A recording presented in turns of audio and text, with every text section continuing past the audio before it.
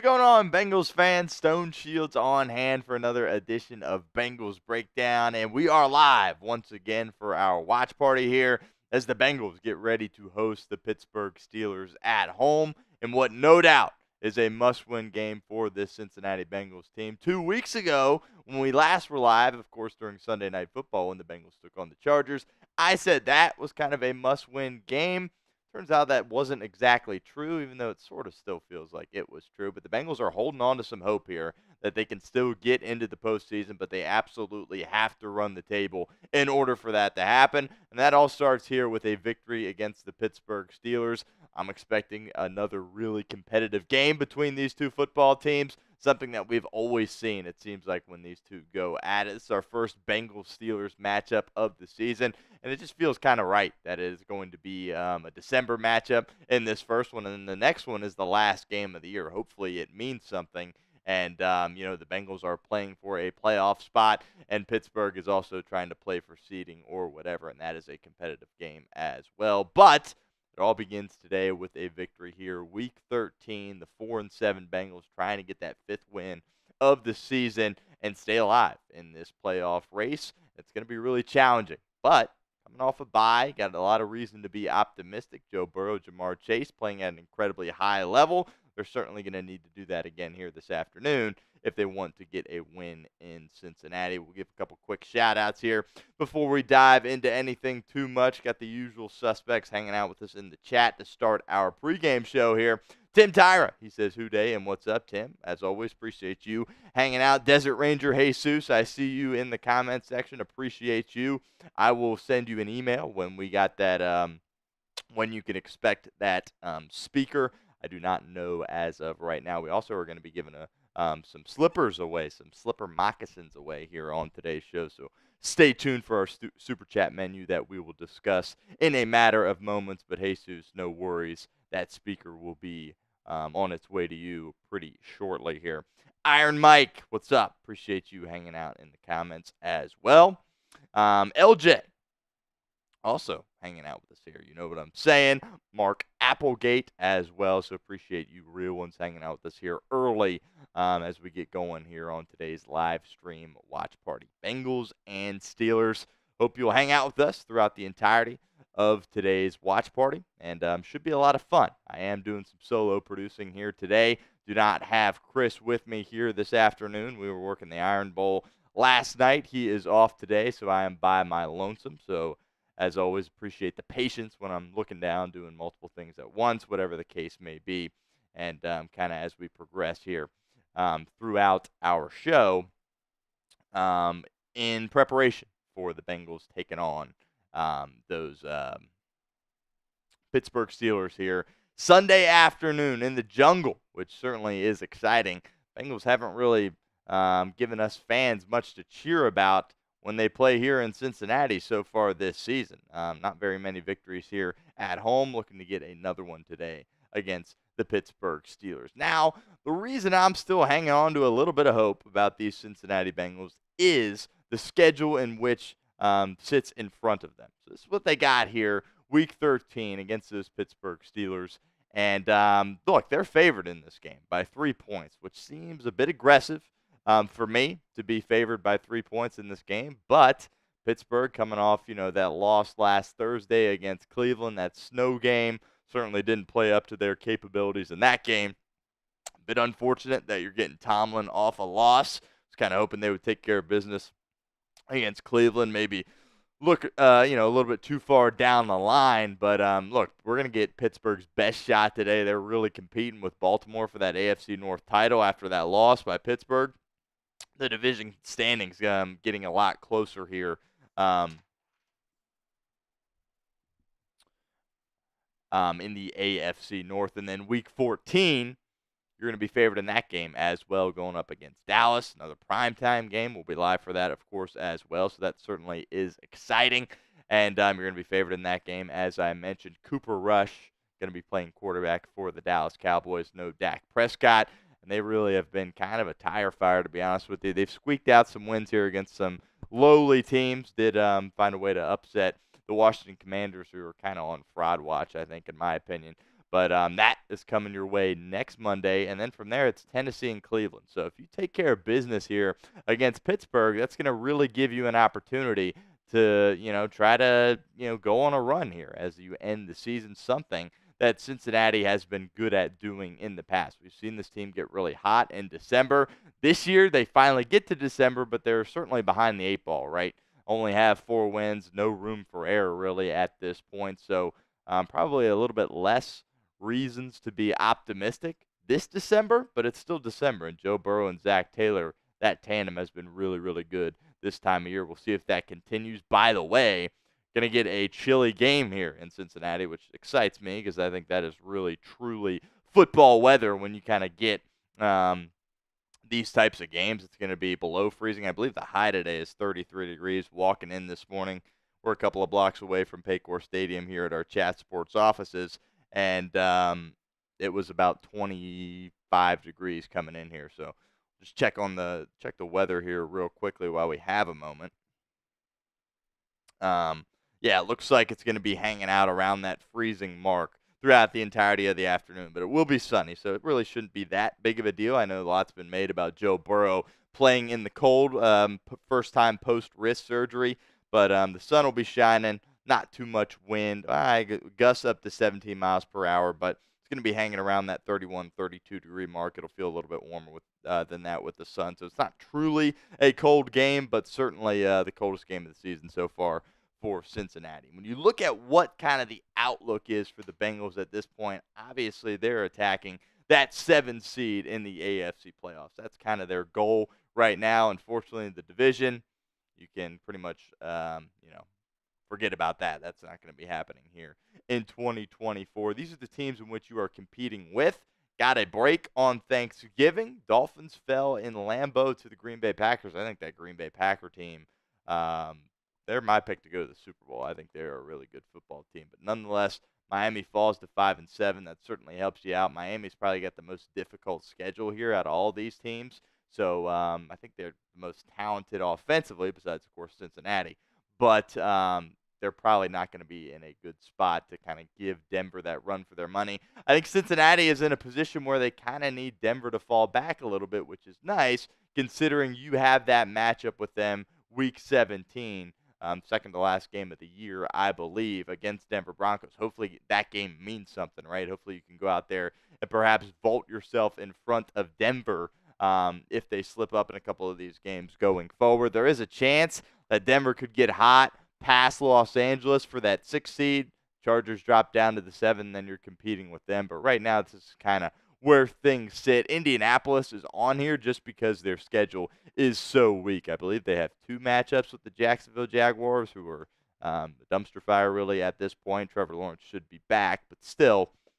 And a matchup with the Titans as well. So that Indianapolis team, I don't really view them as a threat, but their schedule is so easy, you kind of have to throw them in consideration, for that last spot in the AFC wildcard race here at this point as we go into Week 13. All right, first opportunity to get interactive here with our pregame show. As always, make sure you hit that thumbs up icon as people begin to file in. Got about 50 people hanging out right now, 21 likes. Always going for that 50-50 ratio between likes and viewership. Not quite there, but pretty close, so I appreciate you guys hitting that thumbs up icon for us. But let me know in the comment section, which team concerns you the most? B for the Broncos, C for the Colts, or D for the Miami Dolphins? To me, this is very clearly the Denver Broncos in this situation. I think certainly going into the year, I would have guessed Miami would be a playoff team. Obviously, Tua missed several games with the head injury once again. And even when he got back, they were playing some good football, but it wasn't resulting in some wins for them. They've knocked off some mediocre opponents since then. And then, of course, losing to Green Bay, who, again, I think the world of Green Bay. I think they're a really good football team, so don't really knock them for that. But I think the Dolphins are kind of in a spot where they're just a little bit too far back. But you could certainly say that is the case for Cincinnati as well. Bengals, of course, only have 4 wins. Harvey, what's up? Hanging out with us here at Bengals Breakdown, putting his B in the comment section for the Denver Broncos. Rye 2K with B as well. Tim Tyra, Jacob just got it. All with B. I think really at this point it's pretty clear Denver is probably that team that you're going to be worried about the most. and certainly makes some sense, no doubt about that. Considering what Sean Payton has been able to do this year, I think Sean Payton is a tremendous head coach in the NFL, and I think he always has been. I think last year that kind of marriage with Russell Wilson, that was never going to work out, and you knew Sean Payton knew that it was never going to work out either. Russ, obviously has done a tremendous job here in Pittsburgh, but just Sean Payton and his style compared to Russell Wilson and his style, that wasn't something that was going to work out. So Sean Payton gets his own quarterback this year in Bo Nix. And I said going into the season, I thought Bo Nix was going to be the best rookie in this class. And I think certainly at this point it looks like it is either him or Jaden Daniels, who's had a really strong start to the season, but has certainly cooled off since then. Again, Commanders kind of on fraud watch. I think I'll just flat out call them a fraud at this point. But Bo Nix, Denver Broncos, that's a really, really good defense as well. I think they're certainly a threat. Should have beat Kansas City and Arrowhead a couple of weeks ago if it weren't for that last-second blocked field goal. So Bengals got their work cut out for them. They got to go on a run, but all they can do at this point is take it one game at a time. They understand that they're going to need some help. So sit there worrying about things, looking too far down the road, that's not going to do anybody any good. Got to take it one day at a time, and it certainly starts here with a victory against the Pittsburgh Steelers. First time of the day as more people start to file in here. 70 viewers hanging out with us here at Bengals Breakdown. Our Super Chat menu. Going to be giving away some Bengals moccasin slippers. And $5 Super Chat will get you into our raffle for that. So looking forward to be giving that away at the end of our stream here this afternoon. So if you send in a Super Chat, make sure you stick around until after the game. Or if you leave, make sure you come back, because we will have a duck race for that, giving away a pair of Bengals moccasin slippers. We've been able to do some giveaways here in the past couple of weeks that have been really exciting. I know it makes it a lot of fun for you guys as well. It helps us out here getting the Super Chats in at Bengals Breakdown. Additionally, $20. Jungle Club 2.0 earlier in the season, about the halfway mark-ish. Or probably a little bit before that when the Bengals took on the Giants on Sunday Night Football. Gave away a mini helmet to Brandon Rocks 13. That was certainly exciting. The end of the year, going to be giving away a full-size Bengals helmet. If you want to get in on that action, you send in a $20 Super Chat, and you are in our Jungle Club 2.0, giving away a full-size helmet at the end of the season. And $200 Super Chat, which, by the way, would break our record here at Bengals Breakdown. If someone sent in $200, I will dress like Santa for a couple of videos in the future, because it's December now, December 1st, Christmas month. I'm a Christmas guy. I'm in the holiday spirit. Heck yeah, I'll throw on the beard. I'll throw on the red hat. We'll dress like Santa here for a couple of our videos if somebody sends in a $200 Super Chat. Again, that would break our record here at Bengals Breakdown. So, of course, going to continue to refer to the Super Chat menu several times here throughout our show. I try to get things queued up here on the TV. Bengals playing on CBS today. We are just over a half an hour away from kickoff in Paycor Stadium. And there's always a different feel to the city when it's Steelers week. Really, if you're not from Cincinnati, if you haven't been around, maybe you don't fully understand that feeling, but there definitely is just a hatred between these two teams, these two fan bases. And it's going to be a physical AFC North football. I know that kind of gets overblown a little bit. Oh, the AFC North is so physical.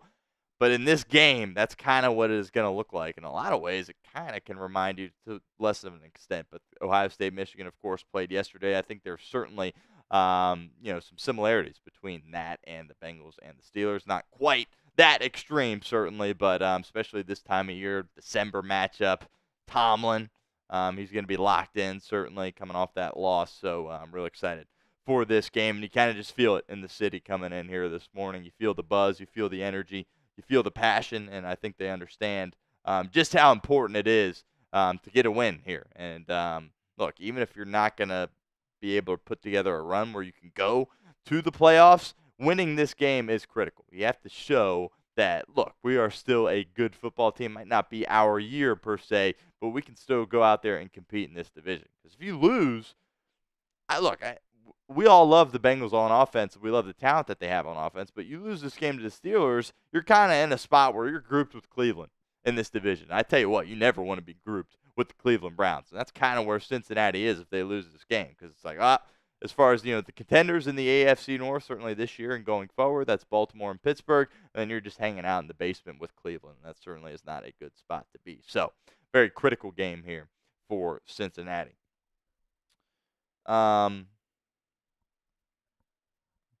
You know what I'm saying? Fired up, says we need this win, and that they hate the Steelers. I think a lot of us share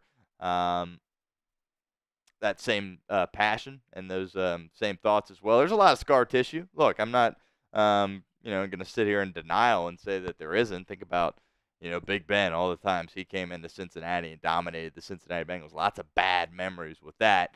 That was always a team where Andy Dalton always struggled against. Andy Dalton doesn't I don't think get as much credit as he deserves, because he won a lot of games here in Cincinnati. He did a great job against Cleveland. Always competed against Baltimore as well, but going against Pittsburgh, that never really worked out for him. Joe Burrow has shown that he can beat Pittsburgh, so that certainly is a good sign. Matter of fact, I think, I would say he definitely has done the best against Pittsburgh out of anybody in the division. Really hasn't been that tremendous in the division, but I feel good about Joe Burrow in these matchups. It's just going to be about keeping him alive, which actually is a good segue here into our keys to victory. Again, about a half an hour away from kickoff at Paycor Stadium, so a good time to get into our keys to victory here. And key to victory number one, as I just said, got to keep Joe Burrow alive in this football game. It really is a borderline miracle that he has not missed any snaps this season. I'm not saying that just because, he is an injury prone or whatever, injury history. That's not why I'm saying that. But the punishment that he takes is absolutely insane. And matter of fact, it's really not comparable to anything else anyone else in the league is having to deal with. Taking a look at some of these numbers here in terms of the quarterbacks that are hit the most. This was prior to Thanksgiving, these numbers, but Joe Burrow sitting there basically at the top of the league behind Daniel Jones. And unfortunately, he's going to pass Daniel Jones today, because Daniel Jones is no longer playing with the New York Giants, no longer starting at quarterback. So Joe Burrow is going to be the guy, unless Stafford gets hit a bunch later, or Cousins or Rodgers, but Burrow is going to be at the top of the list. And going against T.J. Watt, that pass rush, just the ferociousness that Pittsburgh plays with up front. And still don't know, by the way, which I think is a good time to kind of take a look at the inactives here, which we have not discussed yet. So this is a good time to do that here while we're kind of taking a look at some keys to victory here. Really curious to know if Orlando Brown Jr. is going to be active for this game, and he is. Orlando Brown Jr. is back, and he will be out there playing for the Cincinnati Bengals, so that is a very good sign. See if I can't pull up the whole inactive list here. Didn't see the Bengals put it out, but my guy Paul Dehner Jr. at The Athletic, he's got it out. Okay, Bengals inactives today, and this is tough. So Charlie Jones is inactive. He's been active for the past several weeks with that groin injury, and we have not seen much of him. And from a receiver perspective, he hasn't really lived up to expectation. He struggled with injuries, by the way. This isn't the only time he has been hurt. Was banged up quite a bit last year as well. I believe he broke his thumb at one point. So no Charlie Jones here. So that definitely hurts Cincinnati from a return perspective. Trenton Irwin, I like him. I think he's a good player to have on your football team. Joe Burrow trusts him. The list kind of goes on and on. He's got good hands. He's a sure-handed guy. But as far as the ability to be twitchy or break anything in the return game, you're not going to get that with Trenton Irwin. We thought that maybe Zach Taylor would try his hand at Jermaine Burton in some of those roles. We've seen it to some degree, but I think in the punt return aspect, they kind of just put Irwin back there and basically say, catch the ball and hold on to the ball, and that's pretty much all you're going to get. So no Charlie Jones again.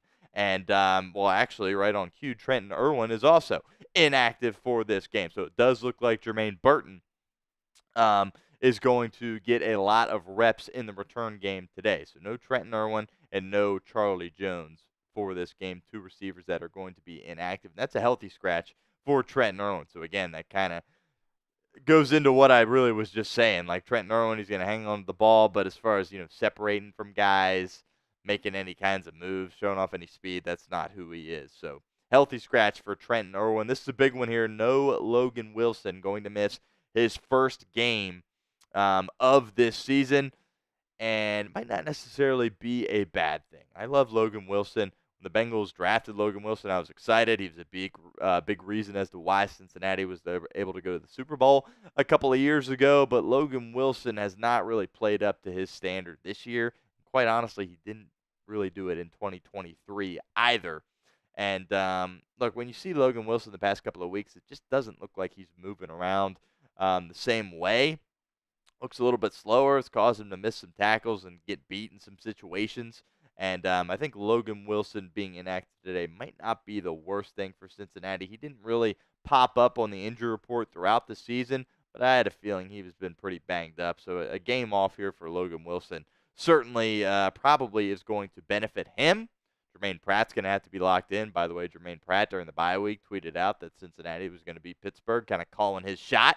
So looking for a big game from him. But Akeem Davis-Gaither is a guy that's going to get the start today. I would assume they're going to go with him instead of Mumajong Meta or Joe Bacci at that linebacker position next to Jermaine Pratt. And Akeem Davis-Gaither is a guy that plays a lot of special teams for this team. He's a guy that Zach Taylor and this team have a lot of trust in. Akeem Davis-Gaither, of course, is a captain. Picked off Patrick Mahomes in week 2. That was a really big play from him. So a little mix-up there at the linebacker spot I don't think necessarily is the worst thing in the world. But certainly hoping for, Logan Wilson to do, to recover fast and be there for this stretch run here. But dealing with a knee injury today, and he will be inactive. Not really a surprise he didn't practice all week. Jesus' ADG is more than competent. I would agree. I'm excited to kind of see another linebacker get out there because I know Lou Anarumo doesn't really like to rotate linebackers. I think if you're healthy and you got your two guys, you roll with them. But Akeem Davis-Gaither and Mumajong Meta, the undrafted rookie out of Wisconsin, we'll see what kind of reps he gets today. Had a phenomenal preseason for the Bengals, kind of vaulted his way onto the roster. I don't think a ton of people necessarily expected him to make the team, but he did. And look for him to have a role here today in some capacity as well. Tanner McLaughlin is inactive as well. I believe he's only been active for one game this year, and no Sheldon Rankins either in this football game, dealing with a viral illness, and the details aren't really known. Feel bad for the guy, to be honest with you, because he missed the Charger game with an illness, and the Bengals were on bye last week, so he missed the Charger game, had the whole bye week, and then he's been sick throughout this week as well. So again, I don't really know the details. As someone that gets sick several times a year, I definitely feel for him. But, Sheldon Rankins, his addition in free agency, it has not worked out for this Bengals football team. In large part due to the fact he hasn't been able to be on the field. He's missed a lot of games, so that is unfortunate. But when he's been out there, he hasn't been a super effective player for you defensively. So no Sheldon Rankins in this game for Cincinnati. Look for rookie Chris Jenkins to have an impact. I think we've all liked what we've seen from Chris Jenkins there at that defensive tackle position. And we'll see who else is also going to step up in that role for Cincinnati. McKinley Jackson, your third-round pick out of Texas A&M. Two rookies that you're going to have to lean pretty heavily on here with the absence of Sheldon Rankins. When he was out in the past earlier in the year, you definitely missed him. But you're going to have B.J. Hill in this game. And earlier in the year, you were dealing with absences from both of those guys. So having B.J. Hill is going to be critical for Cincinnati. They'll need him to have a big game. So those are the inactives today. We'll see what kind of role Jermaine Burton has as far as returning punts. Because no Charlie Jones and no Trent Irwin either. So look for him to have an opportunity to make an impact and make some plays. The talent is there. Is the professionalism, is the discipline, is the attention to detail? Maybe not, but we're certainly going to find out here this afternoon. And, this is an interesting development. Paul Dehner Jr. also putting out, Bengals, of course, going through pregame right now, and the starting offensive line work is Orlando Brown Jr. at left tackle, but Cody Ford at left guard. Of course, that spot is normally held down by Cordell Volson, and it does not look like Volson is going to get the start today at left guard. Still Karras at center, Kappa at right guard, and Mims at right tackle. So that's interesting. A bit of a mix-up. I'm here for it. I am not a Cody Ford fan by any means, but he's certainly a big dude, and you certainly haven't got good enough play from your guards this season. I think Volson's been better than Kappa, to be completely honest with you, but rather than make, Ford play on, make Kappa play left guard and bring Ford in, probably only want to switch one guy out, right? Because, Kappa's always that guy at that right guard spot. But regardless, Cody Ford at left guard, that is certainly interesting. He's a big guy. I mean, that's a ton of size there. If you got Orlando Brown Jr., Cody Ford, and Amarius Mims, 3 of your 5 offensive linemen, that's a lot of body mass. That's a lot of weight right there between those 3 guys. So, look, Zach Taylor, Frank Pollock, I respect them switching it up. Again, I'm not thrilled that it's Cody Ford, but got to switch something up because Joe Burrow's been taking way too much punishment. And you also know how critical it is going to be to run the ball in this game. Because if you can't even threaten to run against Pittsburgh, you're in serious trouble because T.J. Watt's going to pin his ears back and he's going to be coming after you. And T.J. Watt seemingly always goes off against the Bengals. Cleveland did a good job of kind of limiting him last week. And don't necessarily have faith in Cincinnati that they're going to be able to do the same. But we'll see. At this point, T.J. Watt is the odds-on favorite to win the Defensive Player of the Year award. And, look, deservingly so because he is having an outstanding season and really doing good things for Pittsburgh. So, back to our pregame show here. Just wanted to file through there on some inactives before we get going. Remember, hit that like button for us if you have not done so already. Got about 80 people now hanging out with us here. In the chat, Mark says, how does Frank Pollock still have a job? Mark, that's a great question. I don't like to come on here and call for people's jobs. I think that's not my role to do that. But if I'm going to call for one guy's job, Frank Pollock's the guy that I am looking at because the offensive line has been an issue ever since Joe Burrow got drafted. You've been able to win despite the offensive line, but Joe Burrow's taken some serious punishment long term. Might take a couple of years off his career in the NFL. And offensive line perspective, I don't think you can blame the front office. I think you can blame the front office for pretty much everything else that goes wrong with this football team, but they allocate a lot of resources towards the offensive line. They drafted Cordell Volson somewhat high in the draft. They paid for Alex Kappa in free agency. They paid for Ted Karras in free agency. They paid a lot for Orlando Brown Jr. in free agency a couple of years ago, of course. And also used a first-round pick on Amarius Mims. So I think the front office has allocated resources towards the offensive line, and Pollock still has not been able to deliver. So at some point here, I think you're going to see some changes be made if the Bengals miss the playoffs. So I think some changes just have to be made, unfortunately. That would be the number one guy I'm looking at that might be out. Zach Taylor's not going to be out. I really hope Lou's not out. We've talked about that a little bit on our show. Defense certainly has not played well enough, and that certainly, or ultimately at the end of the day, falls on Anarumo. But look, if Lou Anarumo got fired within 24 hours, he would have an offer somewhere else for a DC job. There's no doubt in my mind about that. And he's proven to play, coach winning football here defensively for Cincinnati, but the past 2 years certainly have not been an indication of that. Let's see here. Any other comments that I missed that we need to get here?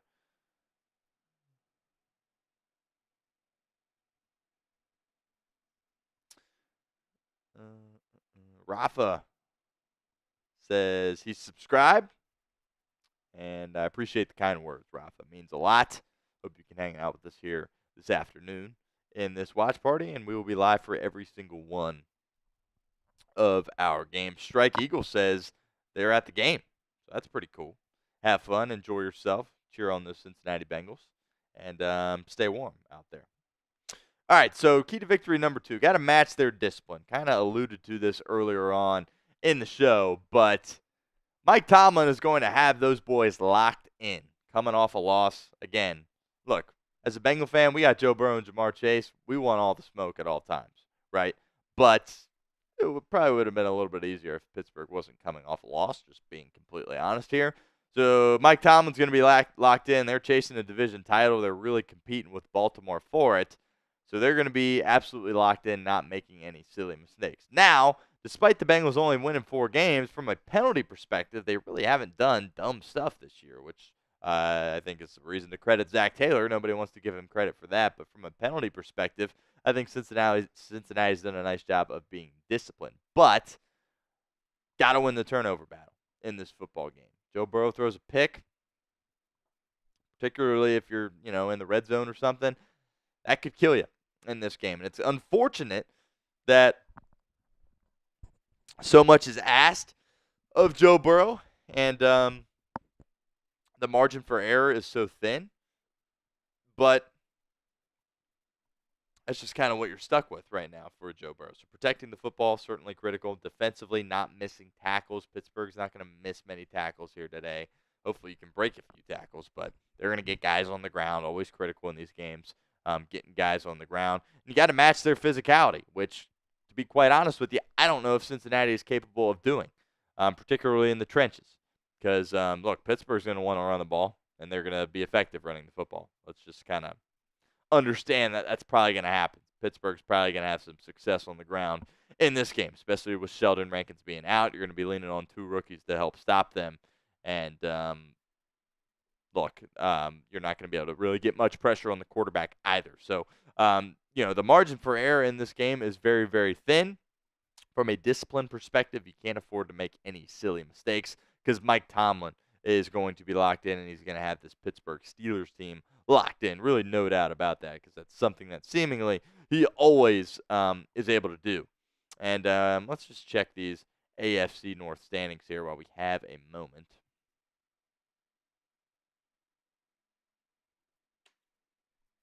As you can see at the top there, Pittsburgh and Baltimore really competing for that division title at this point. Kind of, we called it, pretty early on. Just Pittsburgh, they find ways to win games, but do I think they're a threat in the AFC? No. If they played Baltimore in the playoffs, do I think they would beat Baltimore? No. But at the same time, you got to give them credit because they're 8-3. They've kind of, had a little carousel thing going on at the quarterback position. Russ, of course, was injured with that calf for the first several weeks, and but really the transition from Fields to Wilson has been pretty seamless for the most part. And look, Justin Fields, I expect him to play a part in this game as well. We saw him do it last week. I'm not a fan of the 2-quarterback approach. I think, I like to have my quarterback out there for every single offensive snap. That's what you see with Joe Burrow. It's what you saw. Like, Tom Brady was never coming out of the game, right? So I don't know if they're going to necessarily be super effective in doing that, but they had some packages for Fields. And he executed well last week, but ultimately they lost the game. So we'll see. You got a game plan for it. Guarantee Zach Taylor spent time all throughout the week talking about Justin Fields and what the plan would be, trying to guard Justin Fields because he's just that big of a threat with his legs. And, of course, with him, too, if he comes in, he could be throwing it as well. So that definitely gives Pittsburgh an advantage in that department because it takes away time that you could spend on other stuff throughout the work week. And we'll see. But Justin Fields is a guy that I think is probably going to see some playing time here today and have an opportunity to make an impact for Pittsburgh. Leads us to key to victory number 3. Got to have a plan for him. Look, as I just mentioned, it's the time throughout the week. Like when you're dealing with a running quarterback, that just presents so many more challenges than if you weren't, right? Because he's another guy that you have to totally factor in and account for, because you can't just drop back and guard, the receivers and backs and not account for the quarterback. Thought we saw Cincinnati do that in the first half, their last game against the Chargers, whereas they kind of had everything locked down, but Herbert was like, if you're not going to guard me, I'm just going to take off. And Herbert killed Cincinnati with his legs in the first half, and I thought the Bengals did a nice job of kind of adjusting at halftime, and were able to kind of prevent that in the second half. And that's going to be critical here in this game as well. Russell Wilson doesn't run as much as he used to, but he certainly is a threat with his legs still. And taking a look at some of these numbers here from Fields, pretty miraculous, right? 5 touchdowns on the ground. If you remember, Fields was the starter of the first several games of the season, and they were having a lot of success winning football games. And in large part, that was because Justin Fields was doing a nice job with his legs, kind of creating and making things happen. So, look, Justin Fields is always going to be a threat with his legs. I think we all understand that. I think we all know that. And really just interested to see how often Mike Tomlin and Arthur Smith and company opt to go with that, considering you've got Russell Wilson that's playing at a pretty high level here so far in this season here in 2024, since he's had the opportunity to kind of get healthy and be that starter again for Pittsburgh. All right, let's get some score predictions in the comments section. I want to know what you guys think. Let's get some score predictions in there for us.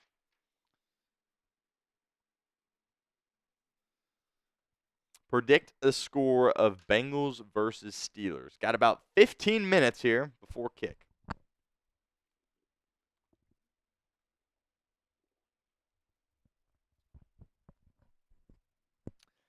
Ice Cream Fax Machine says 63-0 Cincinnati.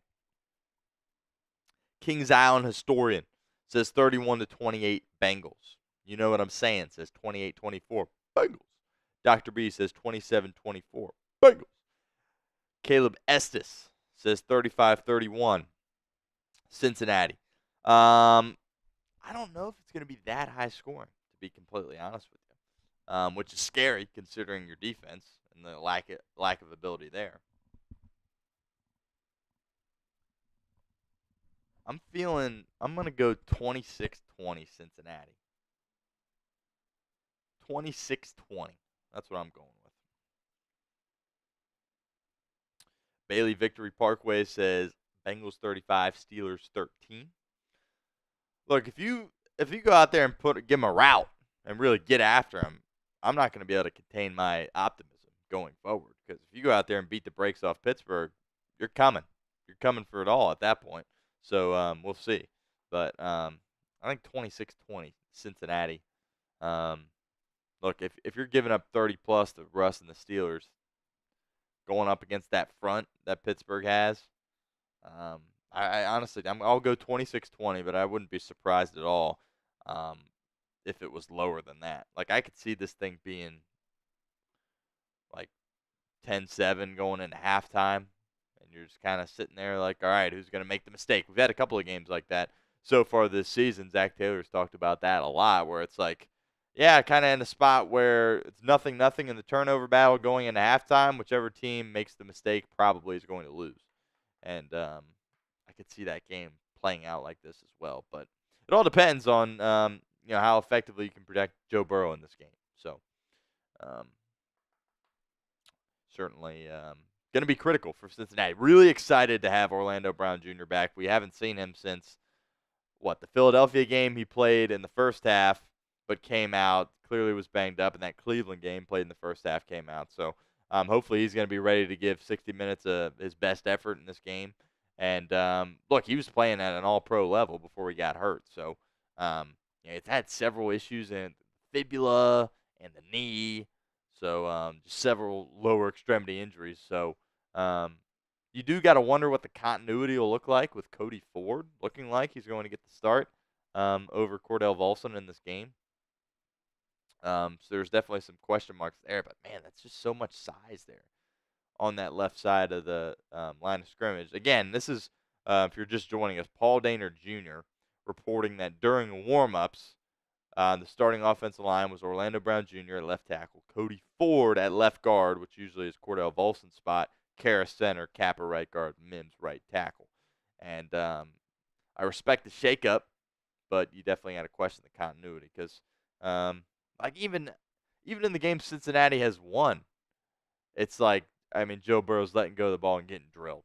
And that's like what people don't understand. It does kind of frustrate me when you take a look at the national media or whatever.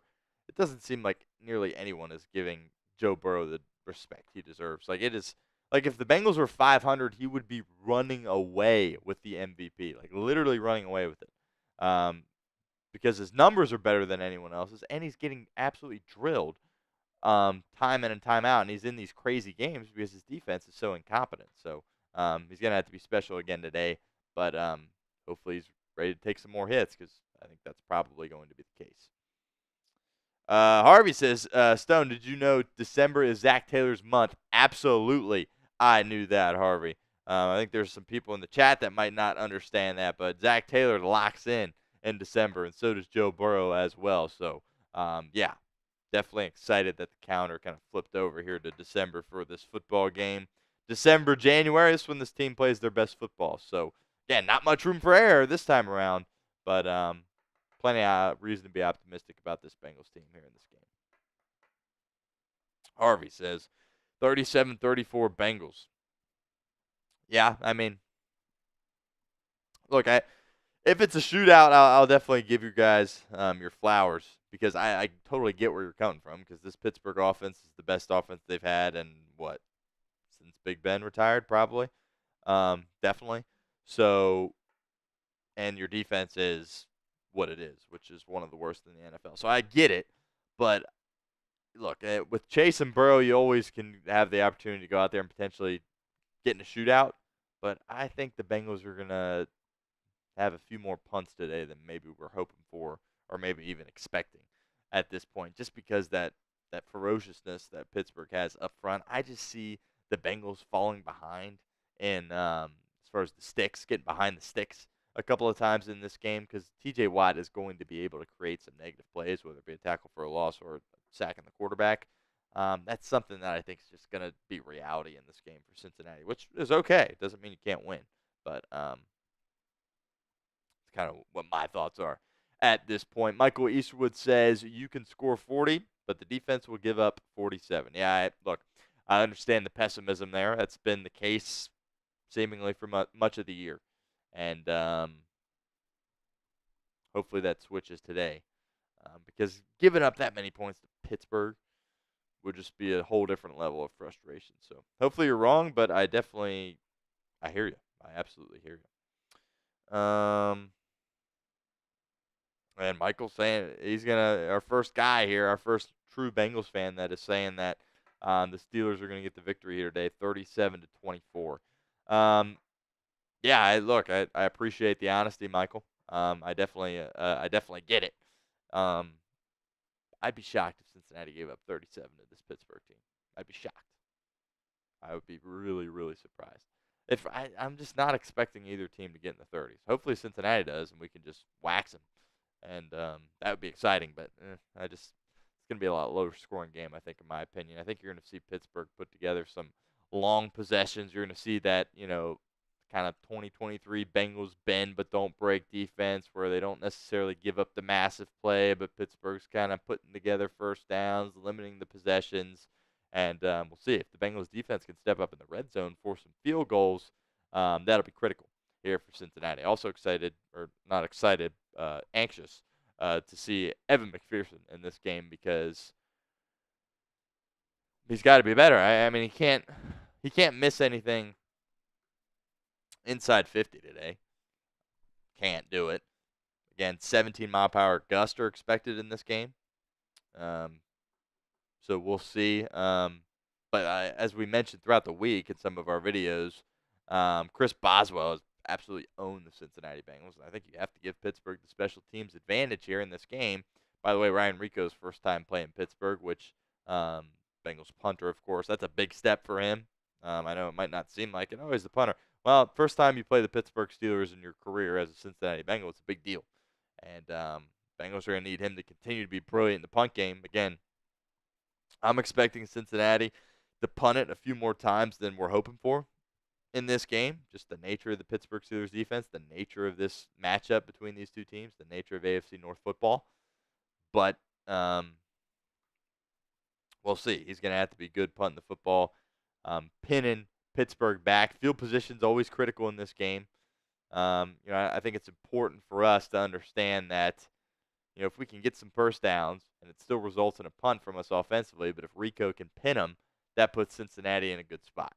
And look, their defense needs it because look, this defense can't go out there and play with the short field because they're not good enough for that. So field position battle will be critical in this football game. About 5 minutes here before kick, so that got on us pretty quickly here. Do want to get to our super chat menu again as more people begin to file in. Got about 160 people hanging out. Help us out. Hit that like button if you haven't done that already. Also, that subscribe button if you have not done so already. Got a couple of milestones we are chasing here, trying to get to 14,000 subscribers on today's watch party, which we're going to have to pop off and get, let's see, math. We got to get about 470 subscribers here in today's watch party. But we did that 2 weeks ago for the Charger game. We got about, I think, like 490 on that game. So definitely within striking distance. Currently have 13,531 subs. Going for that 14K mark. So as more people continue to file in, hit that sub button. We'll be live for every single Bengals game the rest of the way. Hopefully playoff games. Still hanging on to some hope there. And not to interrupt myself here, but I think it's crazy these days how they always interview players now right before the game. And, like, they're talking to Jamar right now. And, like, Jamar's locked in. He's going to war right now. And Evan Washburn's sitting there asking about the game. Like, I don't know if I like it necessarily. It definitely provides a different aspect, I guess, of kind of getting into the player's head when they're about to go to battle. But anyway, just kind of a side thought there. But our super chat menu, giving away some Bengals moccasin slippers here at the end of today's show. Gave away a Bluetooth speaker last week to my guy Jesus, and we're going to be giving away some Bengals moccasin slippers. You send in a $5 super chat, that gets you an entry for those moccasin slippers. You send in a $20 super chat, that gets you 4 entries into the slipper giveaway. $20 super chat also would get you into our Jungle Club 2.0, which we are giving away a full-size Bengals helmet here at the end of our show. So we did get our first super chat in, so bear with me as I pull that up. Also, $200 super chat. I will dress like Santa for some videos here in the month. It's December. It's the holiday season. Reason to be excited, absolutely. So $200 super chat, that would break our record here at Bengals Breakdown. And I'll go ahead and dress like Santa for that. $10 super chat coming in from Mom. Appreciate you, Mom, hanging out, watching us here. At Bengals Breakdown, says, happy birthday, Hunter. Hunter, of course, is my brother. It is his birthday today here on December 1st. He probably is not watching right now, but that's totally okay. And, yeah, appreciate the $10 super chat. Happy birthday, Hunter. There's 2 entries for you into our slipper raffle here that we're going to be giving away at the end of our show. So let me get that written down there. And there we go. Appreciate you, Mom. $10 super chat. Hopefully that can kind of get the ball rolling for us here.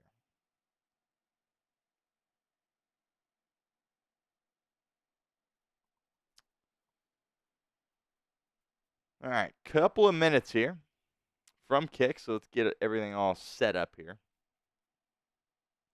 And get those Who Days in the chat for us.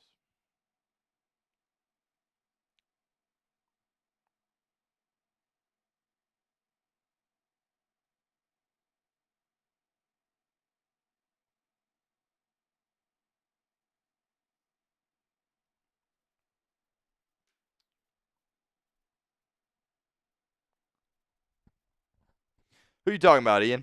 Oh, Orlando Brown. Yes, he's playing. Orlando Brown Jr. will be out there and will be playing in this game for Cincinnati at that left tackle position. And if you're just joining us, Ian, Paul Daniel Jr. put out that during warm-ups, Cody Ford was taking the starting reps at that right tackle spot. Or, sorry, left guard spot. And, of course, Cordell Volson typically plays that position for Cincinnati, but really the interior of the offensive line has struggled throughout the entirety of the season.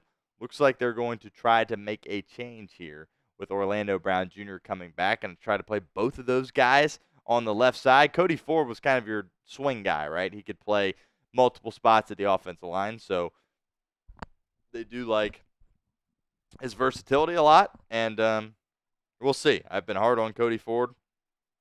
I'm not thrilled that this is what they're going to do, but you got to switch something up, and particularly in this game against Pittsburgh, offensive line's got to have a really big game. Matan says, who do you think will win? I got Cincinnati winning this game. I think it'll be more of a low-scoring game than some people anticipate, but I think Cincinnati gets it done, stays alive, and gives themselves a chance at the end of the year. Not saying they're going to definitely make the playoffs, but this team's got too much talent to be out of it at this point. That's kind of my reasoning. Too much. I mean, December 1st to be eliminated, they wouldn't technically be eliminated with a loss, but you lose, you're pretty much done. And I just think they're too talented to go out like this. They've played too good football in spots. Just the consistency isn't there with this team. And capitalizing on the opportunities that they've been presented with, that's something that hasn't been consistent either. And like I mentioned previously, it kind of reminds you a bit of the old Bengals, the pre-Joe Burrow Bengals, where they go play really good football in spots, but ultimately it's not enough to get the job done. Make critical mistakes down the stretch. Don't capitalize on the other team's mistakes. Make silly mistakes in your own right. So it's kind of why we're here where we're at right now in the season. But I do think Cincinnati is going to find a way to get a win today. But there's definitely a lot of anxiety that comes with your confidence or lack thereof in the defense and the special teams. I think you got to give Pittsburgh the defensive advantage, no doubt. You got to give them the special teams advantage as well, considering the inconsistency that you've had at the kicker spot from Evan McPherson. Chris Boswell is always elite in these games with the Bengals. So, if they're crossing midfield and you're not creating a turnover, more than likely Pittsburgh's going to be adding 3 points. Is Cincinnati going to be able to say the same? In the past, we've seen Evan McPherson be that guy, but I don't know if that's going to work out this week. But I think the bye has got to be good for him, right? I think kind of a reset, get back to his roots of what's made him a good kicker throughout this point in his career. The reason why he's one of the highest paid kickers in the league, the reason why he got that big contract this offseason, can kind of get back to some of that, and hopefully that is beneficial for McPherson, because they're going to need him at some point in this game. They're going to need him to step up and make a kick. Hopefully it's a 30-yarder and not a 55-yarder, but at some point they're going to need him, and hopefully he's going to be ready to execute. I still feel fine with him in the short yardage stuff, anything sub 40. I think, look, as an NFL kicker that's getting paid as much as he is and that has proven to be great in the past, the expectation level is high, but it's not like, Jaden Fielding yesterday, for instance, where, obviously he's a college kicker, totally different. But for Ohio State, you roll him out for a 20-yard field goal, you probably don't think that's going in. Anything under 40, I'm confident Evan McPherson's going to make it. It's just beyond that, is he going to make it? And he needs to be able to do that here today. It is go time. Spam those Who Days in the comment section for us right now, as we got Khalil Herbert and Jermaine Burton back deep to receive, and Cincinnati will get the ball first here with an opportunity to really set the tone in this game and score some points. This first possession here is critical. I would much rather be the team that gets the ball first coming out of the second half. Here's Burton, by the way. He's going to have plenty of space to return. Takes off past the 30. Solid return for Jermaine Burton, the rookie out of Alabama. Out past his own 35, and it'll be good field position here for Cincinnati, Joe Burrow, and the Bengals offense. 1st and 10 Bengals at the 36-yard line. Critical drive here for Cincinnati to start this game. Got to establish the tone. Got to match the physicality that Pittsburgh's going to bring to the table. Got to go out there and execute.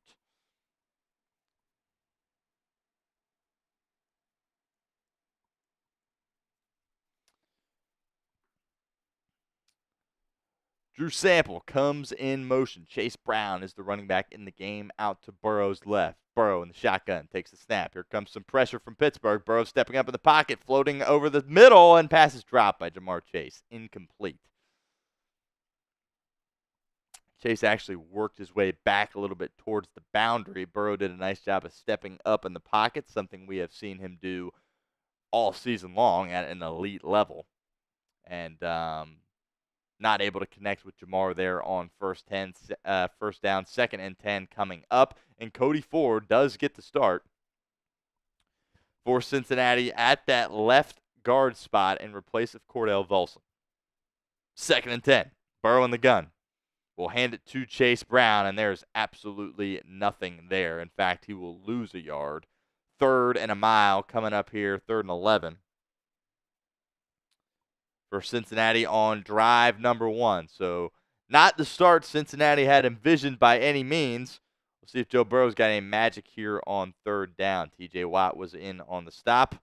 Not effective offensive line play there by Cincinnati. 3rd and 11. Type those threes for us in the comments section. Critical 3rd down to start this game for Burrow and the Bengals offense. He is in empty. Bengals have 5 wide receivers lined up. Burrow. And we had a flag here, and it looked like Orlando Brown Jr. might have flinched a little bit early there on the left side. And it will be a false start. And it will be on Orlando Brown Jr. So Orlando Brown coming back to action. Haven't seen him since the Philadelphia game, the first half of the Philadelphia game. And just kind of getting his feet wet. Critical 3rd down. Flinches a little bit too early. Now you're in a 3rd and 16 spot. Nightmare start here. Nightmare first couple sequences here for the Bengals. Burrow takes the snap. Pittsburgh brings 4. They'll just go with a little dump off over the middle to Jamar Chase. He's not going to sniff. The first down marker does pick up about 11 on the play. But Cincinnati will be forced to punt it away on the first possession of the game. Yeah, not really a ton you can do there. 3rd and 16. You're just looking for some yardage. And Jamar does a nice job breaking a tackle there on his old college buddy Patrick Queen. But it is 4th and 3. And no reason to be reckless here and go for it at this stage of the game. They will send Ryan Rico out to punt.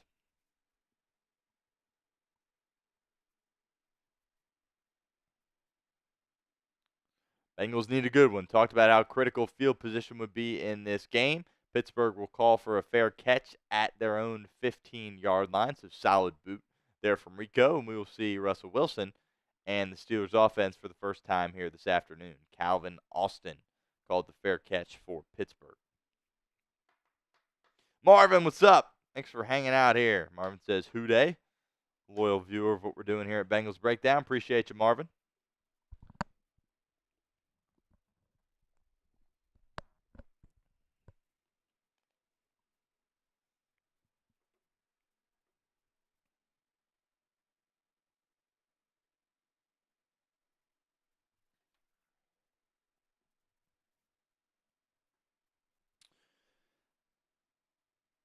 Russell Wilson will start in the gun. Najee Harris is the running back out to his left. Wilson takes a snap. Bengals bring 4. Can they get home? No. Wilson fires over the middle. Passes incomplete. Massive shot there by, I believe that was Akeem Davis-Gaither, and they're going to throw the penalty here for an unnecessary roughness call. The receiver is still down on the field. I thought that was just a clean, heavy hit there. Again, we will check the number here. And it was Akeem Davis-Gaither who is getting the start today in place of Logan Wilson. We'll take another look at this. And that is a great hit by Akeem Davis-Gaither, but he probably is just a touch early. So we'll see what the call is. PI here is a fine call. I thought they were going to call unnecessary roughness. That's pretty bang. Man, he nearly timed that perfectly.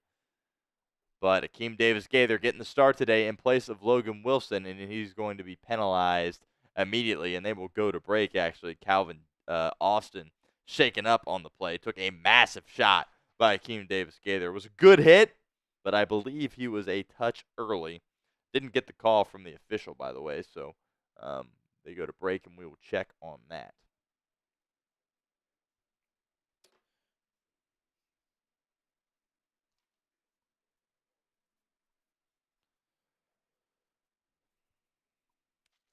Good time to go back to our super chat menu here. We got about 400 people hanging out with us here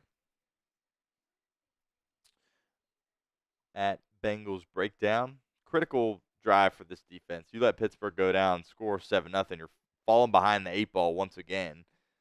Be a very similar start to the Charger game. Certainly something you can't afford here against that Pittsburgh defense. I kind of anticipated that the Bengals offense would struggle a little bit in this game, and that certainly was an ugly first drive. First down play, Jamar not able to haul it in. Burrow, under siege, as he seemingly always is. Jamar was not able to get it. You got to try to work the run game, right? Zach Taylor understands that you got to be able to run the football in this game. You lose a couple of yards. Orlando flinches. You're in 3rd and a mile. Don't really have anything at that point. All right. Can somebody in the comment section tell me what the flag was? Was it PI? I did not see what it was. It clearly to me was not unnecessary roughness. It's a good hit, but was he a touch early? Maybe. All right. Super chat menu. DPI. Okay, good. That's fair. Look, I do love the speed, though, that Akeem Davis-Gaither was moving around at. That's why, at first, I didn't see the number, but I was like, that guy was moving way too fast to be a linebacker. I thought it was Von Bell or someone, but, you don't get that kind of speed from Logan Wilson, so we'll see. Certainly something to keep an eye on. Love the way he was moving around there. But $5 Super Chat gets you into our raffle. We're going to be giving away some Bengals moccasin slippers. Only have $10 in Super Chats at this point, and it came from my mom, so that really doesn't count in that regard. So definitely got to get a little bit more in Super Chats in order to do that giveaway, but I have full faith that we'll be able to make that happen. $20 gets you into our Jungle Club 2.0. Going to be giving away a full-size Bengals helmet at the end of the season. 1st and 10, Pittsburgh at their own 38. Wilson under center. Najee Harris is the running back in the game. Wilson barking out some signals here at the line of scrimmage. He's got to hurry. 5 seconds on the shot clock, and he gets it off. A little play action here. They'll dump it off, set up a little screen here to Najee Harris. He makes a couple of guys miss, cuts it back upfield before he's met by several Cincinnati Bengals, but a solid first down pickup there for Pittsburgh. Give him about 6. 2nd and 4 coming up.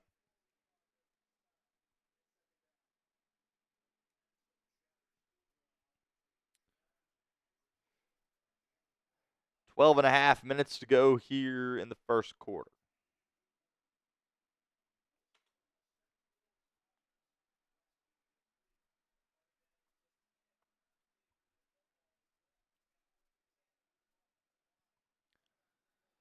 Second and 3. Pittsburgh in the pistol. Wilson takes the snap.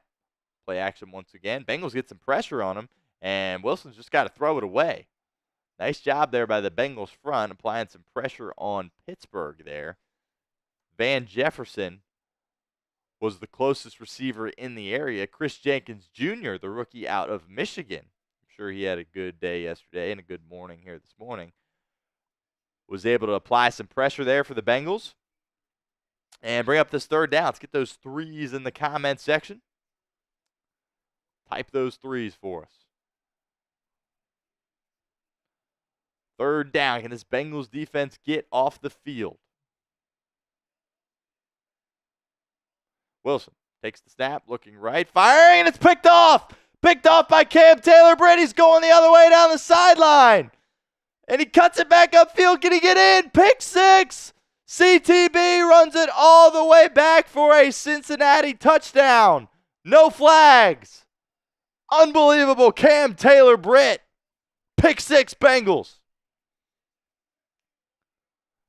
Massive play by this Bengals defense here.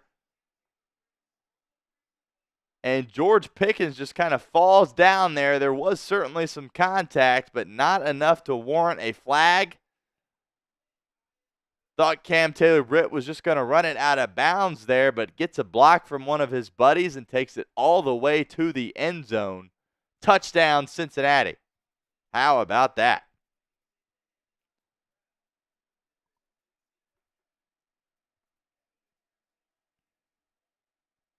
And McPherson's extra point is right down the middle, so that certainly is a good sign as well.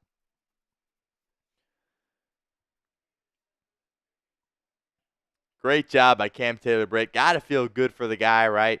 There's a guy last week got benched, or 2 weeks ago before the bye, got benched for how he was playing in the first half of that Charger game. And he got benched in week, 4 against the Carolina Panthers as well. He would probably still be on the bench right now if DJ Turner did not get hurt in that Charger game. But he's out there, on George Pickens. Bengals don't really have much of a choice. Had to kind of ride with him in that spot. And makes a big play. Certainly some contact. I'm sure the Steelers fans will not be happy about that. But regardless, that is a massive play by Cincinnati on the defensive side. Defensive touchdown. How about that? Who would have thought? So great job there by CTB. He had some opportunities in that Baltimore game. He had an opportunity to make an interception, kind of win the game. Wasn't able to execute in that situation. But he does a nice job here. Hauls it in. Definitely, didn't make an incredible play. Like I said, George Pickens fell down there. There was some contact from CTB, no flag, and essentially Russ just threw it right to CTB after Pickens went down, and did a nice job getting down the sideline, cut it back slightly, and got a block from one of his buddies and was able to get in the end zone. So exciting start there for the Bengals. How about that? Harvey says CTB is back. It's got to feel good for him. It's got to feel like a weight off his shoulders. Hopefully that gives him some confidence going forward in the rest of this game here this afternoon, because he certainly could use it. He hasn't really been able to establish any momentum since week 2, since his pick against Mahomes. So hopefully that's a sign of good things to come from him. Gets the benefit of the doubt there with the no call, but I don't have an just being unbiased here. I really don't have an issue with the no call because of the call that Pittsburgh got on the first play of the game for them offensively. Probably PI on Akeem Davis-Gaither, but pretty much bang bang there. So don't have an issue with the no call. Cincinnati takes advantage. It's what we were talking about during the pregame, right? Taking advantage of opportunities when they come your way. Pickens fell down. CTB said, I'll catch it, and I'll go back the other way and house it. That's exactly what he did. Brandon Rocks, 13, stopping by, saying, "Hoo-day." Appreciate you, Brandon, hanging out with us here. That Bengals Breakdown means a lot. Let's hit that like button. 88 likes. Got about 470 people hanging out with us here right now. Let's get to 100 likes before the next 2 plays. Let's get to 100 likes. 89 likes right now. 92. Keep hitting that like button for us. Russ frustrated. He wanted the call. Didn't get the call. Unfortunate for you, Russ. 95 likes. 5 more. You know what I'm saying? Says, I just went to the Steelers chat and they were complaining that there was no flag. Yep. All right, here's Wilson rolling out to his right. Finds his tight end, Freiermuth. Tackle made on the play by Josh Newton. Rookie getting his first start of his career. Really stepped up and did a nice job for the Bengals 2 weeks ago against the Chargers when CTB was benched.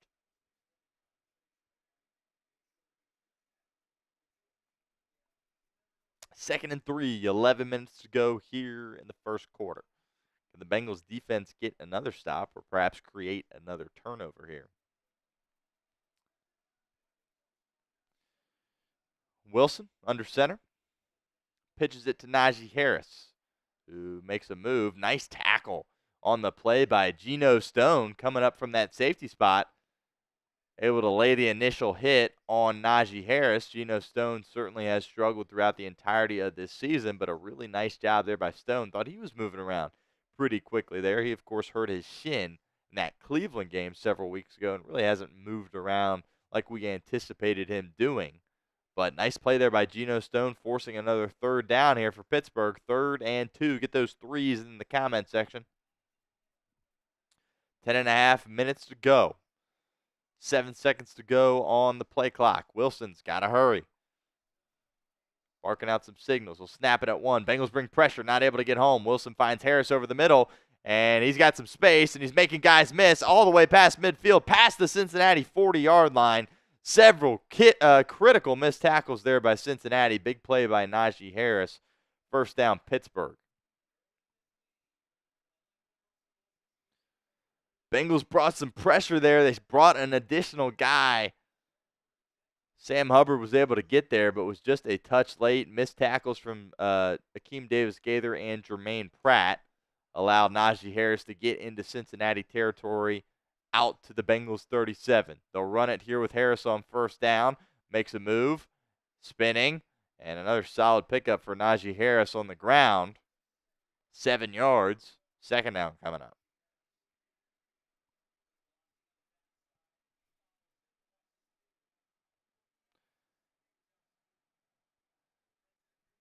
Made Josh Newton look a little silly there with that spin. But hey, Newton first start as a rookie. These things are expected here.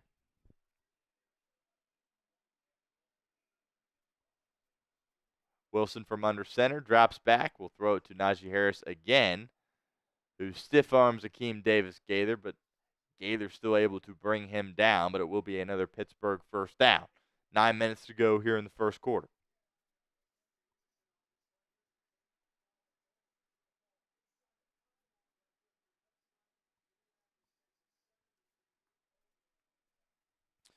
Colts take a 7-3 lead over New England. Bengals rooting for the Patriots in that one.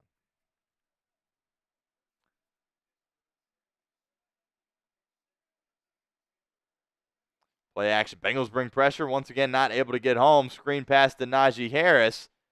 And he looks like he was a little hurt on that play as he walks gingerly over there, and he's going to go down on the sideline. That did not look right from Najee Harris. It looked like he suffered some kind of non-contact injury here. They did a nice job of setting up this screen. Bengals pressured right into it, and Harris had all kinds of space, and he was not able to make anything happen there. Jordan Battle got him out of bounds. It looks like he's pretty hurt here for Pittsburgh, because that should have been a much bigger gain than what it was. Nonetheless, 2nd and 2 here for Pittsburgh in the Bengals red zone. Wilson takes the snap, quick pass to Pickens, makes the guy miss, cuts it down the sideline, and he will score. Jordan Battle with a missed tackle. So an immediate answer there by the Pittsburgh Steelers after the Russell Wilson pick 6. And they tie it up here at 7. And we are just at the halfway point of the first quarter. So looks like you guys might be right as far as the shootout goes. Not what I expected personally, but 7-7 here as Jordan Battle had an opportunity to make a tackle there at the 5-yard line and failed to do so.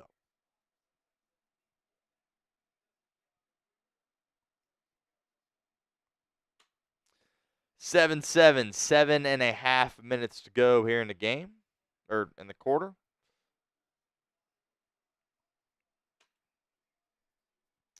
Bengals will get the ball here.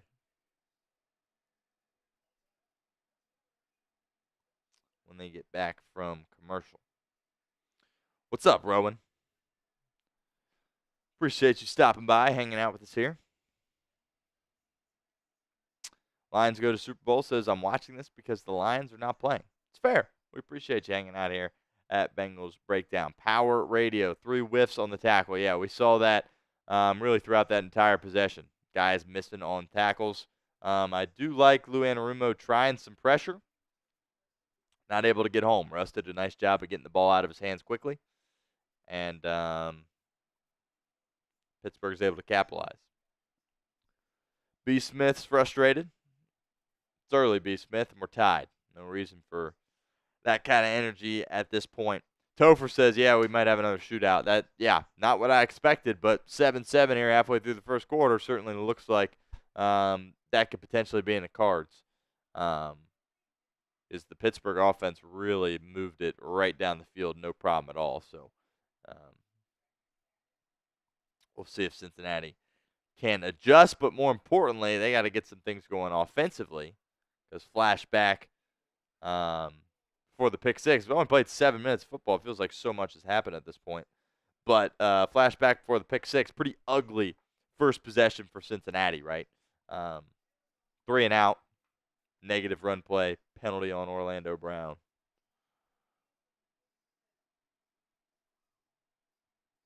So we will see. Lions, good question here. Says, who's better, Ocho Cinco or A.J. Green? Tough question because they're totally different receivers. Um, A.J. Green, obviously a big body guy. Go down the field, chuck it up to him, he'll go get it. Despite being a skinny guy, he was also a very physical guy as well. Ocho, much more finesse, beautiful route running. I think Ocho personally is the best receiver that I have watched in person in my life. So I would give it to Chad there. But AJ Green, I think a lot of love for AJ Green in this city. Unfortunately, not able to get any playoff wins or anything out of it. But AJ Green, picking him that high in the draft out of Georgia was absolutely the right pick, and he had an outstanding career here in Cincinnati. But picking between two, definitely got to go with Ocho. Taking a look at our sub tracker here, going for 14K here on today's live stream watch party. So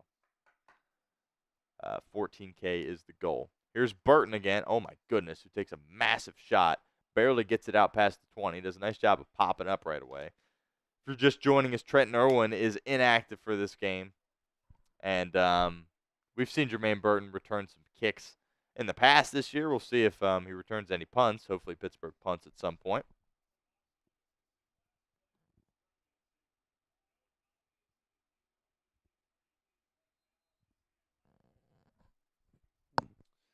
Evan Washburn, not exactly sure yet what the injury is to Najee Harris. We will certainly keep a close eye on that. Topher says, is Logan Wilson out? Yes, he is. Burrow takes the snap, play action, stepping up, dumps it off to Drew Sample, and he falls forward for a pickup of 2. Nice ankle tackle there by Joey Porter Jr.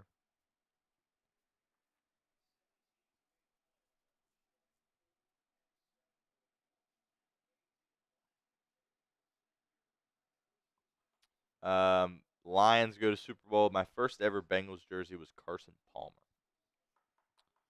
But I respect you getting a Joe Burrow jersey despite not being a Bengals fan. Do not blame you at all for that. 2nd and 8. Burrow in the gun. And quick pass here. Gets it out. And it is caught by his tight end, Mike Gesicki, who gets close to a first down, but not quite. It's going to be 2 yards short, so a critical 3rd down here for Cincinnati. Again, this is not 4-down territory here, so Bengals still looking for their first down of the game, despite having 7 points on the board, which, of course, came by a Cam Taylor-Britt pick 6. It will be 3rd and 2. Burrow empty.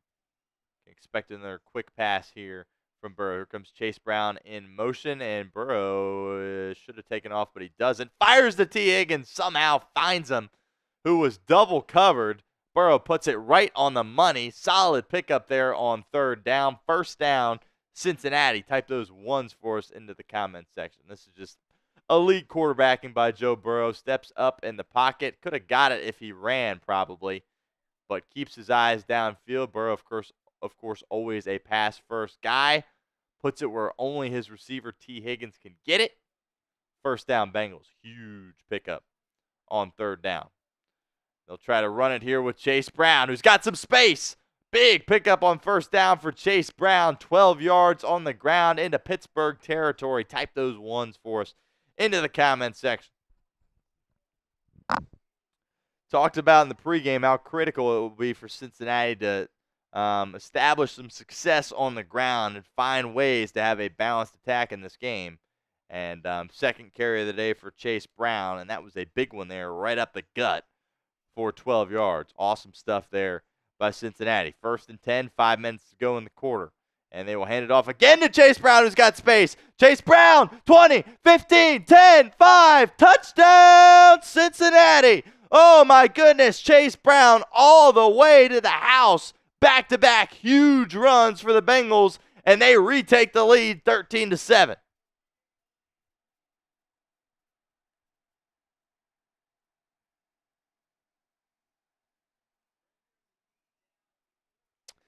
Good chance the knee is down and that ball is just short. We'll take another look at this. Regardless, an outstanding job by Chase Brown. We'll see if we get a good angle here.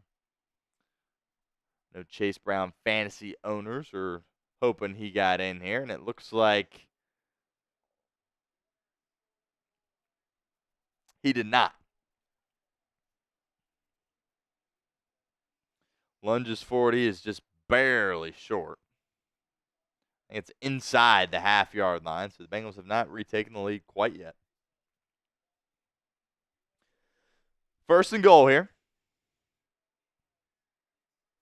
How about that, though? Cincinnati running the football. Not able to have any success on the ground against Los Angeles or Baltimore, but two big runs there by Chase Brown. And Burrow will go under center here for the first and goal play. Let's just run it up the middle for the first time, see what happens. And that's exactly what they do. And Chase Brown gets in. Touchdown, Cincinnati. Chase Brown fantasy owners can celebrate once again because he is officially into the end zone. And it is officially 13-7 Bengals. What a response. Look, you guys might be right. Might be a shootout again. Did not really expect that whatsoever here in this game. Great job by Chase Brown doing Snow Angels in the end zone.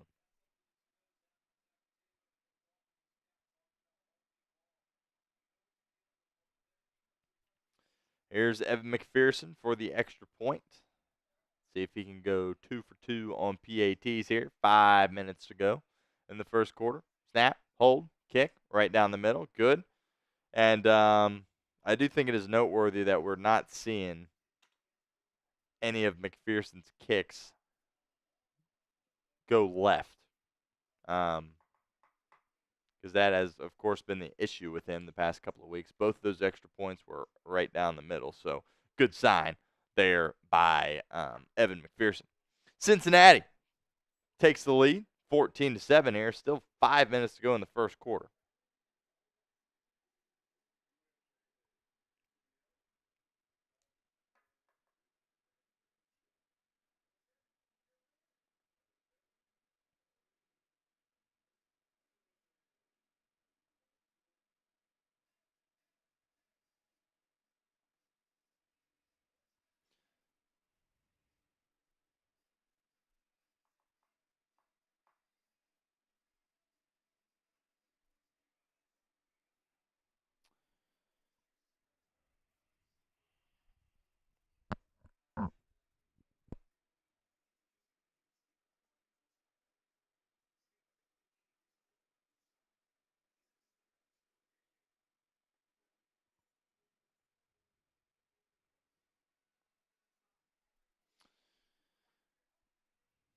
All right, let's see what this Bengals defense has in store. Apologies for the bots. It's just kind of what we're stuck with here. So something we have to deal with on all of our chat sports channels here.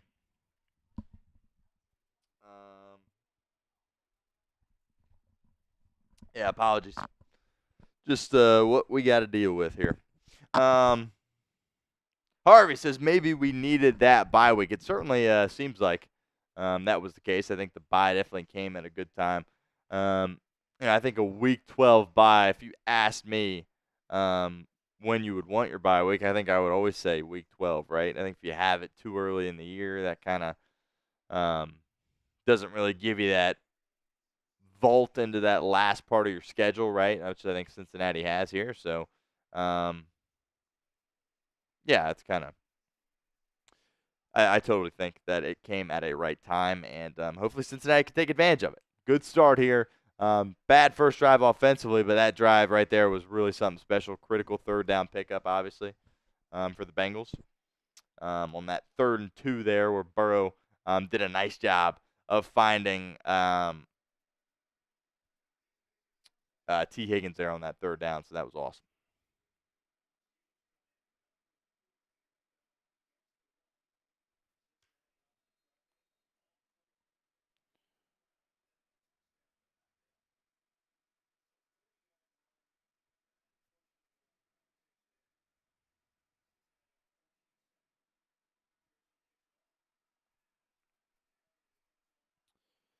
5 minutes to go here in the first quarter.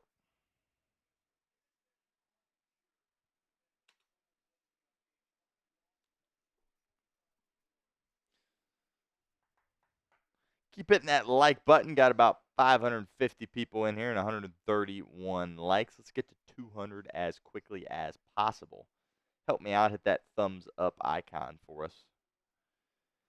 If you have not done so already, really just allows us to do more stuff here at Bengals Breakdown, more content, and hopefully more live shows in the future. Wilson from the 30-yard line hands it off, and pickup of about 2 there on the ground.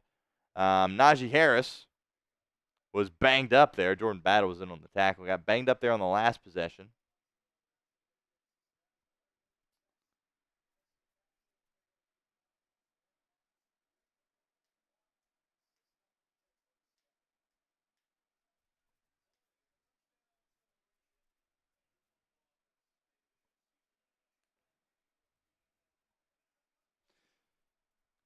Second and 8, Pittsburgh.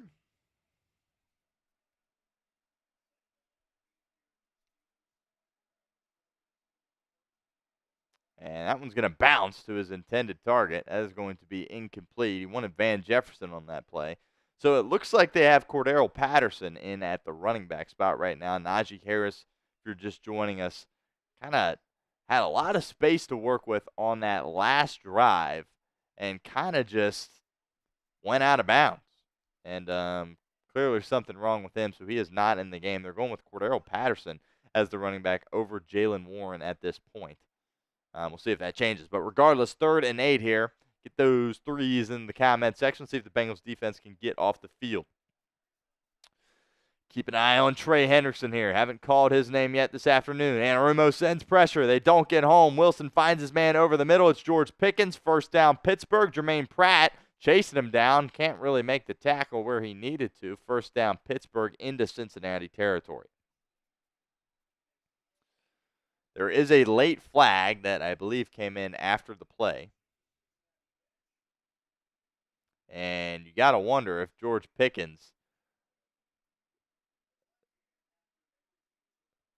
did something over there on the Cincinnati bench to get penalized, because he certainly does that a lot.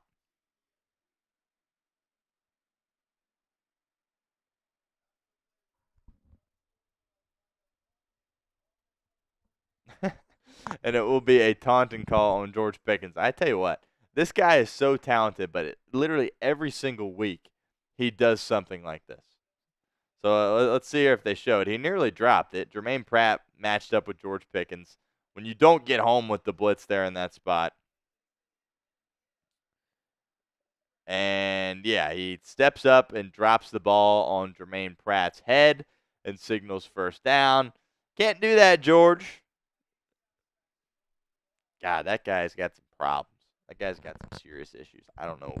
Literally every single week. He was getting in a fight with the Browns after the game was over last week. But he's a good football player. 1st and 10, but they are not in Cincinnati territory after the unsportsmanlike conduct on George Pickens. Jalen Warren now checks into the game at running back for Cordero Patterson. And they will do a little play action here. Russ will move out to his left, dump it off to his tight end, Freiermuth, who picks up 3 yards before getting shoved out of bounds by Jermaine Pratt.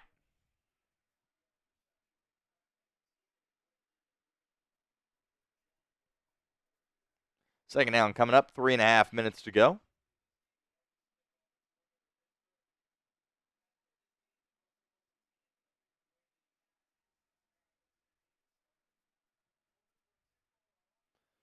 Second and 7.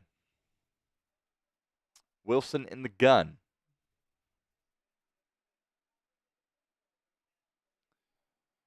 Wilson takes the snap, rolling to his right, fires to Cordero Patterson, I believe, unless that is Darnell Washington. Let's see here. And it is Darnell Washington. First down, Pittsburgh.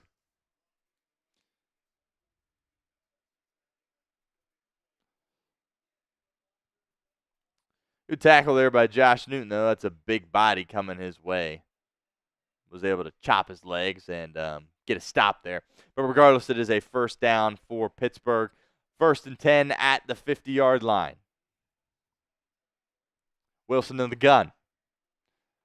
Changing the play here at the line of scrimmage. Once again, he's got to hurry. We've seen this several times this afternoon. Play clock. I don't think he got it off. And we'll see if Tomlin was able to call a timeout before the delay of the game. He was not. So we've seen Russell Wilson do that several times in this game, changing the play late in the play clock at the line of scrimmage and not able to get it done in time on that one. So many times so far in this game, we've seen Wilson snap it with 1 second to go on the play clock. That time he snapped it with 0 to go, and it is a 5-yard penalty for Pittsburgh. Wilson takes the snap, dumps it off to Cordero Patterson, and Bengals linebackers Akeem Davis-Gaither and Jermaine Pratt there to make the tackle.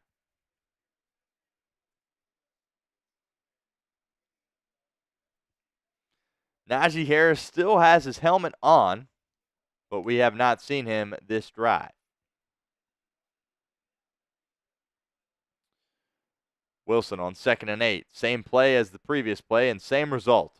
Got to do a better job of adjusting there. Literally, Cordero Patterson just got out from the backfield, turned around right in the middle of the field, and picked up about 10 yards. Same exact play on back-to-back plays for Pittsburgh. No adjustment there from Cincinnati.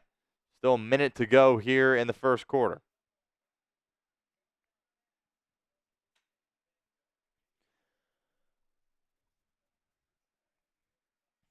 Wilson hands it off to Cordero Patterson. Another missed tackle by Cincinnati. Another missed tackle by Cincinnati. And it's going to be 13 yards on the ground for Cordero Patterson. First down, Pittsburgh. My goodness.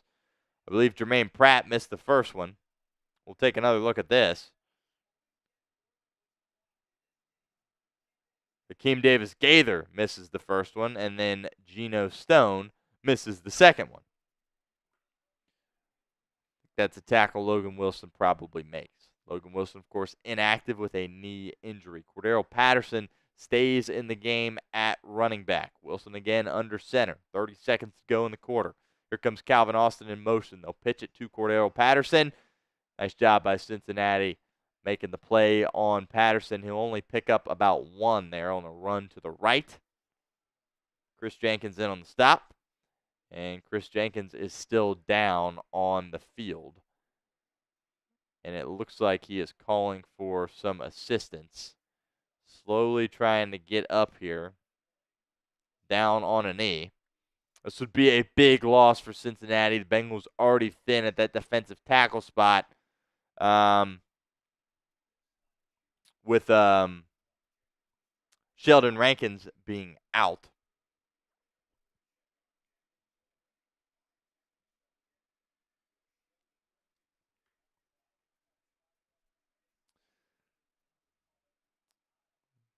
Like he just gets caught under the pile here. Tell you what, Cordero Patterson has really done a nice job coming in this game for Pittsburgh in the absence of Najee Harris. And Chris Jenkins is still down. 5 seconds left in the quarter. Bengals leading Pittsburgh at home.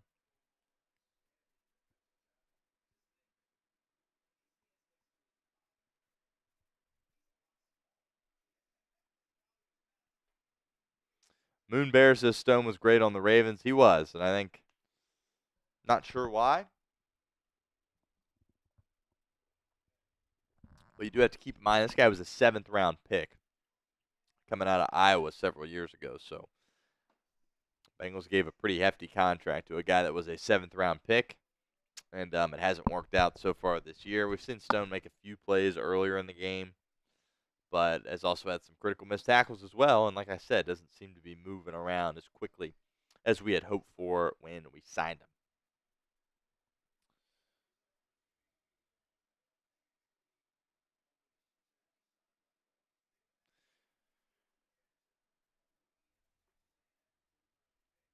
So Chris Jenkins will walk off the field there under his own power. Slight limp to him.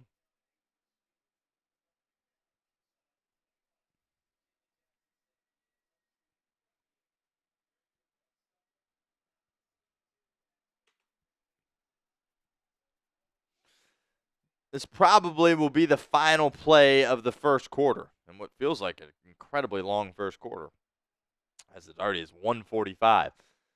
And actually, Pittsburgh does not need to snap it if they don't want, because they will wind the clock and they will not snap it.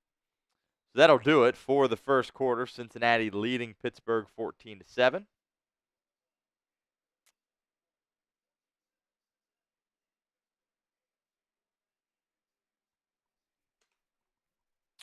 Tell you what, pretty entertaining game so far through 15 minutes. I did not expect to see 21 points scored in the first quarter. Some good and some bad for Cincinnati. I think right now it looks like this is going to be a game that comes down to the wire, and that's kind of what we anticipated coming in to this football game here this afternoon. Bengals have had 2 drives offensively. First one was a 3-and-out. And the second one was a really nice drive put together by 2 big runs by Chase Brown on the ground. That ultimately resulted in a touchdown from Chase Brown. Defensively, you have the huge play from Cam Taylor-Britt. Bit of a break. Don't have a problem admitting that. Cam Taylor-Britt appeared to have gotten away with a bit of a hold there. But earlier in that drive, Akeem Davis-Gaither was flagged for PI, and that was kind of So I'm all right with the no call. Obviously, all of us Bengals fans are all right with the no call. But more importantly, Cam Taylor-Britt took advantage of the situation when he had the opportunity. Hauls in the pass from Russell Wilson, goes the other way, makes a couple of moves, gets some help out from his teammates, blocking-wise, and is able to score a touchdown on a pick six. Now, the Bengals defense ever since has been struggling and reeling, you could say. Gave up the touchdown to Pickens a little bit earlier, and Pittsburgh is definitely within striking distance at this point, approaching the red zone here. Bengals looking to limit Pittsburgh to a field goal attempt. Certainly would be critical for this team. Eli says, so hard to watch our defense. It really is. It's tough, especially because there's a lot of inconsistency that comes with it as well. That's frustrating. Like that, I mean, that second half against the Chargers, it was awesome. And that really wasn't, certainly the Chargers play took a step back in that second half 2 weeks ago. But more than anything, the Bengals made it difficult for them and looked like a completely different team. So far in this game, it's looking more like the team that played the Chargers in the first half. But lots of reason to be frustrated defensively. And with Chris Jenkins Jr. Leaving the field here, again, was under his own power. But he's the first Bengal in this game to get nicked up. We'll see if he is able to return. Bengals, of course, already thin at that defensive tackle spot with no Sheldon Rankins in this game, out with an illness, missing his second straight start. Bengals going to have to rely on McKinley Jackson, who they took a round after they took Chris Jenkins. 2nd and 8 for Pittsburgh at the Cincinnati 23. Wilson in the gun, takes the snap, wants it all, firing end zone, wide open, pass is caught. Touchdown, Calvin Austin. Mike Hilton was there in coverage. Beautiful pass by Russell Wilson, who is absolutely on fire in this game. And Pittsburgh is an extra point away from tying this puppy up. Makes a move there on Hilton. Gets back towards the inside. And tell you what, Russell Wilson throwing the ball down the field this year has looked significantly better than what we saw from Russell Wilson in Denver. And he makes the Bengals pay for their mistake there. Mike Hilton, of course, going against his former team here this afternoon in the Steelers. And it looks like we got a shootout. Here's the extra point from Boswell. It's good. And it's 14-all in Cincinnati. I tell you what, man, this defense is just brutal. 14 up. And only 4 seconds have gone by in the second quarter. As I mentioned, we will be here all year long with Bengals coverage, even when the season ends. Off season is always pretty exciting as well with free agency, draft talk. Always a good time there. So hit that like button for me if you have not done so already. Trying to get to 200 likes here as quickly as possible. Got about 640 people hanging out with us here at Bengals Breakdown. So help us out. Hit that like button if you have not done so already. Would be greatly appreciated.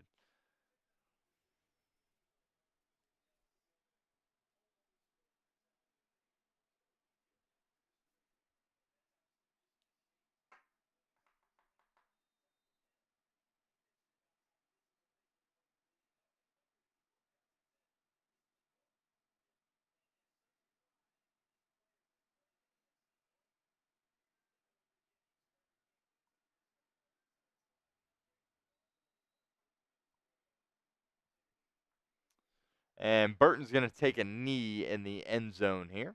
And the Bengals will set up shop at the 30. We saw Burton return the previous 2 kickoffs, but he does not return this one. Bengals, of course, going in the opposite direction now. I would imagine they're now going downwind. Or, excuse me, into the wind offensively.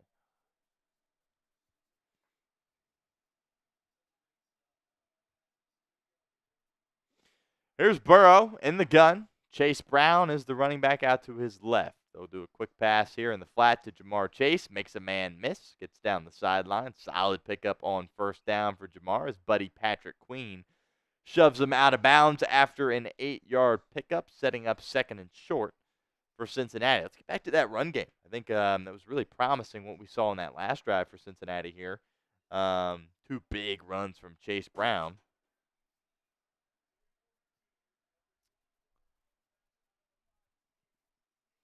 See if they get back to that here on 2nd and 3. Burrow working out of the pistol. Got an extra tight end here blocking, and they will run it with Chase Brown. Or excuse me, that's Khalil Herbert, and he's got some space. Out past the 50, Khalil Herbert. His first productive run as a Cincinnati Bengal. Herbert, of course, was acquired in a trade with the Chicago Bears at the trade deadline, and Herbert showing some juice here, getting to the outside. Chicago really wasn't utilizing his abilities this year. Was a healthy scratch several times. Bengals give up a 7th-round pick in next year's draft in order to acquire him, and that's his first big play as a Cincinnati Bengal.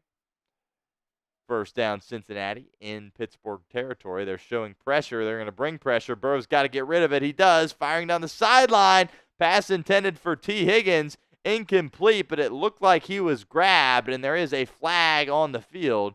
Joey Porter Jr. is disgusted. He doesn't like it. But you don't typically see Burrow miss this badly on a deep ball, so I would imagine he was held here. And lots of hand fighting going on. And to me, that is a flag on Joey Porter Jr.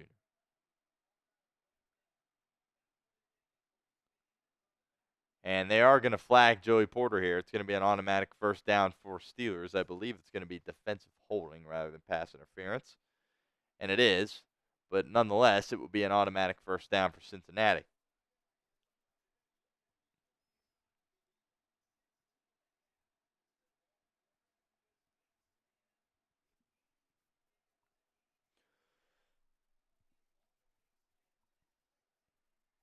Bengals have it at the Pittsburgh 44-yard line.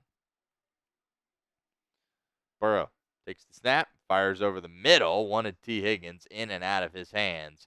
Joey Porter Jr. there on the coverage. Ball was a little high and a little behind Higgins. Hit him in the hands, though. Definitely one he could have reeled in. Burrow could have given him a better ball there, but it will be 2nd and 10 as the clock stops with 13 and a half minutes to go here in the first half. Burrow's rocking some pretty elite Jordans here today. My cause, my cleats day here in the NFL, repping the Joe Burrow Foundation. Burrow takes the snap, stepping up in the pocket. He's going to take off, and he's going to slide down a couple of yards short of the line to game. We'll see where he initiated his slide. Of course, it is not where he ended up. It is where he started his slide. So I would imagine he's going to be about 4 yards or so short of the first down here.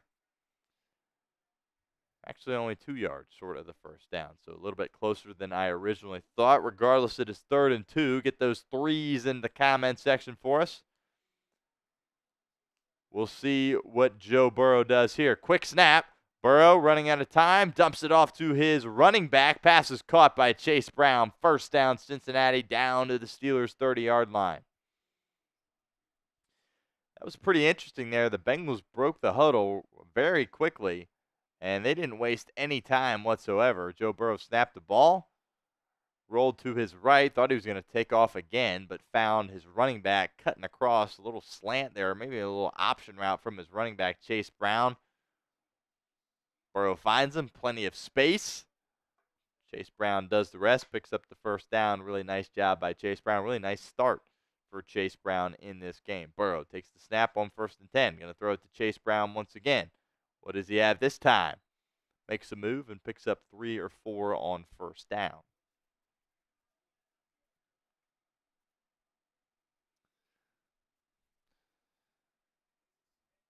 Tell you what, week in and week out, it really just looks like Chase Brown is a hit. Fifth round pick in 2023 by Cincinnati out of Illinois. The speed's there. The ability in the pass game is there. He's put on some size here in 2024, and it's really allowed him to kind of add more of a physical element to his game. And you see him finish off some runs here, and he's been a lot better in pass protection as well. 2nd and 6. Burrow takes the snap. Steelers bring pressure. Patrick Queen's coming after his old buddy, and Burrow's able to throw it away. That was a dangerous pass there. There is a penalty in the backfield as Burrow hits the turf for the first time today, which certainly is a good sign, but probably going to be a hold here. And they are going to get a hold here on Drew Sample, the tight end. That's going to back up Cincinnati 10 yards. Critical error there by Sample. Patrick Queen, of course, won a national title with Joe Burrow and Jamar Chase in 2019 at LSU. Was drafted by the Ravens. This is his first year with the Pittsburgh Steelers. Nearly is able to sack his buddy there, Joe Burrow. Burrow gets out of it, but there is a hold on the play by the tight end Sample, resulting in a 2nd and 16 here for the Bengals. Just looking to pick up a chunk here. Burrow takes the snap. Steelers once again bring pressure. Burrow fires over the middle. He's got Gesicki. First down. Pick up a 18. Beautiful throw there by Joe Burrow. I tell you what, man. The Steelers have been bringing pressure all afternoon so far, and that's just not what you want to do against Joe Burrow because he's going to get that ball out of his hands quickly, and he's going to dime you up. And that's what he did there. Beautiful throw there to Gesicki over the middle of the field. Good job there by the offensive line holding up. Tell you what, Cody Ford at that left guard spot, getting the start today over Cordell Volson. Off to a strong start here for Cincinnati. 1st and 10 in the Steelers' red zone. Burrow rolling out to his right. Going to fire to the end zone. Incomplete, and there is a flag on the play. Yoshi was interfered with. Cam Grandy also went out for a route. Bengals tight end. Not exactly sure this was catchable. Once again, they're going to get Joey Porter Jr. Oh, yeah, you can't do that. Absolutely a penalty on Joey Porter Jr. I always think it's interesting here when teams or officiating crews rather decide, oh, it wasn't a catchable ball, we're not going to throw the flag. Oh, it was catchable, we're throwing the flag. That appeared to be a little high, but you absolutely have to throw the flag there in that situation. Interested to see what Steeler fans would have to say about that. But Yoshi's a guy that can get upstairs, climb the ladder, and bring it in. So wasn't able to jump on that one after the interference. 1st and goal, Cincinnati at the 1. In the I formation, they'll hand it off to Chase Brown, and my goodness, he gets absolutely rocked by Cameron Hayward. I think Hayward letting out some frustration there from his Buckeyes losing to Michigan yesterday. And just absolutely meets Chase Brown in the backfield. Loss of 4. And holy Moses, that was an absolute hard hit by Cameron Hayward. 2nd and goal from the 4 or 5 yard line. Probably about the 5 here. Probably can expect a pass here from Cincinnati. Burrow in the gun and changing the play at the line of scrimmage, and he's going to have to burn a timeout. 2nd and goal coming up from the 5 yard line. Good timeout there by Joe Burrow. First timeout Cincinnati has utilized here in the first half. Still 2 to go. Timeouts in the first half certainly not as critical as they are in the second half. 8 likes away from 200. Keep hitting that like button for us if you have not done so already. DMT says, who is your favorite Bengal? Mine is Ocho Cinco. That is a great person to pick. He probably is my second favorite Bengal, but I got to say Joe Burrow right now. Absolutely. Joe Burrow is my favorite Bengal of all time, but Ocho is right there at the top of the list as well. Anthony Munoz, of course, a good one as well. All right, second and goal here. Burrow off to another strong start, 8 of 10 for 69 yards. 10 minutes to go here in the half. Burrow in the gun. Takes the snap. Looking. Steelers bring pressure again. Burrow stepping up. Jump pass to the end zone. Touchdown, Jamar Chase. Oh, my goodness. And he's celebrating in the end zone. We have seen Joe Burrow do this time and time again this year. Escape pressure by stepping up in the pocket. That's what he does once again here. And I believe he left his feet here for this throw. We'll see if he does a little Tim Tebow impersonation here. I swear I saw him jump up, and he does. The little jump throw from Joe Burrow to Jamar Chase, who was wide open at that point in the back of the end zone. Celebrating in there with Chase Brown, and this Bengals team takes another lead. This time it is 20-14, awaiting the extra point here from Evan McPherson. The snap, the hold, the kick, once again right down the middle. So 3 extra points, 3 times right down the middle by McPherson. Certainly a good sign there. Bengals take the lead here, 21-14 against Pittsburgh. And I'll come out and say it, I was wrong. I did not expect a shootout here in this football game. And we've got a shootout on our hands here in the jungle. And that's exactly what Michael Westerwood says. We officially have a shootout. Yep, that's okay. We get in these crazy games, but we got Joe Burrow and Jamar Chase, so we'll see what happens. Let's see if this Bengals team makes the plays at the end of the game necessary in order to capitalize. Brian says, money McPherson. Hey, he's perfect on the extra points today. Let's give him some grace here. If he misses a field goal later today, by all means get after him, but right now he's doing his job.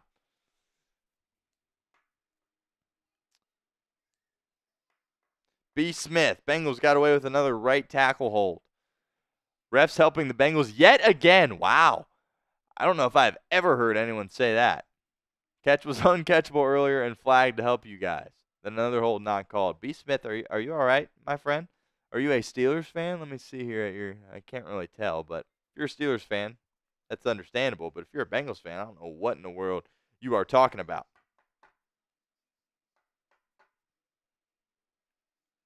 And we are over 200 likes, so I appreciate that. Helping us hit that thumbs up icon. And see if we can't get 300 here before the end of the half. We'll update the clock here. Again, doing some solo producing here on today's show. Looks like we got 10 minutes to go here in the half.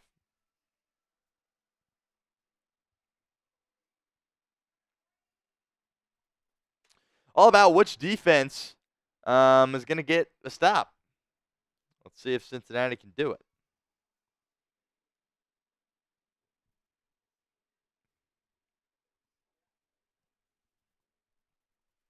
Right now, of course, is the turnover, or the difference in this game is the turnover. That, of course, is looming large and is the reason for the score discrepancy between the Bengals and the Steelers right now. Bengals have a 7-point advantage on Pittsburgh's first offensive possession. Russell Wilson threw a pick 6 to Cam Taylor-Britt.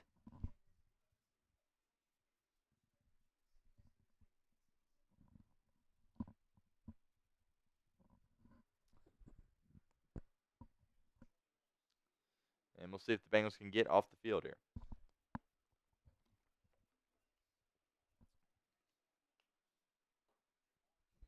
Oh, my goodness. I apologize. Because we had a super chat a while ago, and I just totally forgot about it.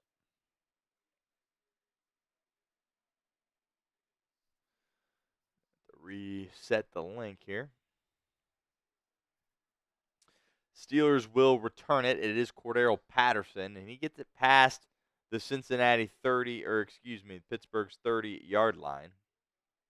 That's where Russell Wilson and company will set up shop.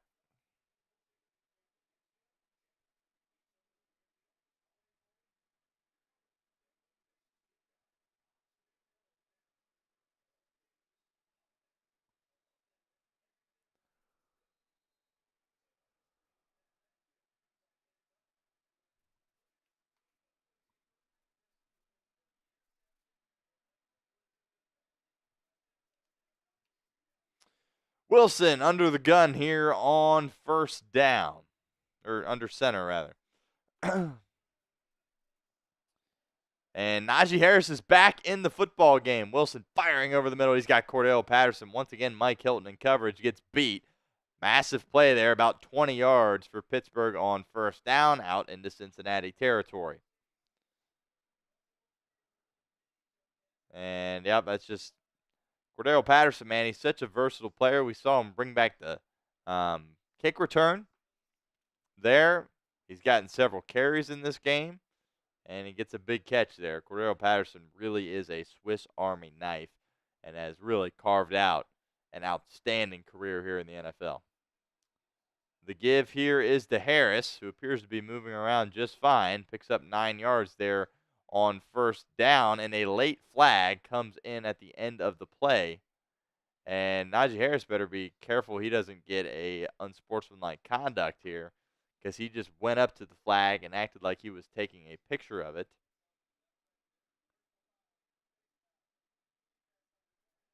And it's going to be a face mask call on CTB as we take another look at this. And, yeah, that is a face mask on CTB, so they will tack on 15 additional yards at the end of the run. And, I mean, this is just an absolute full-blown shootout. It kind of reminds you of the Commanders game back from week 3. $10 super chat from Marvin Williford. Appreciate you, Marvin. That came in a while ago. I totally forgot to put that up on the screen. That's my bad. Appreciate you. You're the man. 1st and 10 passes caught by Najee Harris. Tackled on the play by Jermaine Pratt after a pickup of 5. 2nd and 5 for Pittsburgh at the Cincinnati 20. So we will get you down for our slippers moccasin raffle that we are giving off here at the end of our show. Next time out, we will get to our super chat menu. Marvin, appreciate you for the super chat. 3 flags fly in here on 2nd and 4 from Pittsburgh. It's going to be a false start here. Back him up 5 yards.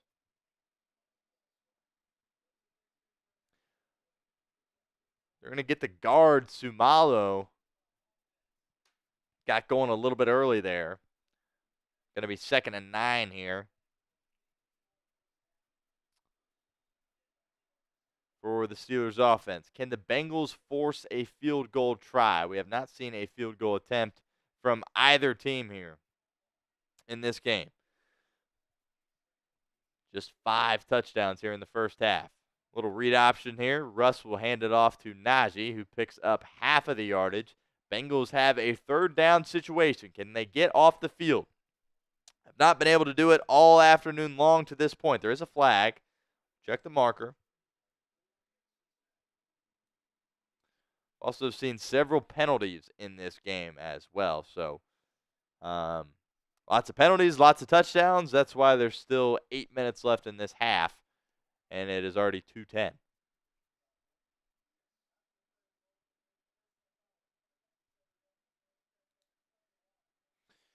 Oh, and Mike Hilton is going to get flagged for some unnecessary roughness, personal foul, after the play was over. Hilton has struggled mightily in this game, gave up the touchdown earlier to Calvin Austin, and gets in a bit of a scrum there.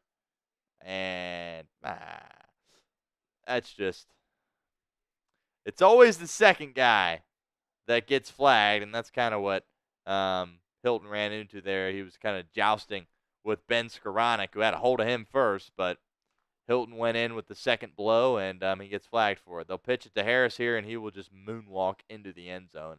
My goodness, that is just absolutely disgusting by Cincinnati. He goes in untouched.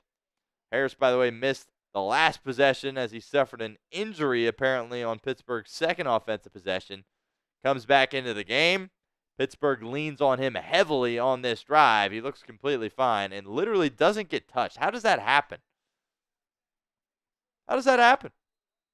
He catches the ball from the pitch at about the 15 and just literally moonwalks into the end zone, untouched. My goodness. We're in a shootout. We welcome these moments. We appreciate these moments. We live for these moments. Touchdown Najee Harris, and we are all tied at 21 here.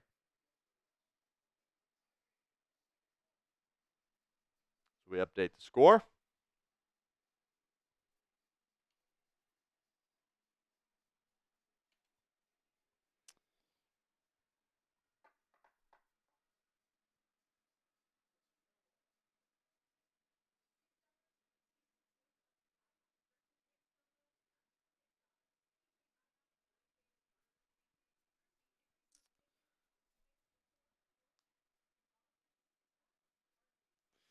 Just My Thoughts says it's going to end just like every Bengals game and we lose in a close game. It's certainly trending towards shootout that comes down the wire. We'll see if they make plays at the end. Your defense looks exactly the way they did in the first half of the Charger game. The more they play like this, the more you got to wonder about Lou Anarumo's job security, which I'm sure we will touch.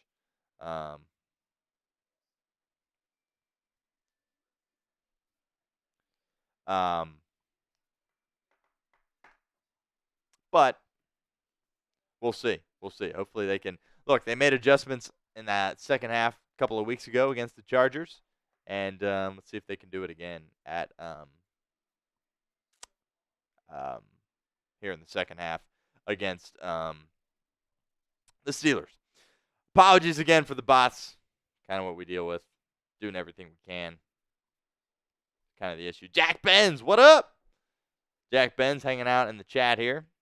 Jack Benz had a rough day yesterday. His Ohio State Buckeyes mustered up 10 points against the Michigan Wolverines, and Ryan Day and company lost for the fourth consecutive year. Can you believe that? 4 years against Michigan. But he says Trevor Lawrence was carted off the field after a late hit. That's not good. Trevor Lawrence, I believe this was his first game back. Mac Jones was in for some backup duty the past couple of weeks. Lawrence had a shoulder issue that he was dealing with, and apparently he got carted off, according to Jack Benz in the comment section. Jack, appreciate you hanging out with us here at Bengals Breakdown. Michael Easterwood says it's not Lou, it's the talent in quotation marks. I agree. Look, Lou Anarumo has proven he is a good defensive coordinator in this league. He's proven that he is a good defensive coordinator for the Cincinnati Bengals, but the past 2 years, the personnel just has not been there. It starts really up top, right? Your front office, one, not paying guys in free agency, and two, paying the wrong guys in free agency, and three, whiffing on draft picks, which is certainly something you have done. Miles Murphy, haven't called his name today. Saw him in on a few tackles, but he's someone that you took in the first round that's been an absolute whiff. Here's Jermaine Burton on the return. Down the sideline, another solid return for Jermaine Burton, the rookie out of Alabama.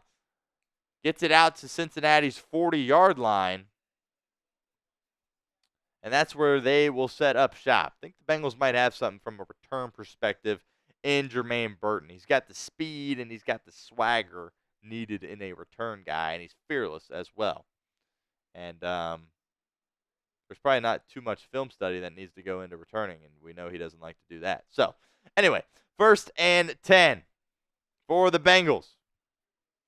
Burrow takes the snap, hands it off to Chase Brown. Another solid run here on 1st down. Picks up 5.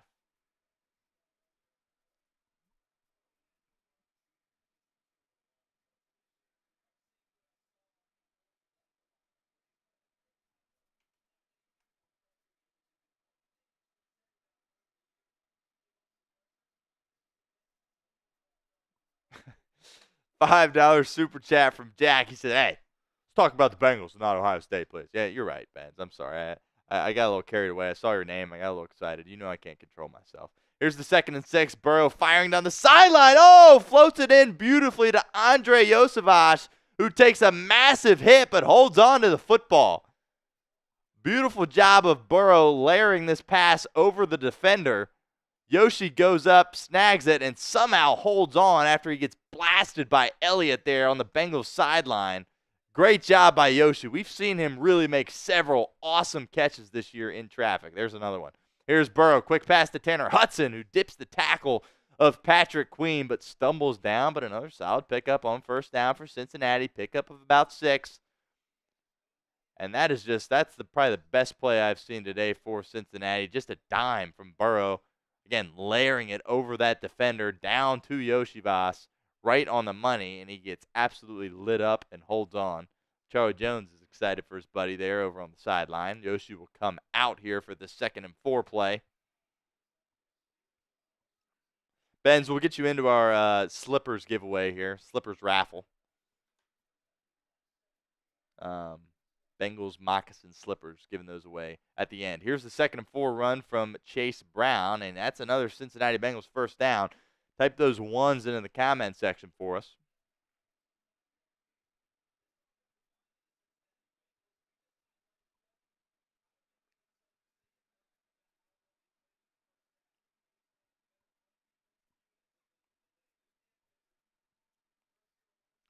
Tell you what, I've been banging on Cody Ford ever since he's been a Cincinnati Bengal, but what this offensive line is doing today, the ability that Cincinnati is showing to run the football against this Pittsburgh front, pretty impressive. Burrow, play action, stepping up in the pocket once again. He doesn't see the defender behind him, and the ball comes out. And the ball is still out, and it's picked up by Pittsburgh. Rarely see that kind of mistake from Joe Burrow. Usually has incredible awareness back there, and he just did not see the defender behind him. Gets hit, and of course that is T.J. Watt, who knocks it loose for Cincinnati. It's the Bengals' first turnover of the game, and now we're in the danger zone. The Bengals were driving once again. T.J. Watt, odds-on favorite to win the Defensive Player of the Year, makes a huge play. Burrow just totally forgot about him, and that's the one guy you cannot forget about.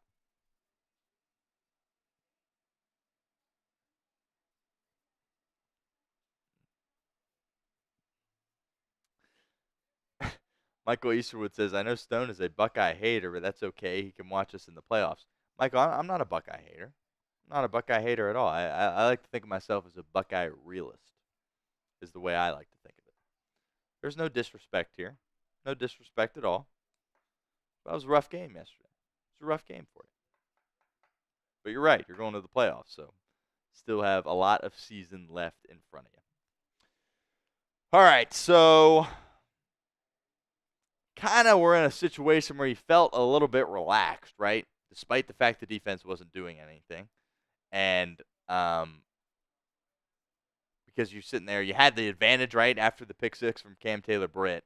You had the advantage because you were like, oh, well, we're up 7, so they can keep scoring and tying it. We'll just keep scoring and taking the lead. Well, now you're going to need to stop after the fumble there from Burrow. Again, he's always so good about understanding, where all the defenders are around him, and just got keyed into what was going on downfield. Didn't see T.J. Watt behind him, of all people. And Watt's able to swat the ball out. Ball's on the ground, not able to recover. And Pittsburgh's got it going the other way. So your defense has to step up here, right? Your defense is playing god-awful in this game. You got a pick six from CTB that, look, say what it was, probably borderline lucky pick six, right? And that's really what has saved you here in this game, because it would be 28-21 with, I know that clock is not fully updated right now. We got 6.5 minutes to go. And Pittsburgh very well could have 28 points looking to score 35. That is how bad your defense is. This isn't a college game, by the way. This is an NFL game, and you have given up 21 points and should have probably given up 28 points if you hadn't got that pick six. So big drive here for the Bengals defensively, and we'll see what they can do.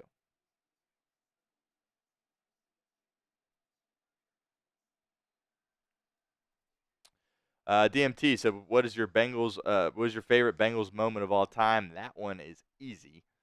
It was with my dad at the AFC Championship a couple years ago when Cincinnati won and advanced to the Super Bowl, and that moment was the best one so far. Hopefully that changes in the near future with a Super Bowl. 1st and 10, screen pass, Jalen Warren breaking tackles, continuing to break tackles. Jermaine Pratt missing another tackle down to the Cincinnati 30-yard line. Massive pickup for Pittsburgh. This defense is atrocious. It's absolutely horrible. 30 yards.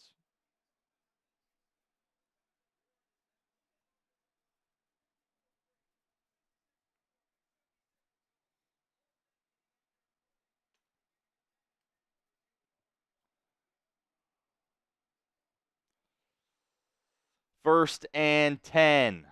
4 minutes to go here in the half. Play action here. Wilson running out of time and underhand flips it. That was dangerous. Picked up by Cincinnati. It doesn't really matter because it was incomplete.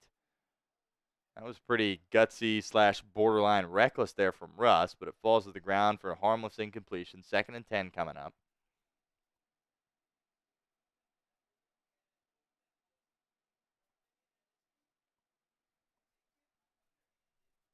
Michael says, you know what killed the Buckeyes? The missed field goals.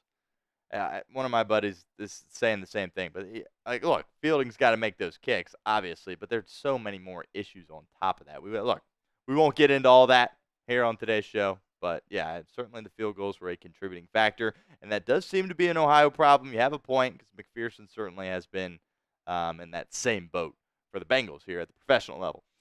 Here's Wilson, 2nd and 10, rolling once again to his right, firing towards the sideline, incomplete. Nice job by the rookie Josh Newton breaking up that pass. That'll be a PBU for the rook out of TCU, bringing up 3rd and long here, 3rd and 10. Can the Bengals, for once, get off the field on 3rd down? It is 3rd and 10. What can they do in this situation? Keep in mind where Pittsburgh is at on the field here at this point. Very well could be a situation where they have 2 plays to pick this up, kind of on the verge of no man's land. Would be about a 50-yard field goal here from Boswell. Wilson snaps it, fires, passes dropped by the tight end Freiermuth.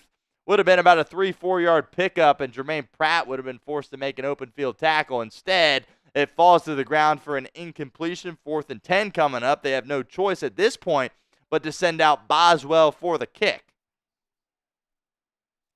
Boswell has absolutely owned the Cincinnati Bengals in his career, and it will be exactly a 50-yard attempt.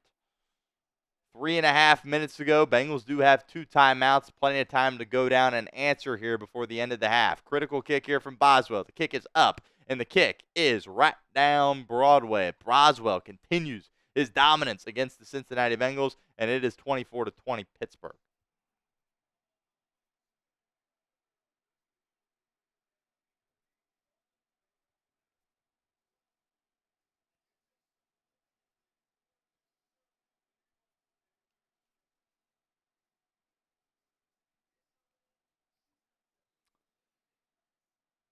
24-21. Did I say 20? Get that updated here. So it looks like we got here about 3 minutes to go here for Burrow. Yeah, 3.5 minutes. So plenty of time.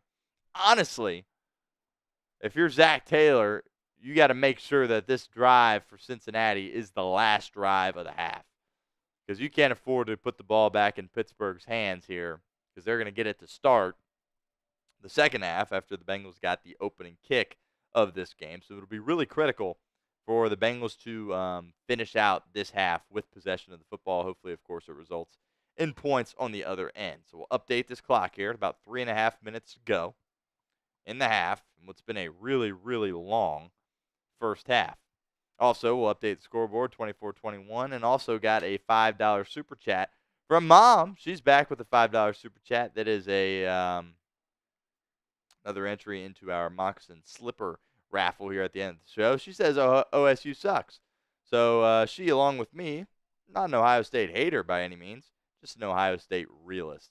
That's kind of what we saw yesterday with those 10 points that they were able to muster up against those Michigan Wolverines. Michigan, I believe, only threw for about 60 yards in that game, so pretty miraculous that resulted in a win for them for, again, the 4th consecutive year. But appreciate the $5 super chat there from Mom. Get you another entry. You are now up to 3 entries for those raffles.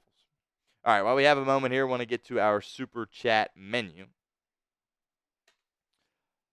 Up to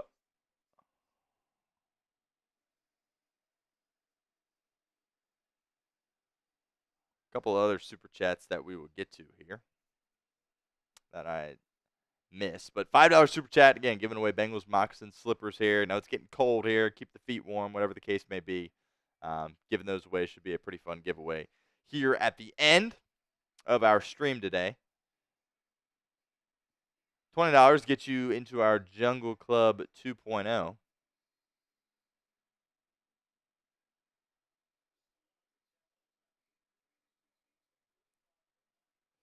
And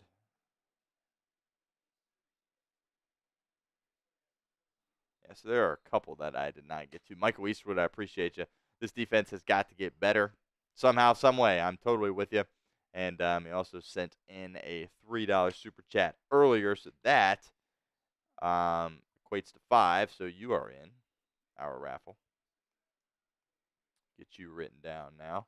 3.5 minutes to go. Joe Burrow looking to get some points up on the board here for Cincinnati. Bengals trail for the first time in this game, 24-21. Eli says, keep up the good work. $2 super chat. Appreciate you, Eli. Means a lot.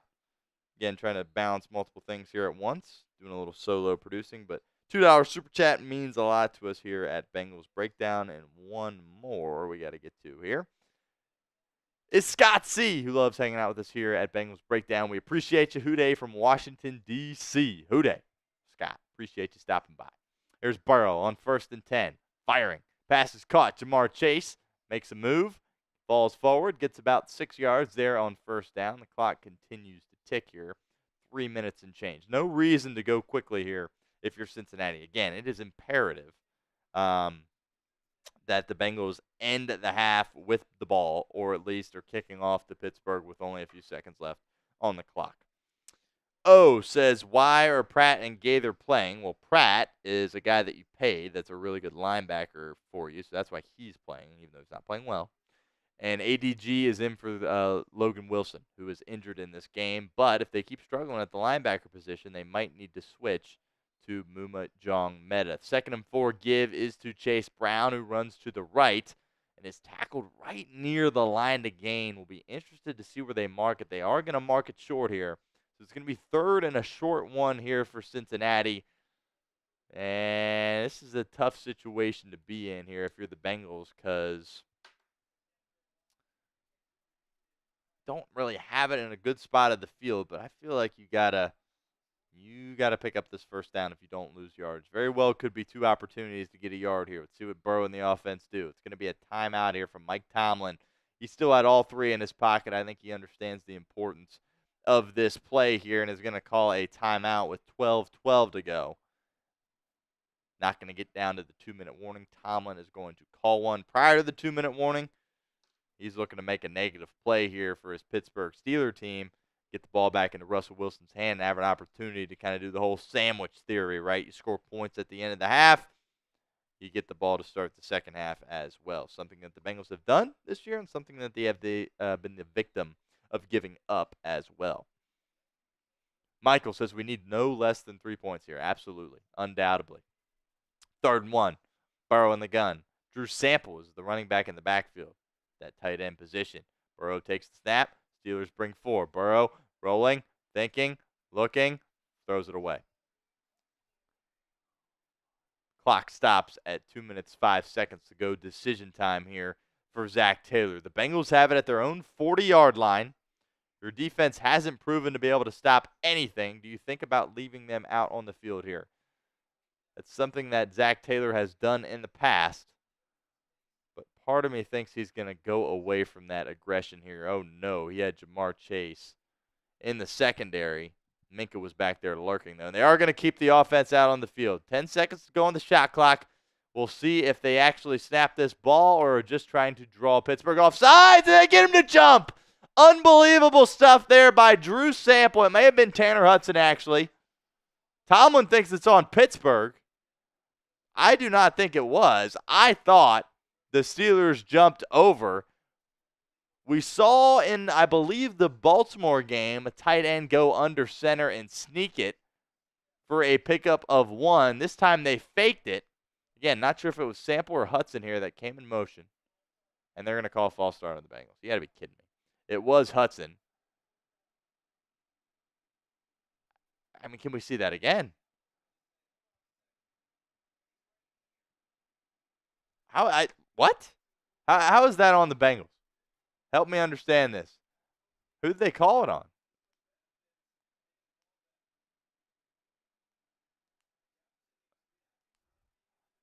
And that might be a makeup call there in some capacity. Because that was, what did I miss? clearly jumped offside, and they call false start on the Bengals. Might be a makeup call. Regardless, the offense did not do what they were supposed to do.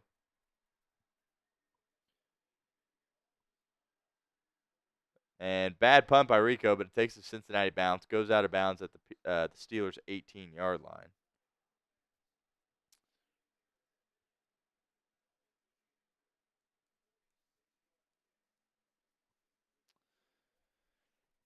Bengals' second punt of the game. And after a Cincinnati offense that was humming for what felt like most of the first half, back-to-back possessions, return over from Burrow, and another punt here from Cincinnati. And you're in the danger zone here. Because you give up, you're obviously dealing with a 3-point deficit here at this point. You give up 7 at the end of the half and then give up points the first drive of the second half. You're in deep you-know-what at that point.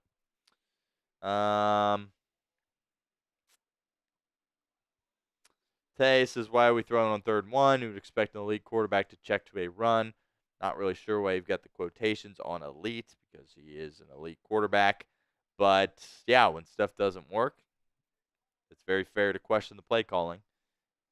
They opted to go with a pass there. What I find interesting is if they weren't able to get Pittsburgh to jump, which, again, I still think they got them to jump, but they called false start on the Bengals.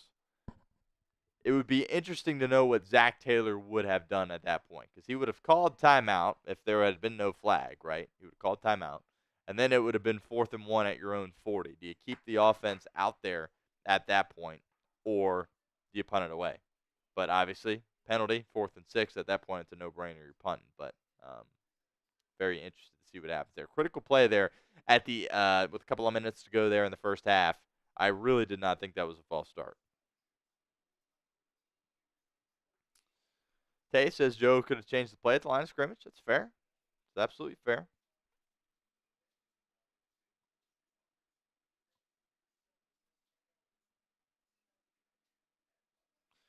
Yeah, 50 monkeys. That's kind of what I was alluding to when I said perhaps a makeup call in some capacity there.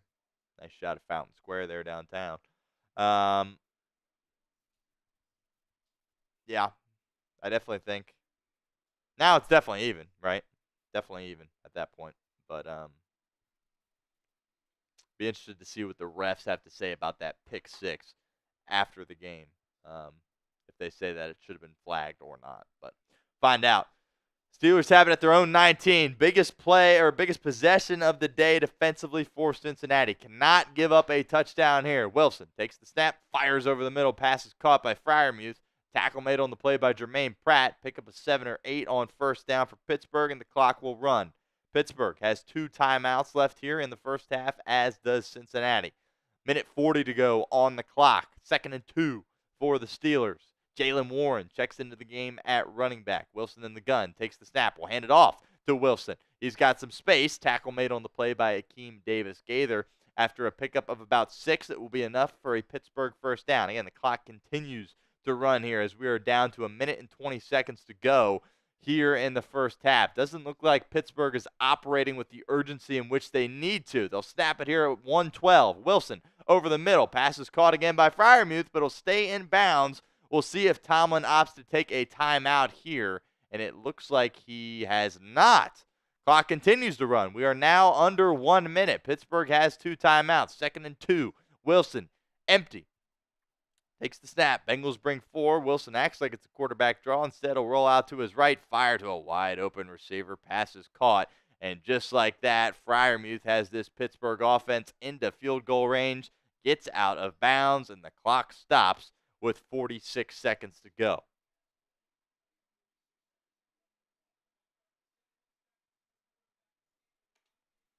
Good job there by Tomlin. I thought he needed to take a timeout there. He does not. Gets Wilson on the move once again.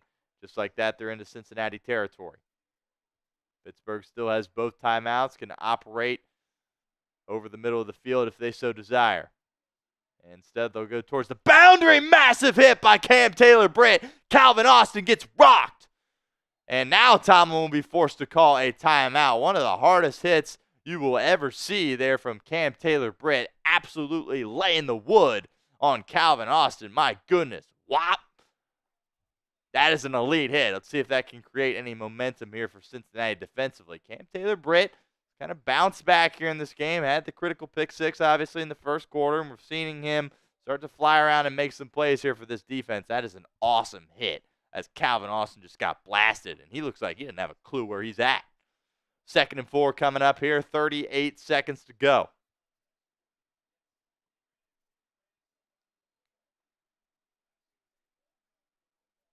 All Burrow can do on the sideline at this point is watch. What is Lou Anarumo going to dial up here? 2nd and 4. Pittsburgh down to 1 timeout remaining here in the half.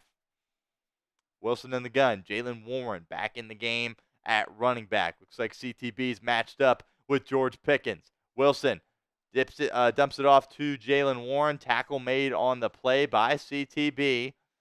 Clock continues to run down to the Cincinnati 30-yard line. Tomlin has not called his final timeout. 20 seconds to go here in the half. Pittsburgh's got to hurry. Wilson takes the snap, surveying, firing. Has Warren again over the middle. Pickup of about 13. 12 seconds to go in the half, and Wilson takes his – oh, they're not – what are they doing? They have a timeout, and they're going to take it down. What in the world is going on here? There's 3 seconds to go on the clock. I would imagine Tomlin called timeout right when Warren was tackled. He's over there laughing about it on the sideline.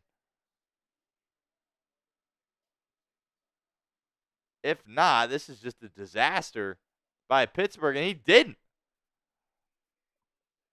I mean, what in the world? If I'm Mike Tomlin in that situation, I'm calling timeout, my final timeout with 11 seconds left, and I'm taking a shot at the end zone.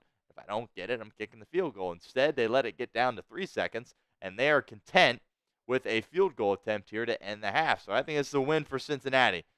Obviously, you would like to not give up any points. It will be a 34-yarder from Chris Boswell here.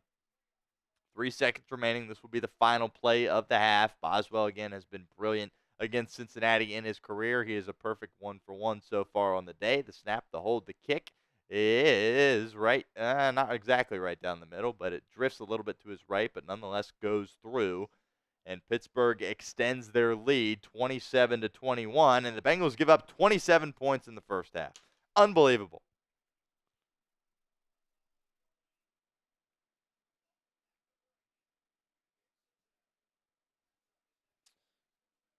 Well, those of you during our pregame show that said it was going to be a shootout, you guys were right.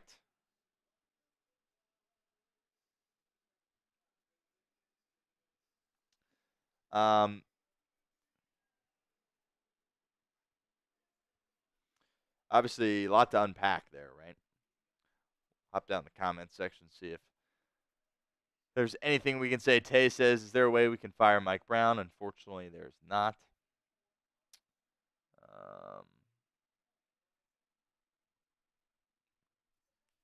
Pranov says, who's getting the second half kick? Pittsburgh is getting the second half kick, so Cincinnati will be forced to go back there once again defensively and try to make something happen.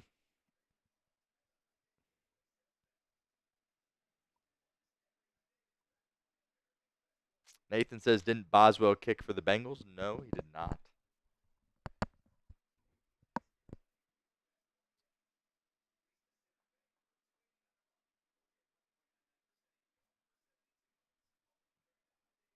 Ian says, Buffalo's going to have lots of fun running all over the Niners defense.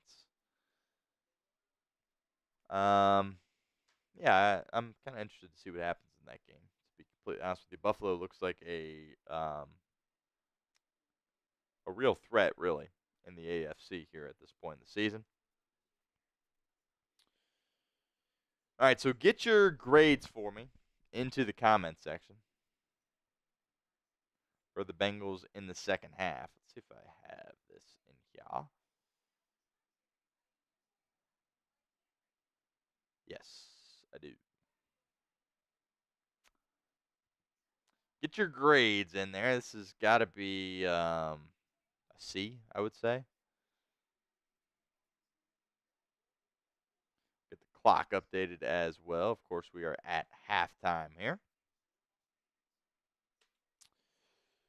A, B, C, D, or F. Get your grades into the comment section on the Bengals' performance so far. Heather says F.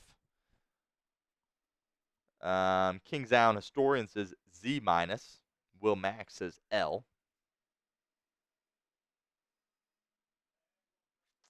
Nathan says Perry is correct. Not sure what you were referring to there. You know what I'm saying? Says C plus. Yeah, I would probably say take it a notch lower, probably a C, maybe C minus. But I think in the C range is where you're at. Derek's Young, what's up? Appreciate you hanging out with us here. Always good to have you in the chat.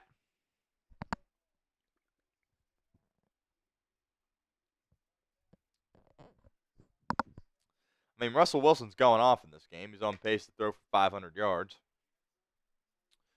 Obviously is not a good sign there. Probably would be on pace for more than that if not for the pick six.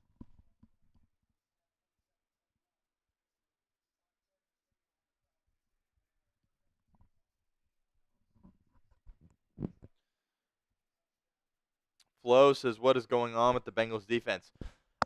Yeah, much of the same, Flo. This is something we've seen for most of the games so far this year, particularly when going against a solid offense. It's hard to believe that the Steelers have a solid offense, but ever since Russ has come back, got Arthur Smith calling the shots. I didn't think it was going to work out. I thought we were going to see more of what we saw from Russ in Denver, but they're doing some good things offensively. Now, the Bengals defense is atrocious, so that certainly makes things a little bit easier for them.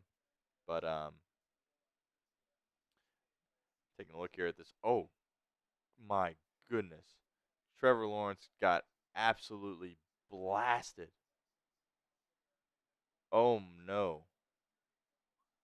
I just saw that Trevor Lawrence hit for the first time, and he got walloped. There was even a little scrum that started after that. I just called CTB's one of the hardest hits you'll see. I take that back because that hit that Trevor Lawrence took was just absolutely insane. All right, back to the Bengals here.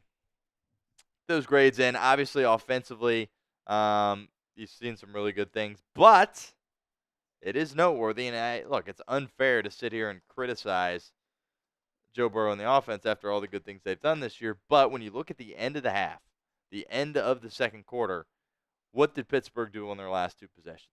They found ways to get down the field and kick field goals that they made, of course, which is very key, obviously. What did you do your last two possessions? You fumbled with Joe Burrow. Again, it happens. Didn't see T.J. Watt. He knocked it out. It's football, right? It happens, but still, it's a turnover. And your last possession of the game, you punted, or the half you punted, right? And that was an opportunity. We sat here and said, well, we got 3+ minutes go.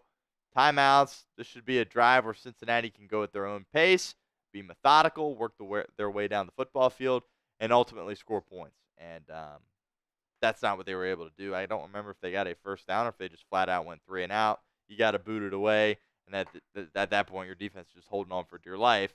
And forcing a field goal feels like a win for this defense, which is really sad to say, but it feels like, oh, they forced a field goal. That's something we should celebrate. But that's embarrassing to say that as an NFL team, but that's kind of the reality of the situation right now. Ian, yeah, Russ is on pace to throw for over 500 yards, which is crazy. Godzilla says defense probably going to cost us the game. They've done that a time or two before this season.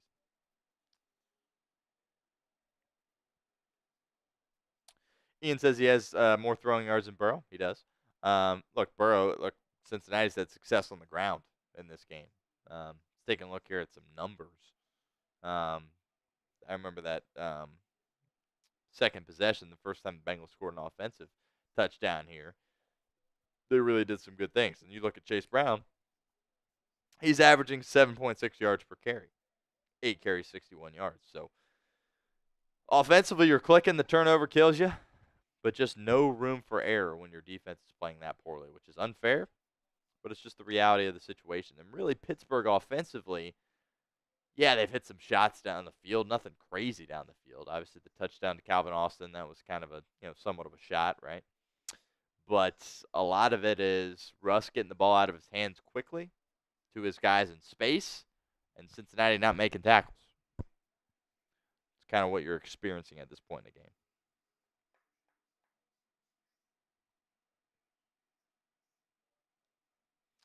Tay says in every close game, there's been a Burrow turnover. Yeah, he's been basically perfect, but not quite perfect. And there have been some moments where he's given the ball to the other team in critical situations. So, not good. Keep the grades coming. Good time to reintroduce our super chat menu for you guys hanging out with us right now. Also up to 258 likes on our stream today. Let's get to 300 here as quickly as possible.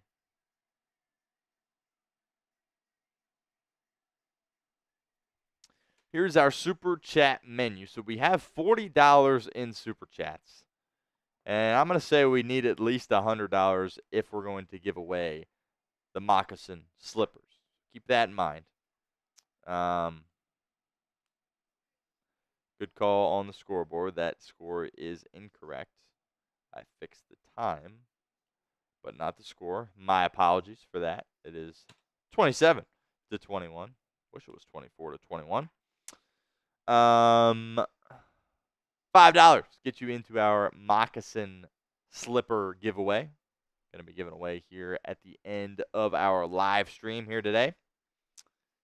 December, Christmas time, getting a little chilly outside. Believe we are right at freezing here for this game here in Cincinnati. So about time to get the slippers out, utilize those. So hopefully going to give those away, but definitely need some more super chats in order for us to do that. $20 gets you into our Jungle Club 2.0. At the end of the year, we're going to be giving away a full-size Bengals helmet. Somebody that is in our Jungle Club 2.0 at this point. We'll give some shout-outs to those members. Matt B. Henry, Jack Benz, Michael Easterwood, Robbie Amaro, Romy Shields, Marvin Williford, and Jeff King, all members of the Jungle Club 2.0. So appreciate all you guys, and hopefully we can give away that full-size helmet here in a couple of weeks. Hopefully the Bengals are getting ready to go to the playoffs, but if their defense keeps playing like this, probably not going to happen. The Bengals defense is like the 471 bridge melting under the Steelers' heat. It's bad. It's really bad. As bad as I've seen in a while from a team in the NFL, quite honestly.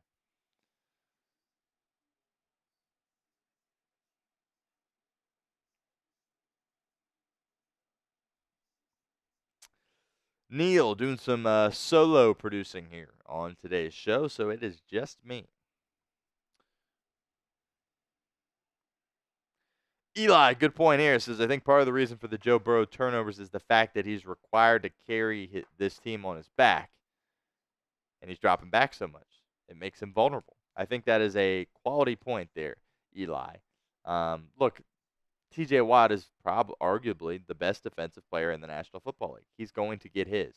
And you've done a nice job limiting him so far in this game, similar to what Cleveland was able to do last week on Thursday Night Football. But the issue is the time that he's able to get his, it comes in not a sack, but a turnover, a forced fumble. So strip sack, or not exactly a sack, but a forced fumble there from TJ Watt, which is unfortunate, obviously. He's going to make his plays. I think your offensive line has really done a nice job stepping up in this game. It's really hard to nitpick the offense when they've done some good things. But keep in mind, it's not like they've scored 21 points here. They've scored 14. So just like Burrow talks about all the time, the margin for error is just razor thin with this group. And I just really hope in the halftime locker room right now there's belief that they can get this thing done. Because I agree with you guys in the chat. At this point, it feels like, here we go again. Offense is going to go out there, score a bunch of points, but it's not going to be enough ultimately at the end. We'll see. I think certainly a major part that's going to go into determining the outcome of this game is what happens here coming out of the gate on this first possession. You go down and allow a touchdown, you're sitting in a spot where you're down 13. Maybe Pittsburgh goes for 2 to try to go up 14 perhaps. That's something that could happen. If you find yourself in that big of a hole, then you find yourself offensively on the first possession of the half going pedal to the metal and, kind of seeing some of that borderline recklessness that we've seen from Zach Taylor in the past. But to his defense, I don't think he's had a choice. I think that's the way he's had to coach, given the way that this defense performs. I think that's the things he's had to do. I kind of really want to go back to that play where the Bengals were trying to draw the Steelers offside there from a 4th-and-1 situation on their own 40-yard line. What I think was going to happen is I think if the Steelers wouldn't, or I guess the Bengals if there wasn't a penalty, I think Zach Taylor would have sent the offense back out on the field. I think he would have called a timeout, sent him back out on the field and said, let's go pick up a yard here and be aggressive. But false start, which to me is really frustrating because I do not believe that was a false start. It was very clearly to me encroachment on Pittsburgh. Is there a subtle flinch on Kappa? Maybe if you look at it and you squint a little bit, you could come up with one. But I think that was offsides on Pittsburgh. But regardless, you get the penalty. And now it's 4th and 6 at your own, 35. You're obviously going to punt away at that point. So I think that's a really critical play in this game. But then again, if you don't have the borderline, lucky no call on CTB on the Pittsburgh first drive of the game, you very well could be getting blown out here. So it kind of goes both ways. But at this point, I don't like to be the guy that comes in there and complains about officiating. I don't think there's any reason to do that. I would say it's even right now. I think I don't think either team has the right to be ticked off about it because it kind of has gone both ways.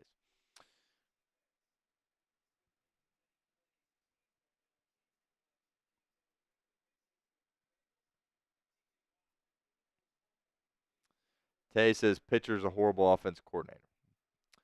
Do not agree with that statement at all.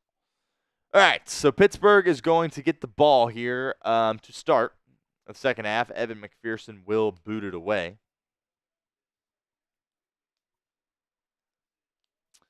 Season is on the line here for Cincinnati over the course of these next 30 minutes. Absolutely no doubt about that. Keep hitting that thumbs up icon. 31 likes away from 300. We have never not got to 300 on a stream so far this year. I agree. I apologize with the situation with the bots.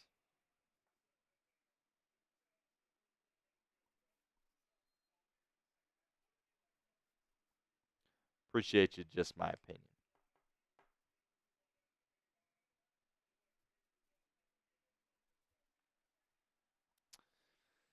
All right, here we go. First play from scrimmage here in the second half for the Pittsburgh Steelers. Russell Wilson in the gun. Once again, play clock getting down. Snaps it at 1. Wilson takes the snap, firing over the middle. Pass is caught. Once again, there is going to be a flag here. As of now, Pittsburgh has it out towards midfield. We'll see if this stands.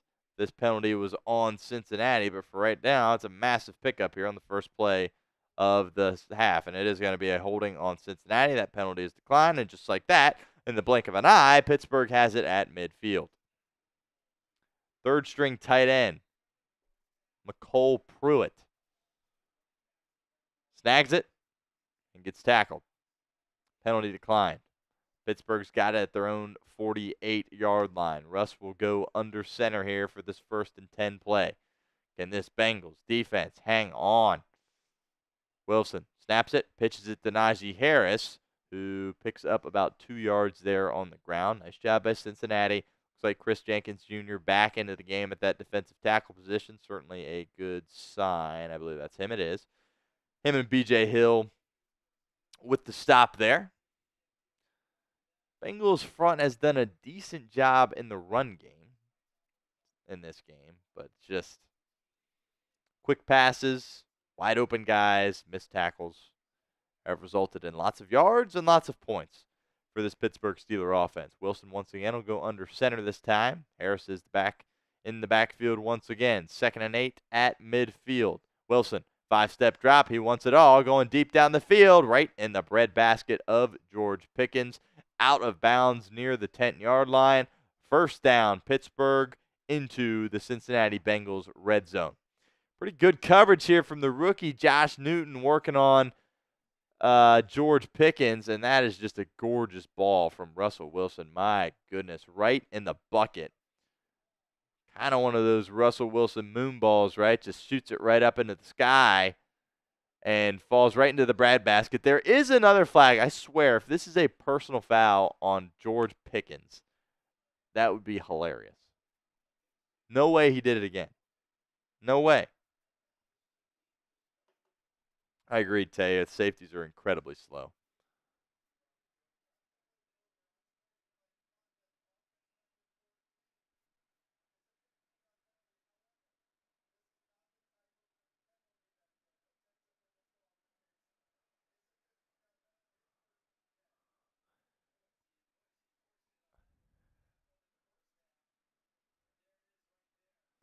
And sorry, I was listening there to what the broadcast said. Looks like he pointed a gun at the crowd. I mean, look, at this point, Pickens has to understand they're going to be all over him. Like, he cannot do stupid stuff like that. Now, I thought he was about to get ejected, but for whatever reason, they are not going to toss him here. I'm not, to be honest, completely honest with you, I don't know what the rule is exactly. I thought 2 personal fouls, you were gone, but maybe if it's taunting, that doesn't work that way, or maybe I'm just thinking of college. But in college, you're gone. Regardless, that would be silly if he were to get ejected from the game, but clearly this guy is not learning his lesson. Bengals catch a break. Pittsburgh goes back to the 28-yard line. Pass still stands, though. They'll pitch it to Harris, and he gets met in the backfield. Nice job by Cincinnati. Jordan Battle coming up from his safety position. Going to be a TFL. Loss of about 3 there. Second down coming up. Another just stupid mistake by George Pickens. Again, looked like he pointed a gun at the crowd, which, what are you doing? Wilson takes the snap. And Bengals only bring 4, not able to get home. Wilson's going to take off for the first time today with his legs and pick up about 5-ish yards. It'll be third and medium here for Cincinnati. Again, be in a position here where you could force a field goal, which certainly would be beneficial for you. First time we've seen Russ really take off in this game. Obviously, when he was a member of the Seattle Seahawks, that's something he did a lot and something he did very effectively. First time he takes off here with his legs. It'll be 3rd and 8 for Pittsburgh. Can the Bengals force a field goal in this situation?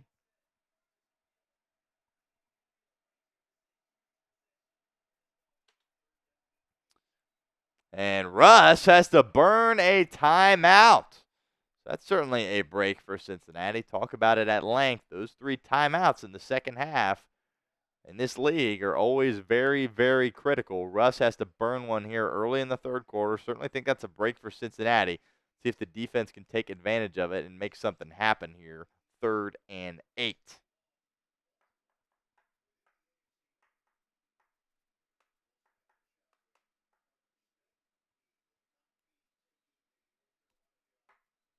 I understand where you're at. Just my thoughts. Trying to hang on to some optimism here, but I understand. I feel you.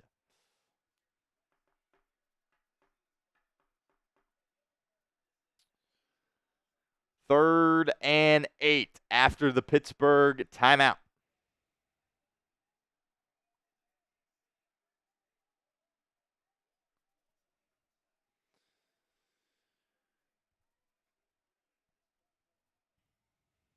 Wilson takes the snap, and Flush has to dump it off, and they're not going to pick it up. Really nice job by Trey Hendrickson applying some pressure there on the quarterback. Wilson was lucky to get it away before taking a sack here. First time, really, we've called Trey Hendrickson's name all afternoon. Gets it away to his tight end here. And the Bengals make some tackles there. Jermaine Pratt there for the stop. Again, field goal attempt. Feels like a win for Cincinnati, not giving up a touchdown here. Pittsburgh has an opportunity to make this a 2-possession game here with Boswell. 42-yarder. It's blocked. No good. Cincinnati gets a hand on it.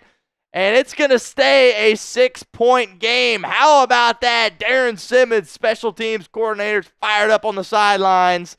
Said Pittsburgh really had the advantage in the special teams department in this game, but the Bengals special team steps up and makes a play. Who is that? Can't get the number quite yet. Part of me thinks it was Osai. Not exactly sure who got the hand on it here. Didn't quite catch the number there. Kind of looked like Joseph Osai, but regardless, somebody is able to get a hand on it, create a block. Nathan says it was 58, which would mean it is Joseph Osai if that were the case, but a massive, massive special teams play here by the Bengals, getting a block, keeping this a one-possession game. So how about that?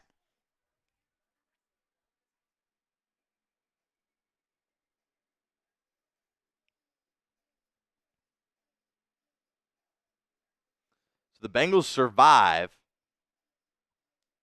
kind of the sandwich thing I always talk about, right?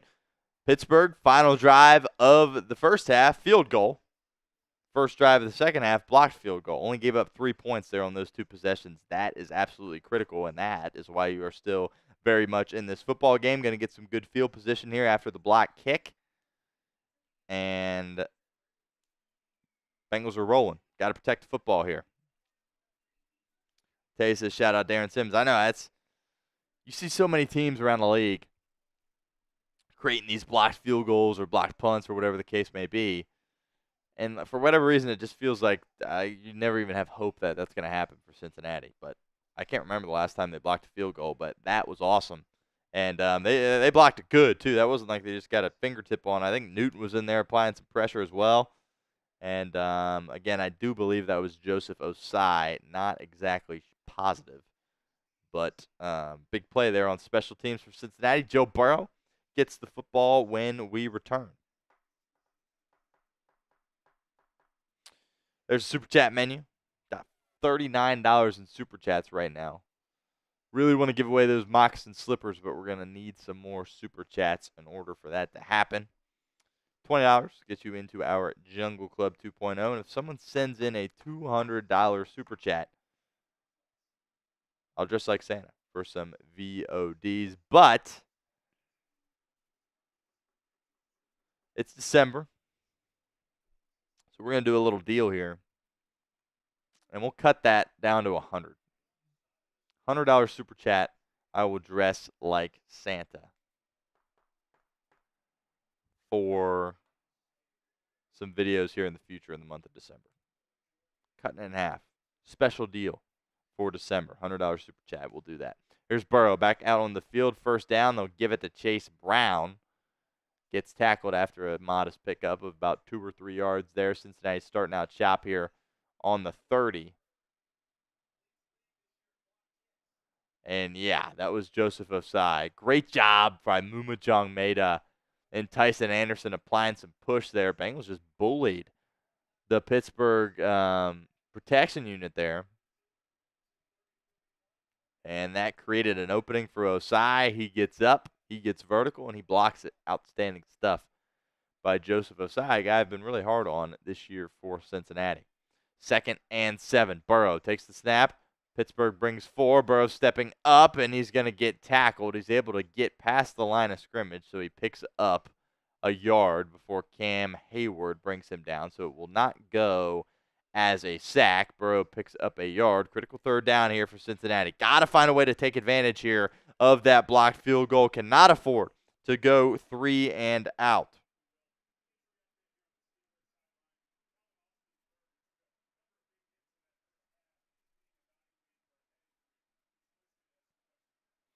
Calvin Austin, by the way, getting evaluated for a head injury. He's the guy that Cam Taylor-Britt absolutely popped earlier in the game. There's Burrow in the gun. Jamar comes in motion. Burrow takes the snap. Pittsburgh brings 4. Burrow dumps it off to his tight end, Hudson, who makes a move and gets a first down. Great job there by Tanner Hudson. The protection didn't exactly hold up there for Burrow. Pittsburgh simulated some pressure, but only ended up bringing 4. Burrow, just the magician he is back there in the pocket, is able to get rid of it, find his tight end, Tanner Hudson, makes the guy miss, picks up about 7, good enough for a Cincinnati first down, and we all can exhale a little bit. No 3 and out on this drive as Cincinnati is approaching midfield. Joe Burrow's numbers aren't exactly popping off at you at this moment, but Joe Burrow has been spectacular once again, apart from the fumble in the first half. And first down give to Chase Brown. He bounces it to the outside, puts his head down, picks up a couple of yards there. Pick up about 2. Second and long coming up.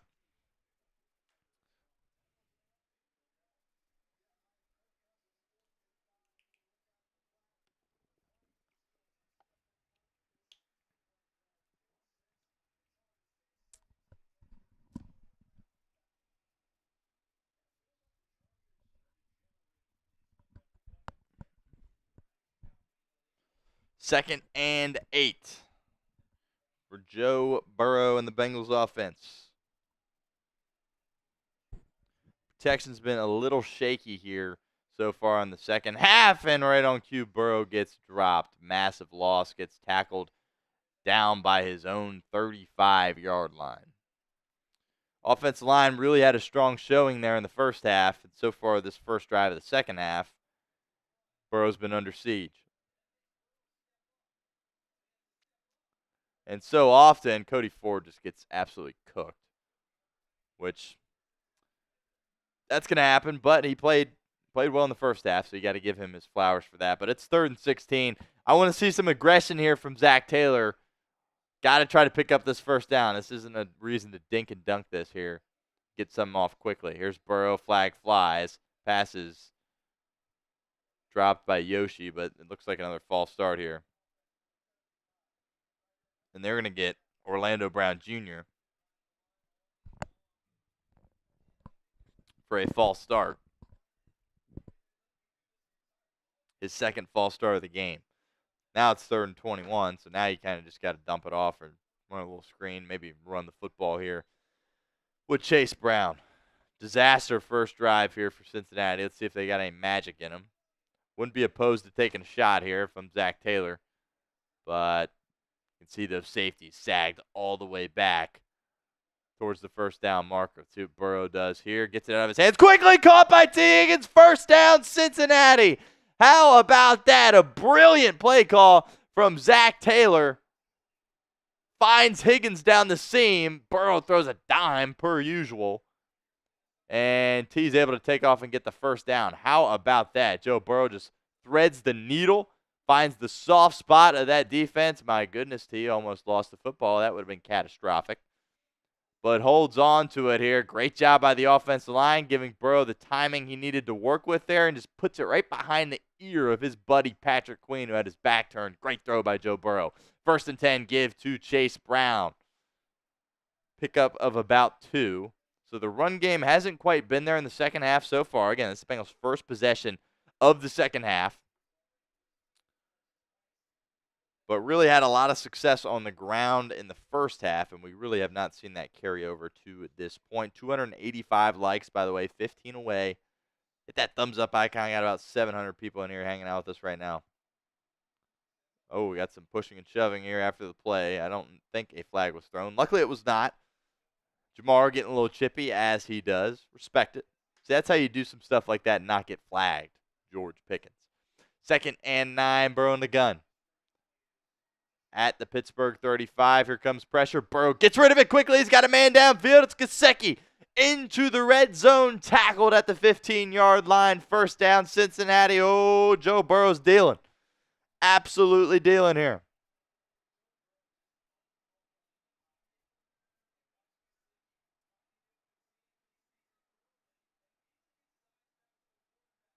Great job by Gesicki. The awareness. Gets his head turned around, understands that Burrow's going to be looking for him quickly. First down, Bengals.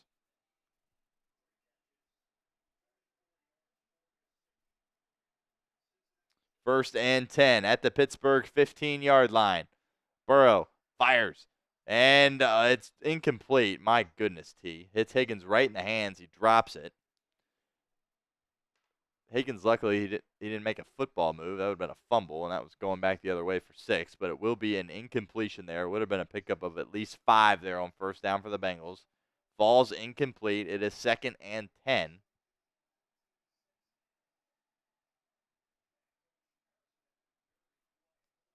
Looking for 6 here.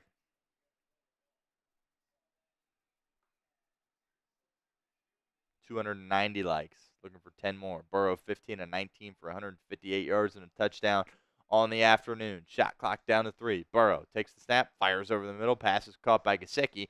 Gets tackled after about a 3 or 4 yard pickup. 3rd down coming up. Critical 3rd down here in this game for Cincinnati. Type those threes for us into the comments section. We'll see what Zach Taylor has dialed up here on this 3rd down. Last 3rd down of the drive, it was Zach Taylor brilliance on 3rd and 21. Let's see what he's got this time. Interested to see if this is 4-down territory. I personally do not believe it is unless you find yourself in a 4th and 1. I would take the points in this situation, but let's see what happens. 3rd and 6. Here comes Yoshi in motion. Chase Brown is the running back in the game. Here comes some pressure from Pittsburgh. Burrow dancing in the pocket, and he's going to get dropped. Once again, yeah, that's just a case where that sack's on Joe Burrow there. Good rush there by Pittsburgh. But that was just the case of him trying to extend a little bit too long, hold on to that football. Didn't have any escape routes in the pocket, really, as Pittsburgh really trapped him in there. We've seen Burrow really love to just step up in the pocket when he's under duress. Didn't have an alley to go to there and ends up getting dropped by T.J. Watt, but is able to hold on to the football, so that's good. And here's an attempt from Evan McPherson. We've all been waiting for this moment. It is not a long field goal by any means. It is 38 yards. Let's see what Money Mac has in store. The snap, the kick, the hold. Or excuse me, I said that the wrong way. But regardless, it is good. Evan McPherson makes it 38 yards through the uprights. Did have a little bit of draw to it. Probably more than he was hoping for. But regardless, Cincinnati cuts it to 3 points. We all can take a deep breath. Evan McPherson made a field goal. Let's rejoice. All right, great drive there by Cincinnati. Offensively, we'll update here, do some updates around here. Cincinnati cuts it 2-3, 27-24 Pittsburgh. Check the clock here. 4 minutes to go here in the 3rd quarter.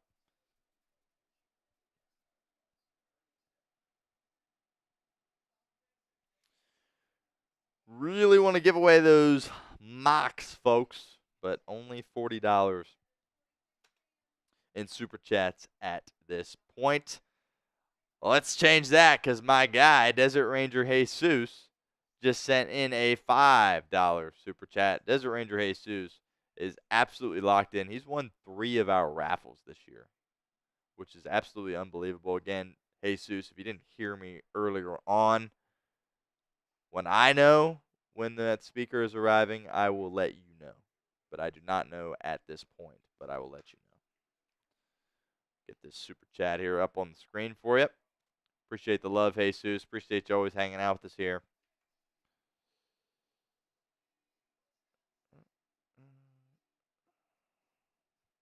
He wants the moccasins. We will get you down. Still going to say we need $100 in order to give those away. We'll see.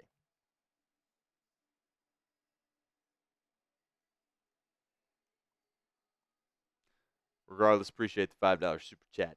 Jesus. All right, let's hop down here in the comments, get to some of these comments here.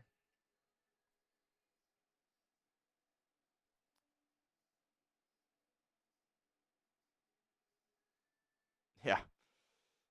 Chissen. Yeah, I did not go in the right order there. Went with the kick, the hold, and the snap.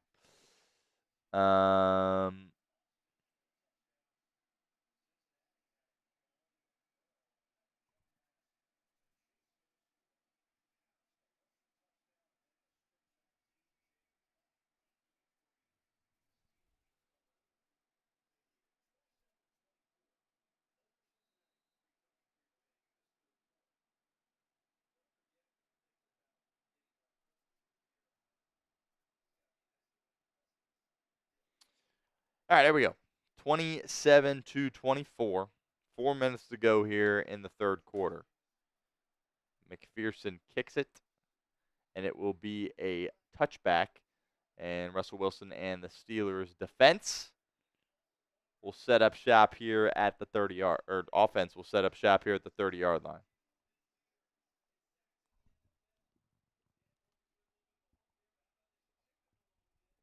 Flo said, why did Burrow take a sack instead of throwing a one-on-one at the best wide receiver in the league? I did not see that. Saw him take the sack, but I did not see if Jamar was in a spot where he could go make a play. But definitely held on the ball a little bit too long there. Something you can do in the goal line, right? Trying to extend, taking a sack there really doesn't impact anything. So there we go. 1st and 10. Wilson in the gun. Najee Harris is the running back in the game. Once again, late in the play clock, Russell Wilson barking out some signals.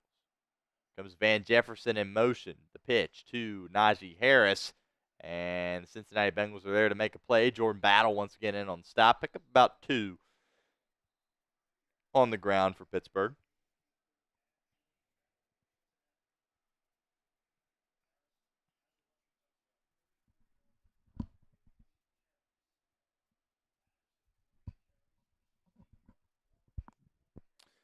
And we got another $5 super chat coming in from Michael Easterwood. Really appreciate that, Michael. You are the man. Says he knows he'll lose the duck race again, but who day? At some point, you're going to get you one. So right now, you have 2 entries.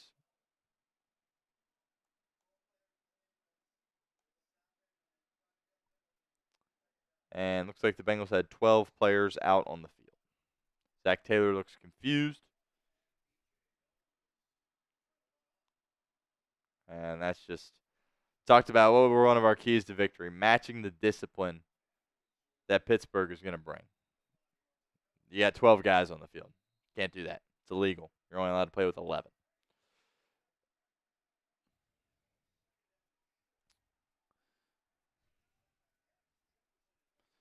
Wilson under center.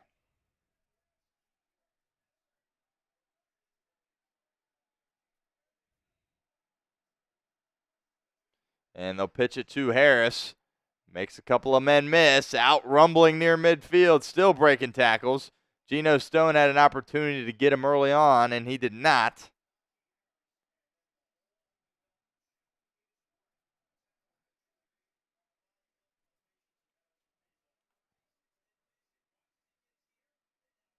A little playful jab here from Desert Ranger Jesus. He says, it's okay, Michael. One day.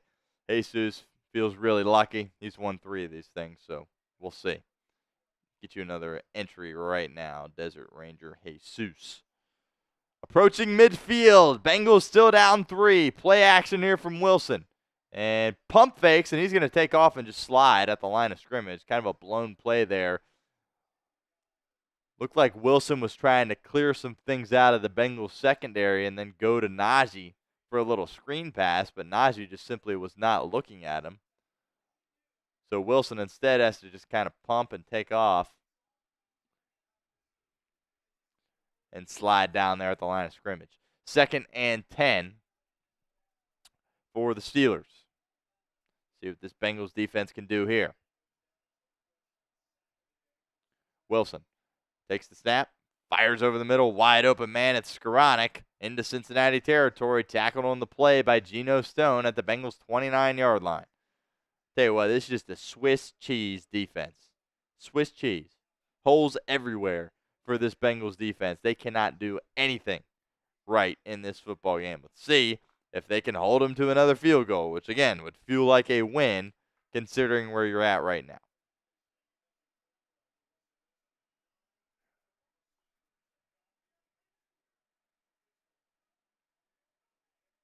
10 seconds to go on the play clock. Minute to go here in the 3rd quarter. They'll run it up the middle with Najee, who gets tackled after a pickup of 5. 2nd and 5 coming up. Pittsburgh will have to run another play before the end of the quarter.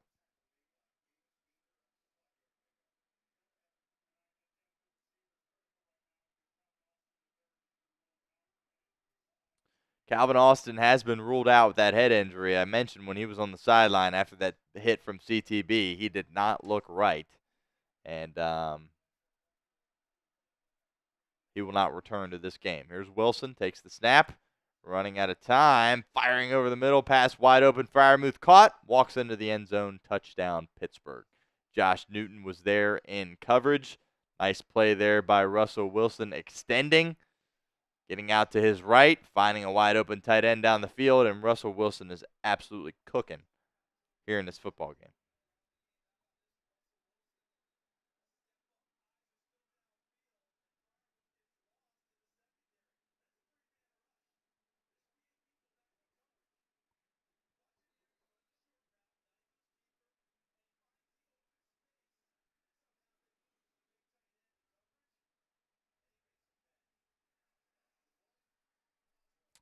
Extra point from Boswell is good, and it is a 2-possession lead for the Steelers here in this game.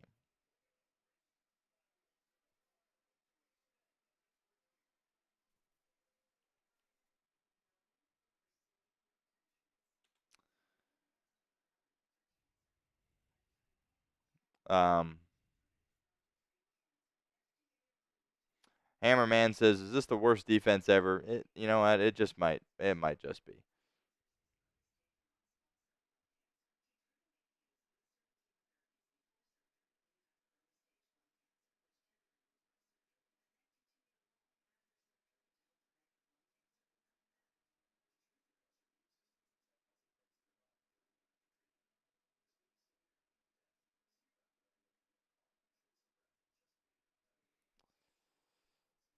Okay, so in a spot now, 22 seconds to go.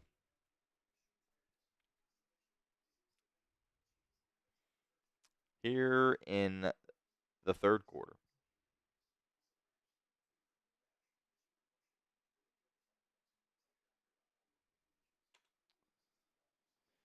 Get our Super Chat menu back up on the screen. Got about $53 in Super Chats. Got to get to 100 if we want to give away those moccasins here at the end of our show. And there it is. $5 Super Chat gets you into our raffle. We are at $54. Need $44 if we indeed are going to be giving away those moccasins.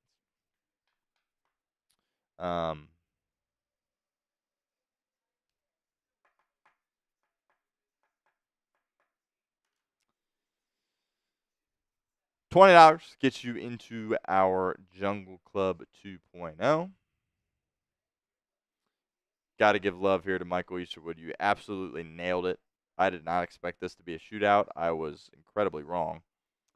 And Bengals are down 10. And at this point, you got no faith in your defense stopping anyone.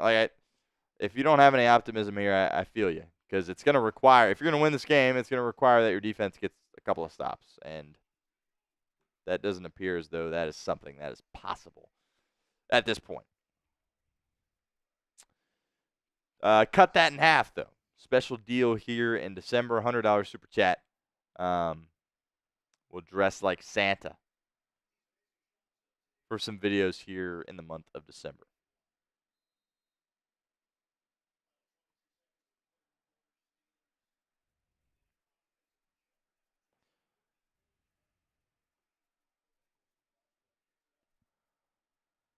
All right, here's Burton back to receive the kick, and he will bring it out. We have any magic from the rookie? Solid return, but gets tackled out at the 32-yard line, where we will see Joe Burrow and the Bengals offense. All right, you're in a spot here. You're going to run one play here before the end of the quarter. And I think you're in a spot where it's full go here. If you're the Bengals, you're going for it on fourth down. If it's less than 6 yards, probably.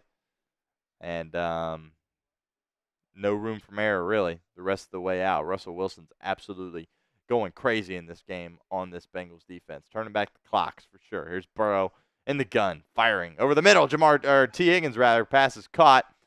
Tackled at exactly midfield. Big pickup there, about 16 or 17 yards there on first down. That will be the final play of the third quarter.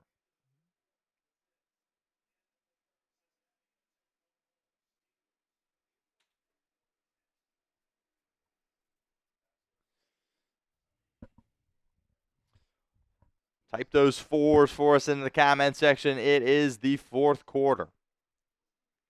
See what this Bengals team can do. Do they have another comeback in them?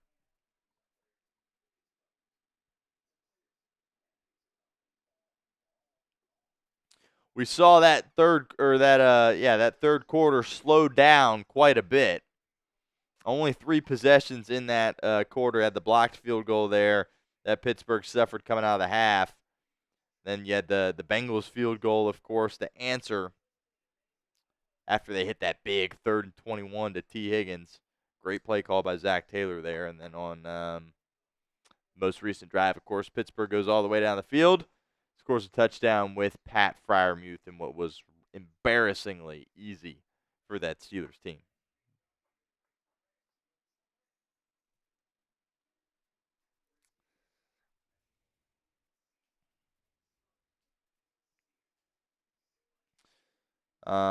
Diaper's asking, will we see Burrow pass 63 more yards in this game? Yes.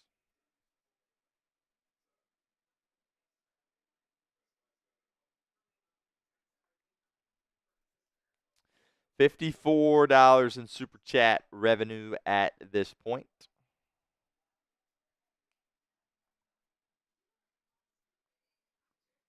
Samuel says, I believe Lou is done with.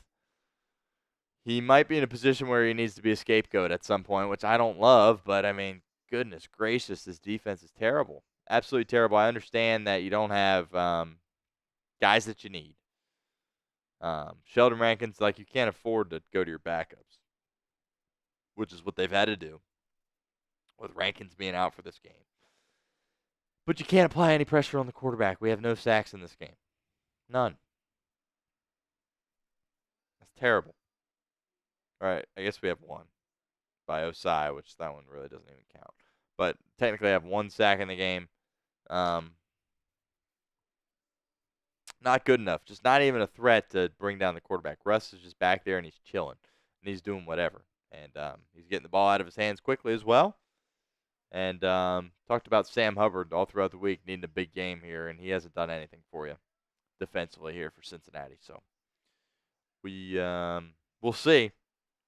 But a very desperate time here as the Bengals season hanging in the balance here. Fourth quarter, first play of the fourth quarter. Burrow takes the snap, fires quickly to Drew Sample, his tight end, who's tackled on the play, but not before a 5-yard pickup, 2nd and medium coming up. Feels like you got to go for 6 here on this drive.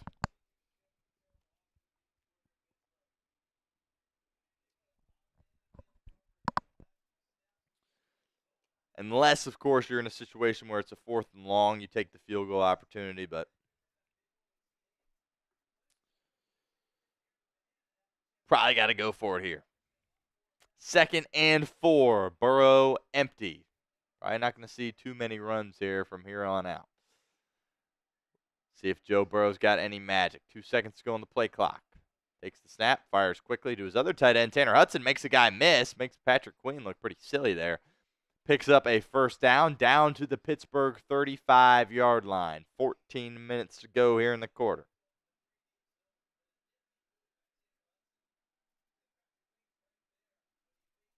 Tell you what, ever since Hudson's came back from his knee injury, he's done a lot of good things for you offensively, which I think a lot of people, myself included, after that first game against New England, where he pretty much lost you the game or played a large part in you losing the game. That was frustrating, but he's really had a nice season since coming back from his knee injury that he suffered in that game. And we're going to get a little bit of a false start here on Cody Ford at that left guard spot. Ford, of course, got the start in this game over Cordell Volson. There's been some good and there's been some not so good, and that was a bit of the latter there. And some frustration from Burrow there. Not sure what Cody Ford was thinking. 1st and 15. Bengals go backwards.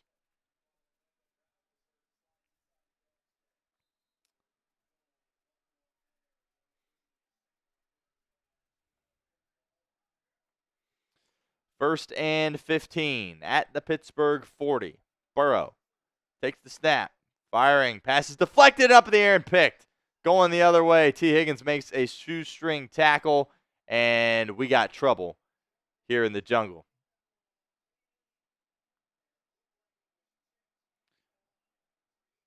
Doesn't look like this was on Joe Burrow. Looks like the ball got tipped at the line of scrimmage and then resulted it to go high to T. Higgins. It tips off his hands, and right into the breadbasket of the defender. That was going to be a pick six, but T. Higgins somehow makes a shoestring tackle there. And the Bengals are holding on for dear life here as they are in serious trouble.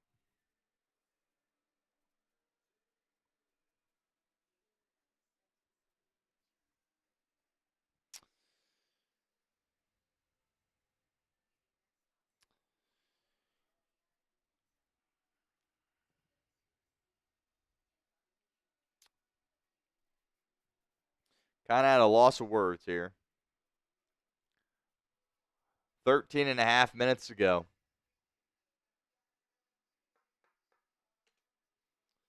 I think typically in this spot, I would still think the Bengals are in a position where they have a chance, but I mean, you need a turnover on defense. Yeah, you need another turnover. I guess there's some optimism that you've been able to stop the run pretty well today defensively. One thing you've done an okay job of. It's really Russell Wilson that's really, killed you.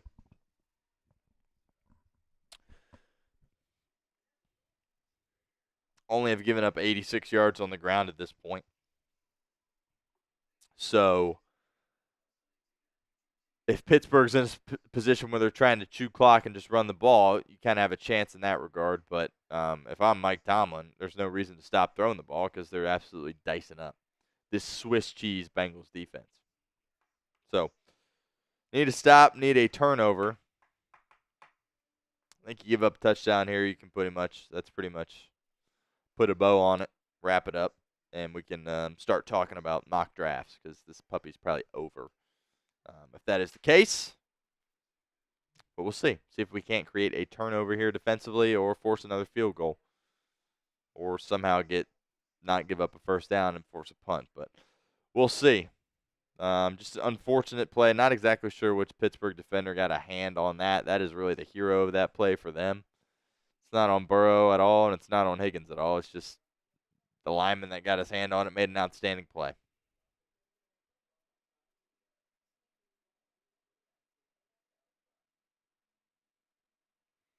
Flyboy says going to miss T. Higgins in free agency. Yep. Absolutely. All right, 34-24. Pittsburgh, Russell Wilson has it at their own 46-yard line. 13 and a half to go. They'll keep it in the air, and Russ just has to throw it at the ground here. Clock will stop. 13 and a half minutes to go. Kind of a blown play there. Interesting play call. There is a flag here. See if we can't get a little intentional grounding here. Help us out. Not sure if anyone was in the area there of that pass. Russ literally just kind of said, screw it, let me just throw this in the ground. And it's going to be an ineligible receiver downfield. So penalties decline there. They're just going to go with the 2nd and 10. And a great call there by Zach Taylor because 1st and 15. I mean, they're going to eventually get a first down there. So I like the call to decline it here. Intentional grounding would have been nice because then you still lose the down and they're still going backwards. But instead is just the ineligible guy downfield, the center Frazier there that they got, 54. And 2nd and 10 here for Pittsburgh. 6 seconds to go here on the play clock. They're going to run it this time with Jaylen Warren, and he picks up about 4 yards there on 2nd down. So huge 3rd down. Those threes for us in the comments section. Type those threes for us. This is critical. You get a stop here. You force a punt because they're not in field goal range here. They have it at midfield. 3rd and 6. What you got, defense? It is now or never. Is somebody going to make a play? Trey Hendrickson, will he finally be able to get home here on this play? Wilson in the gun. Warren is the running back out to his right. Here comes pressure from Anarumo. Wilson stepping up in the pocket, launching deep downfield. And it's way out of bounds, but there is a flag on the play. And I would imagine this is going to be a defensive holding on the Bengals. They're discussing it here.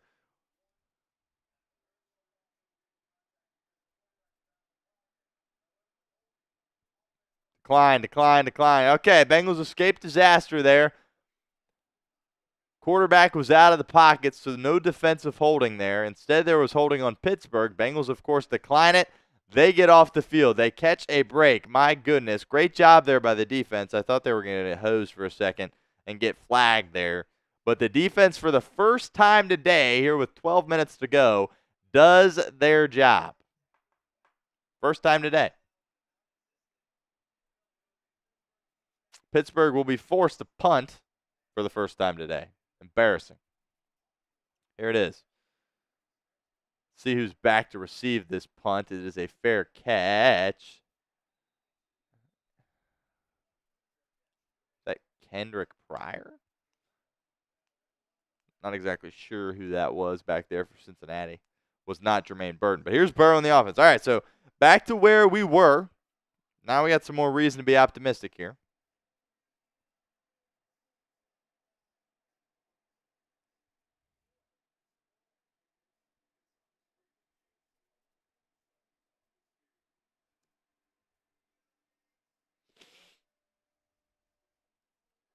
All right, first time today, defense gets a stop. $54 in super chats. Got 12 minutes left here in this game. Got to get the 100 if we're gonna give away the slippers, moccasin slippers. That is what we are trying to do here on today's show. Cut that in half. $100 will get you in, or I'll dress like Santa for some videos here in December if someone sends that in. Of course, $20 super chat gets you into our Jungle Club 2.0. All right, let's get see where we're at sub-wise. So we just hit 13.6K, so that's certainly exciting. We get this live sub tracker here. Also, while we're here,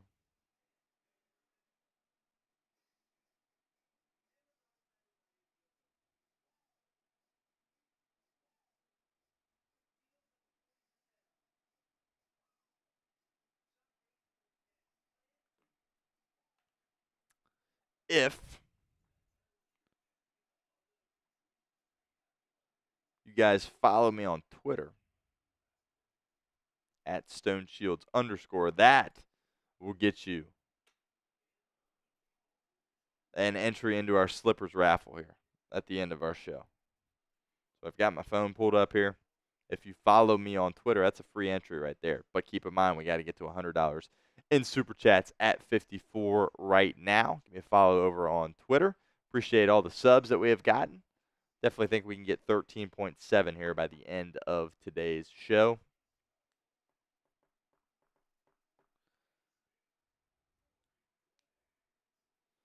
And here we go. We got a shootout here in Cincinnati.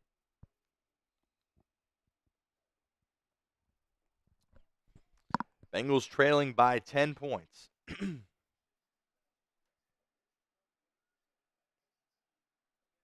Topher, get you in. Appreciate the follow. Here's Burrow on first down. Gets it to his tight end. Nice catch there by Tanner Hudson. Able to hold on to the football. Got popped after, too. Picked up about 4 yards there.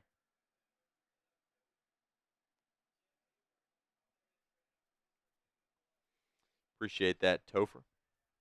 At StoneShields_ on Twitter for free entry into our slippers raffle.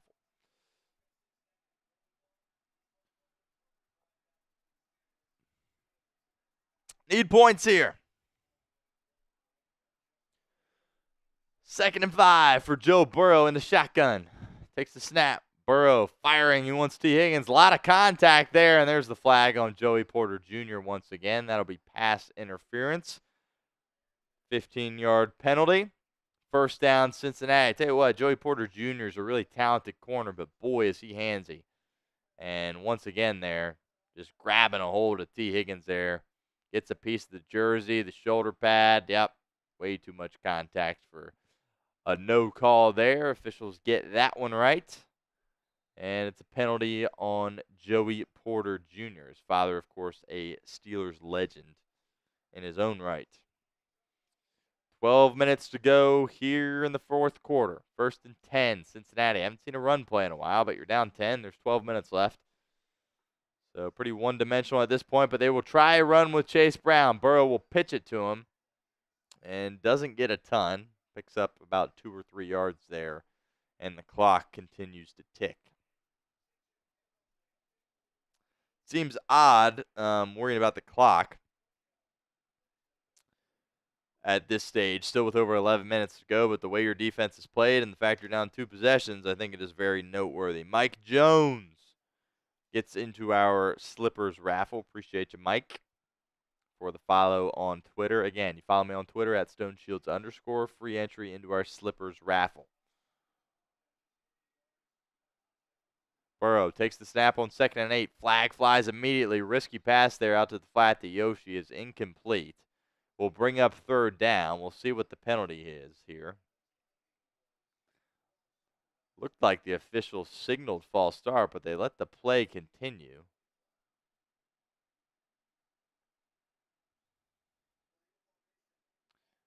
Illegal formation, same hand motion.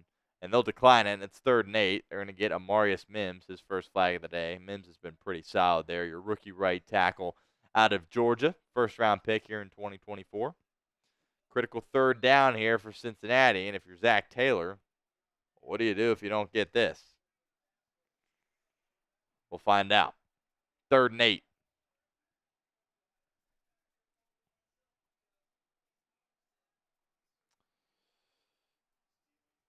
8 seconds to go on the play clock.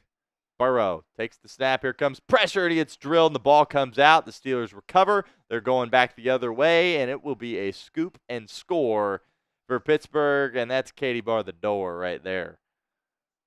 41-24, Pittsburgh.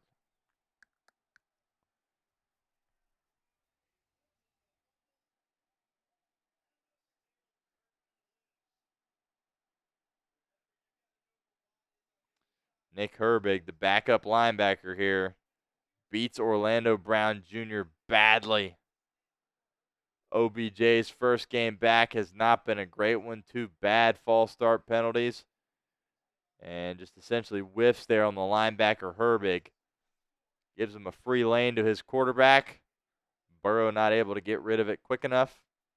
And it's 41-24.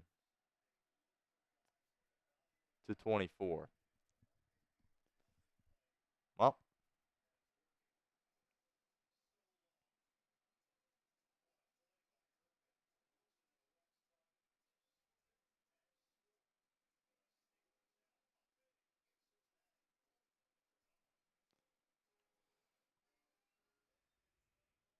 update the scoreboard here.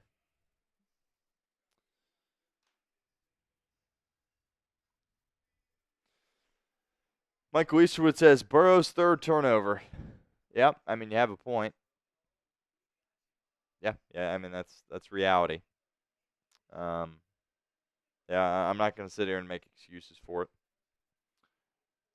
Can't happen. Randy Hudson gets you into our Slippers raffle. Up to still at $54.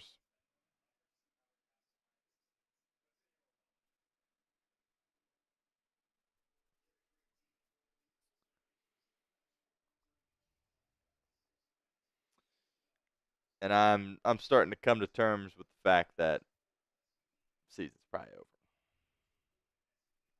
That's hard. Yep, you're right, Michael Easterwood.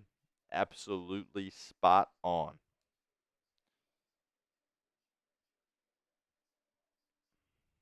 It's hard to find the words. I mean, the 3 turnovers, it's hard to put them on Burrow, but when your quarterback turns it over 3 times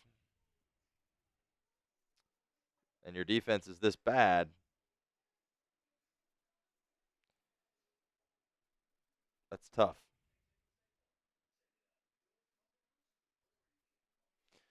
Going to get a lot of questions on what to do with Joe Burrow in the remaining games. I don't know exactly.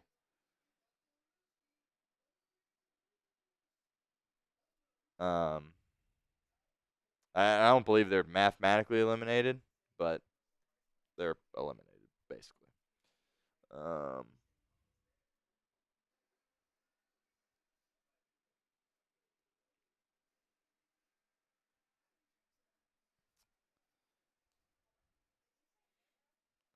Harvey says, might be the last time you see me because I don't know if I'm going to be a fan anymore. Wow. Yeah, that's tough. That's tough. Just my thoughts says pay Chase, pay T, draft and sign free agents. Not sure if you can pay both Chase and Higgins, unfortunately. 41-24, still plenty of time, 11 minutes to go here in the game.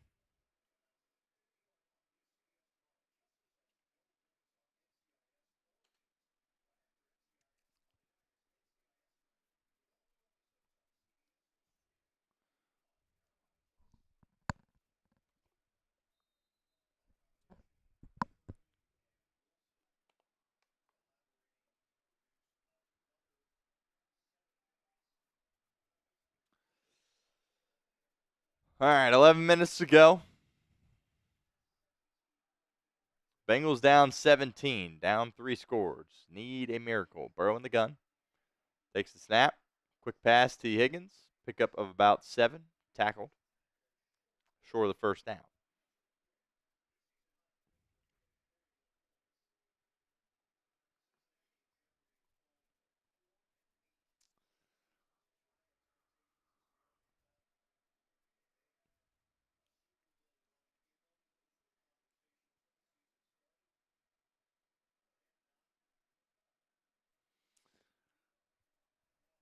Second and 2, 10.5 minutes to go here in the ball game.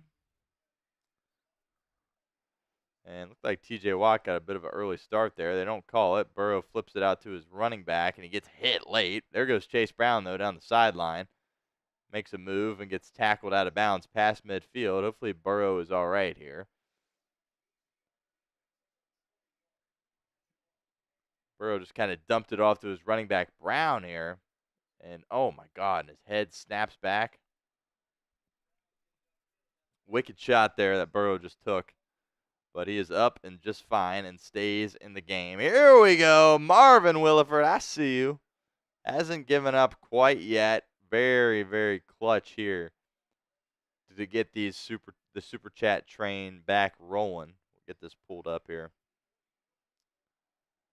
Burrow takes the snap, wants a deep shot. He's got Yoshi wide open. First down, Bengals. Nobody was in the vicinity there for Pittsburgh. Clock continues to run here, though, despite going out of bounds. $10 super chat from Marvin Williford says, time to wake up and move the ball. Marvin's still hanging in. He's still staying optimistic. I appreciate you, Marvin. And that's also 2 more entries for you. Appreciate you. And now we are up to 64, so closing the distance there on getting to $100 in super chats. Here's Burrow firing and had Higgins, missed him. Kind of a tight window there on the boundary. Had to throw a perfect ball, and that was too high for T. Higgins there. 2nd and 10 coming up.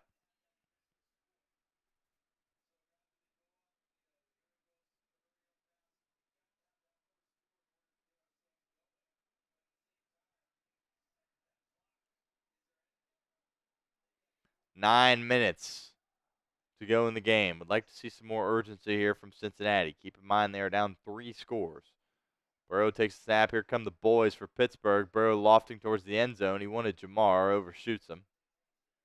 Incomplete. 3rd and 10 coming up.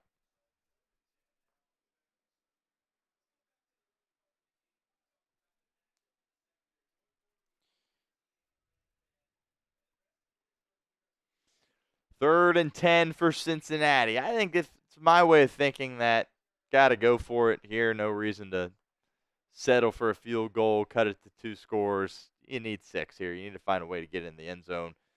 For as good as this offense started out this game, has been a rough go here in the second half. There's Burrow. Flag flies, and he's just going to chuck it to the end zone. And he wanted Higgins. And another flag flies in there. So it looks like they're going to get Porter again for DPI in the end zone. But again, a flag flew immediately at the snap of the football. And Joe Burrow is animated. Joe Burrow is frustrated. You can start to see it kind of boiling over with him here. Hard to blame him, given where Cincinnati is at in their season. We'll see what the penalty here is. The officials are talking about it, discussing it. Probably going to be offsetting penalties. Oh, no. 3 fouls by the defense.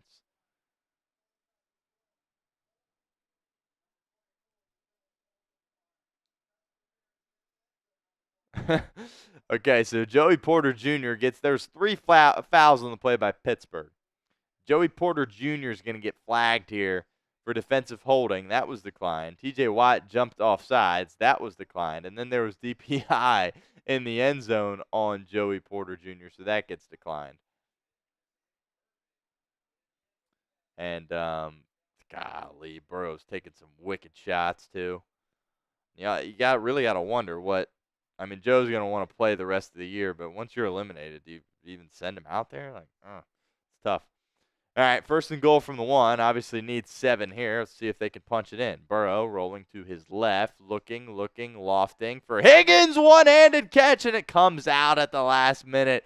Nearly a highlight reel grab there by T. Higgins. Looked like he had it secured there with the right hand for a moment. It was always bobbling around, and it falls out. Nearly a miraculous grab there by Higgins. 2nd and goal coming up from the 1.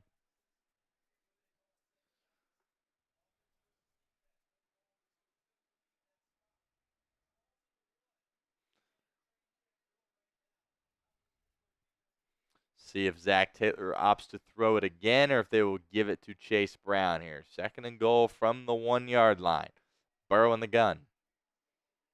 And they'll throw it again. Burrow getting harassed. Lofts it. End zone. Higgins. Touchdown. Cincinnati in the back of the end zone.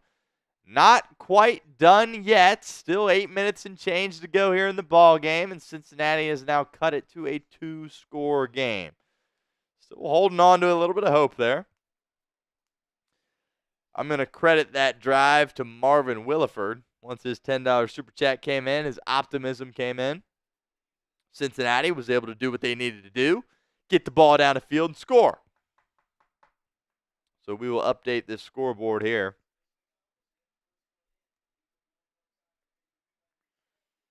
See if McPherson can make it a 10-point game. McPherson perfect on the afternoon so far. The snap, the hold, the kick is good. Looks like the wind picking up a little bit in Cincinnati as well. 41-31 is now the score. 8 minutes and change to go here.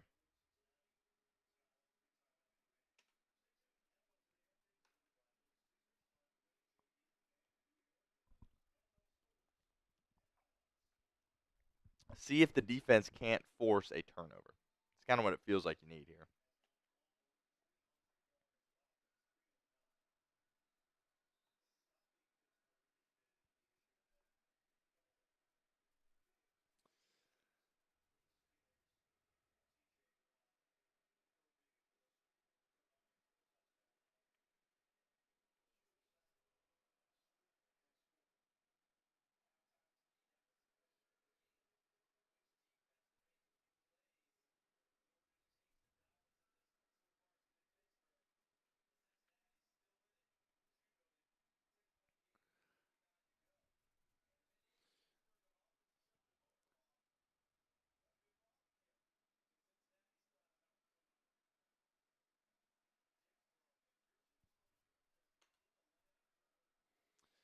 All right, here's Jalen Warren. Will return the kick from Evan McPherson. Nice play on special teams by Muma Jongmeda.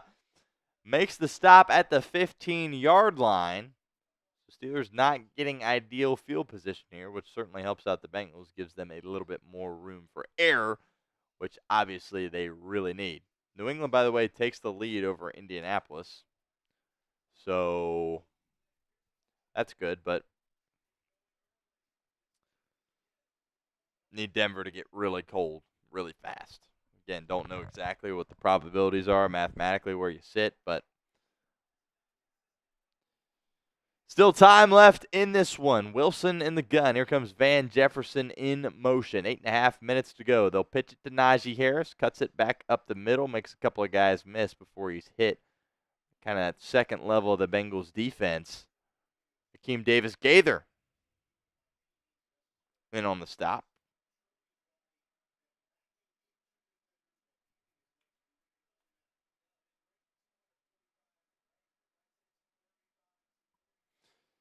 $5 super chat from my guy Scott C. He says, I'm here until the end no matter what. I enjoy my in-game parlays. Scott, I appreciate that. You're the man. Thanks for hanging out with us. Your support all year long has meant a lot to me, seriously. And, yeah, who doesn't like a little in-game parlay that you're still holding on to? Play action here, 2nd and 3. And they'll dump it off to Najee Harris. Makes more guys miss. Picks up another Pittsburgh first down. Late flag comes in on the play. Interested to see what this is. There's absolutely no way they can call this unnecessary roughness on Cincinnati. Face mask on Akeem Davis-Gaither.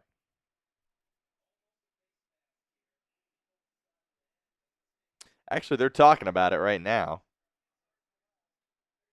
And they're going to call it. That'll tack on 15 additional extra yards. So the quality special teams tackle by Jong Maeda is essentially erased by a free 15 yards here.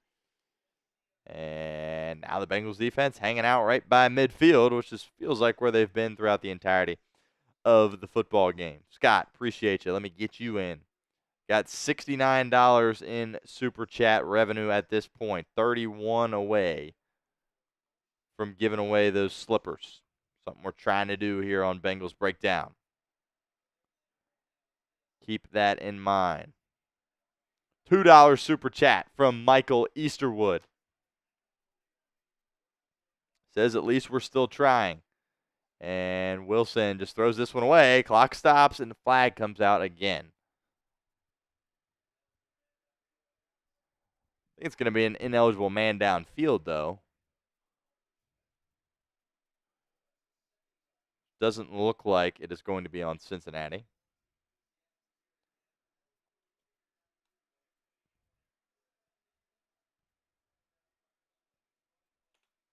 $2 Super Chat. Michael, I'm going to give you another entry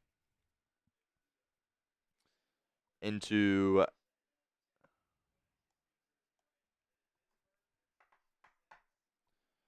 our moccasin slipper giveaway. $2 Super Chat, but I know you have donated a ton. Haven't quite won a raffle yet. We'll see if that changes today. I'm going to give you an additional entry. So appreciate you, Michael Easterwood.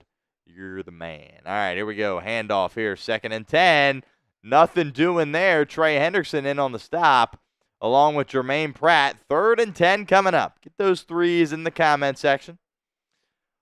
Let's see if this Bengals defense can get off the field and just make it interesting enough. The Bengals, of course, down by 10. Can't score 10 points on one possession, obviously. But you get a stop here. Pittsburgh's going to be punting. 3rd and 9. Bengals simulating some pressure here. Once again, Wilson changing the play at the line of scrimmage. Let's see if Anarumo sends the dogs. He does. Wilson gets rid of it quickly, and it's wide open. Caught. Van Jefferson cuts it back upfield and into Cincinnati territory, down at the Cincinnati 15-yard line. Russell Wilson is cooking the Cincinnati Bengals. I don't know about that, Lou. Every time you do this, it doesn't work. And Josh Newton just gets cooked. It's all right, though. He's a rookie. 5th-round pick out of TCU. Got his first career start here today.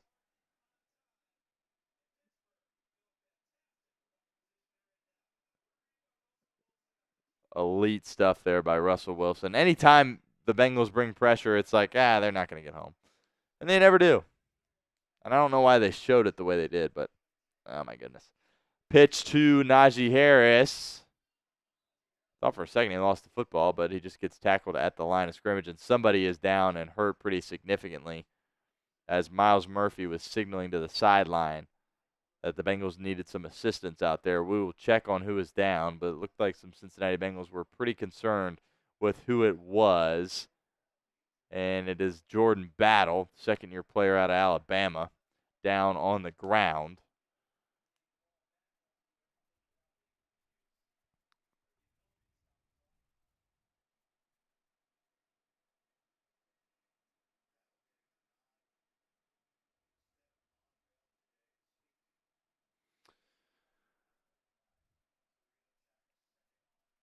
Derek Young says, Stone, you got to let Zach go, man. Look, nothing, like once I made those comments early on in the season, nothing was going to change the way I felt about Zach Taylor, even if they lose the rest of these games. I'm bringing him back next year, but if you do this again next year, yeah, he's gone. But I think he deserves another year personally. And just all the issues that you have.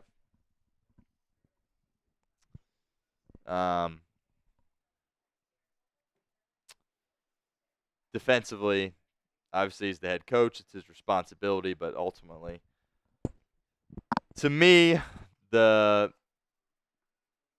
difference maker, if you're going to give him the benefit of the doubt, you got to look at his side of the ball. His side of the ball is pretty good. So, but we will have plenty of videos coming your guys' way about Zach Taylor in his future. I promise you that much for sure.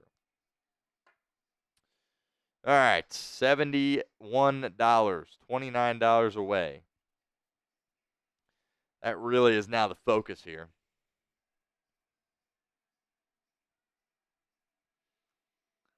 For us. Maybe the Bengals can create a turnover. Force a field goal, technically not dead yet, but there's only 5.5 minutes to go. So now the clock really becomes an issue. We will update the clock here.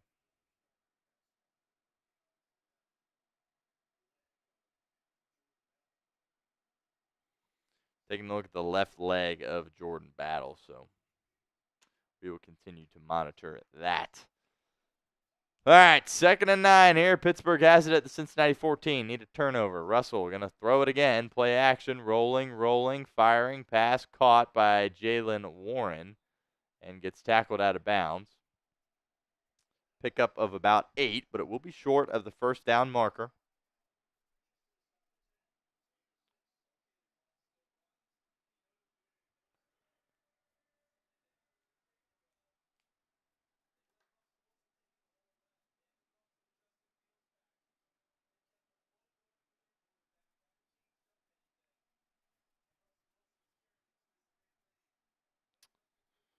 Remember, give me a follow over on Twitter at StoneShields_. That is a free entry into our moccasin slippers raffle. Wilson firing towards the end zone. Flag flies. 2 flags fly.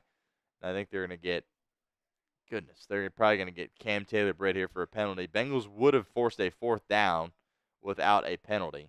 Seen a ton of laundry on the field all game long. There was 2 flags, so don't imagine this one's going to get picked up.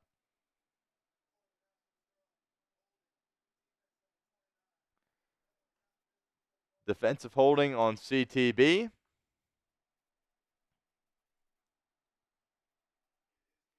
And we are under 5 minutes to go here in the game.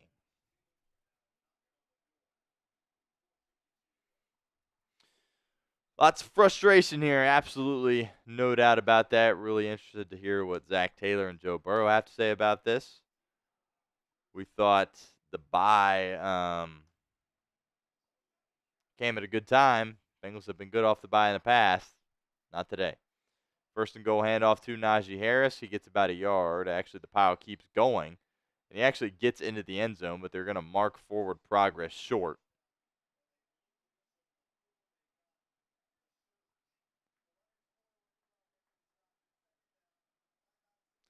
They do call forward progress there, so it will not be a touchdown for Harris.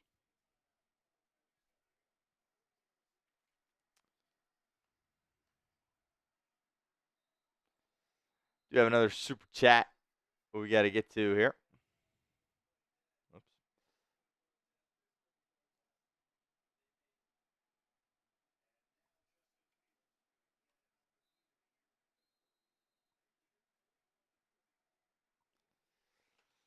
$5 super chat says I need another VIP with fire after this game, Shields. Yeah, you're not kidding. You're absolutely not kidding about that, Jack. Handoff to Jalen Warren. He gets tackled here. I assume Zach Taylor will call his final timeout here. And he will. So Cincinnati is out of timeouts here. 4 minutes, 45 seconds. Justin Fields actually was into the game.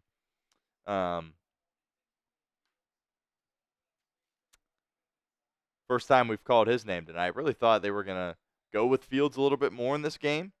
But to me, the two-quarterback thing never works. I would never do that. I think they made the right call going with Russ the entirety of this game. Brought Fields in for a play there. But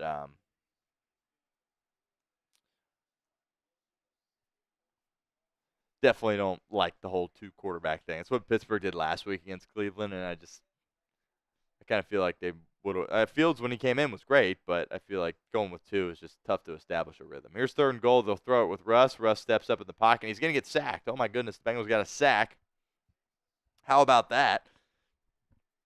And the Bengals can't stop the clock here, but they're going to force a field goal attempt here from Pittsburgh. And 4 minutes to go. Pittsburgh's going to take the clock all the way down here. By the way, Jack got you another entry into our raffle.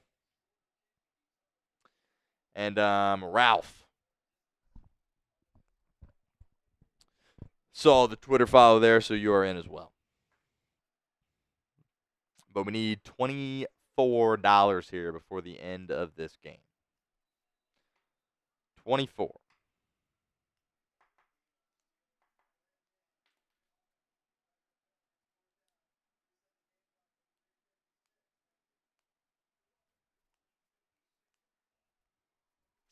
So Pittsburgh going to take the delay of game here.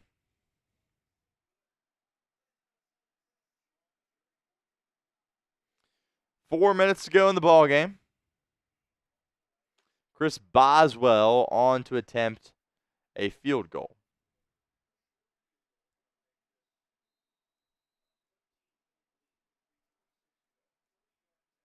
Bengals, of course, have already blocked a field goal so far this afternoon. See if they have any more magic in them this time around. It's only a 30-yard attempt for Boswell. Here's the snap, the hold, the kick, right down the middle. Pittsburgh extends their lead.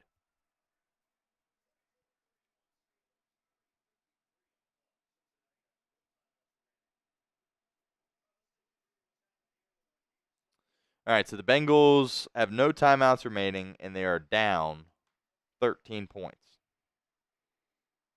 So we will update this.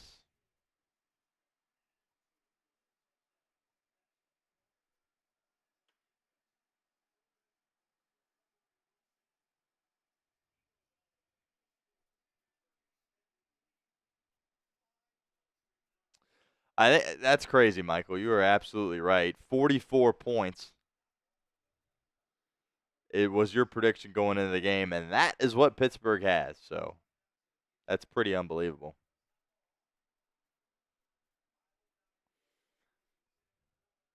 $5 super chat. Get you into our Bengals moccasin slippers raffle that we're going to be doing here at the end of our show. $20, of course, get you into our Jungle Club. $100, dress up like Santa for some videos here in December.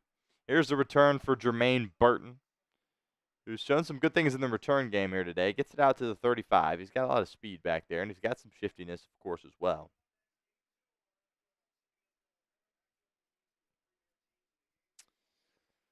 See if Cincinnati can't get down the field and score. What's crazy is I have confidence. I really think Cincinnati will probably go down and score a touchdown here. But then you got to execute an onside kick and then go score another touchdown, unfortunately. Burrow in the gun. 4 minutes to go. No timeouts for Cincinnati.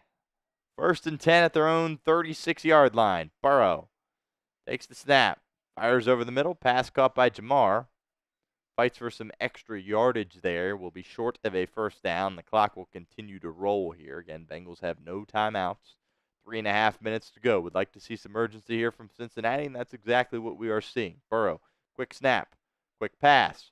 Out to the flat. He's got Gesicki, who gets the first down and gets out of bounds. Pick up a 5. Clock will stop with 3 minutes and 23 seconds to go.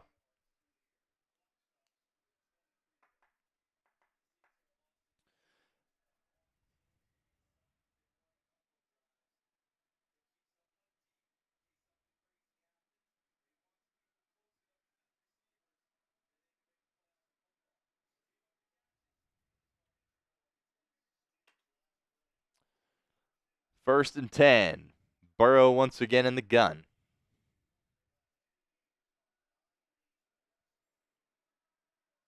Burrow stepping up in the pocket, throwing over the middle, wide open Jamar Chase. He's got it at the 30, makes the move, got it at the 20. Jamar Chase all the way down to the 2-yard line before he's tackled by Minkah Fitzpatrick. Bengals got to hurry here. 3 minutes to go. Joe Burrow's talking a little bit to TJ Watt. I would like to see him get on the ball here.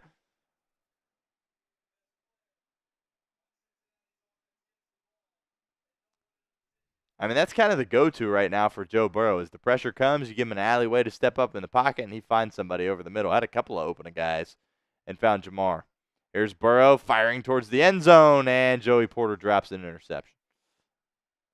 Hit Joey Porter right in the hands, and he did not catch it. Jamar wanted pass interference here.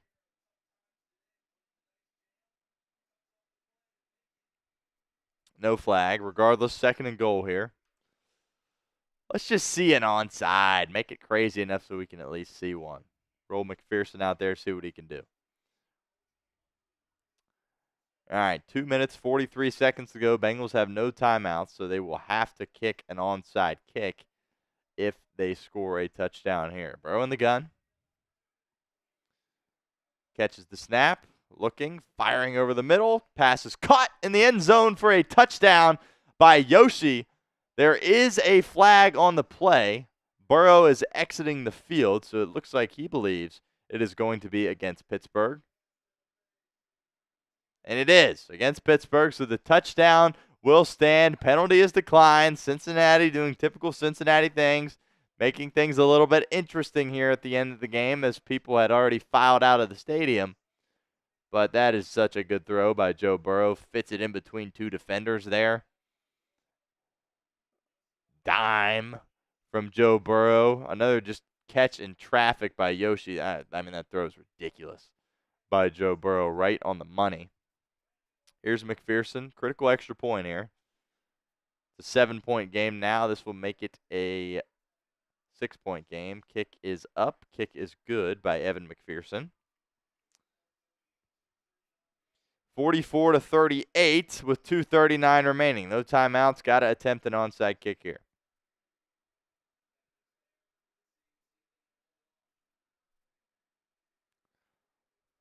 What's crazy is if we get this, we're going to win.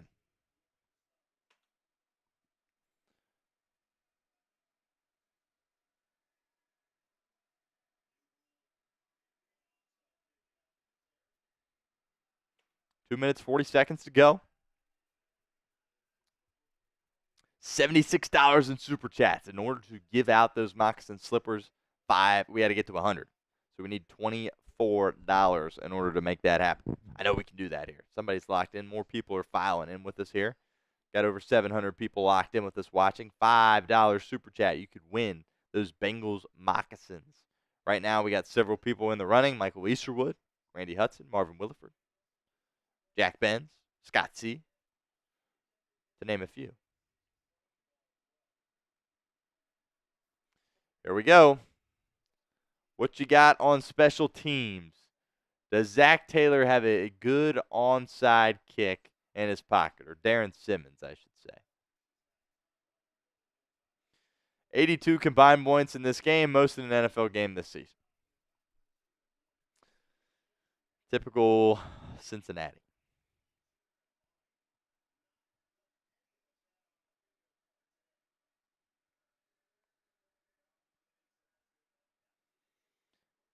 All right, McPherson puts the tee down, puts the ball down, and it looks like he's going to kick it towards the Bengals sideline, and he changes direction, and Tomlin calls a timeout at the last minute.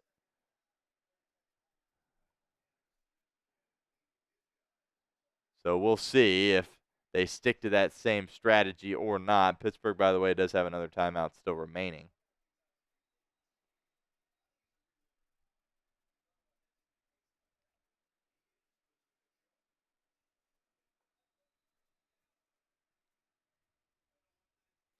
Can somebody make a play for Cincinnati on the hands team? Can Evan McPherson give them a chance here with an onside kick opportunity? Looks like the Bengals are changing their strategy a little bit here. Just want to see those bounces. Get a few bounces. Let's get it up in the air. Let's see a scrum. That would be exciting. Give us a chance, Evan.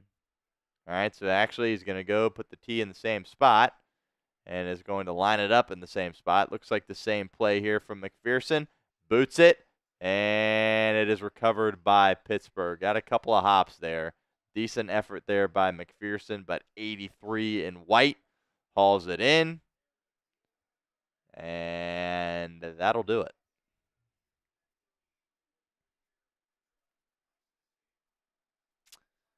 Technically, the game is not over yet. Still have the 2-minute warning.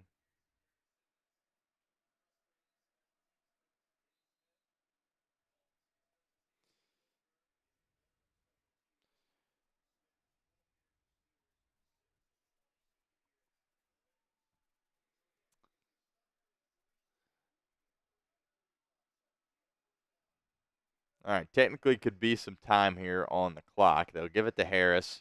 Gets tackled after a pickup of 3. Pittsburgh will let this run to the 2-minute warning.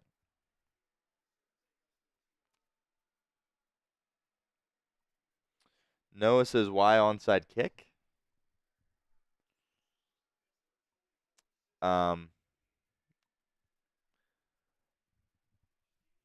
They were trying to win the game, Noah.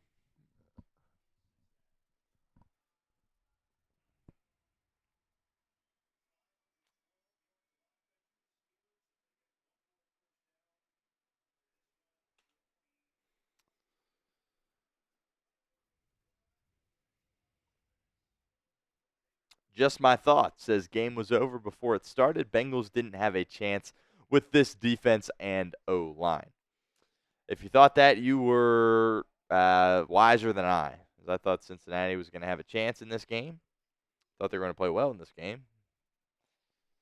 And it does not appear it is going to be well enough to win the football game. 44 points. Not much you can do. Not much you can ask from your offense there if you're giving up 44 points. Can't do it. Inexcusable, unacceptable. And we'll see what happens. Steelers have the football here. Technically, it is the 2-minute warning, 2nd and 7 coming up. Technically, the Bengals could get the ball back with 20-some seconds left if they're able to get a stop here. But we'll see. Bengals have no way to stop the clock. Really no reason for Pittsburgh to throw the football, I don't think. But the Bengals haven't gotten killed in the run game. Given up over 100 yards, but if you had to pick one thing the Bengals didn't do just absolutely horribly, it'd be their ability to stop the run. So we'll see. I will say I'm confused why you guys are asking why the Bengals attempted an onside kick.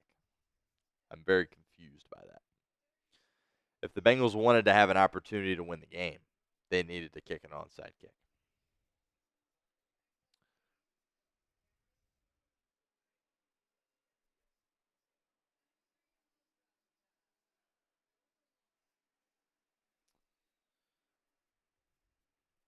Yeah, it will be interesting to see how we play the blame game going forward with Lou Anarumo. I get the personnel isn't there, but I mean, past 2 seasons defensively have been just bad.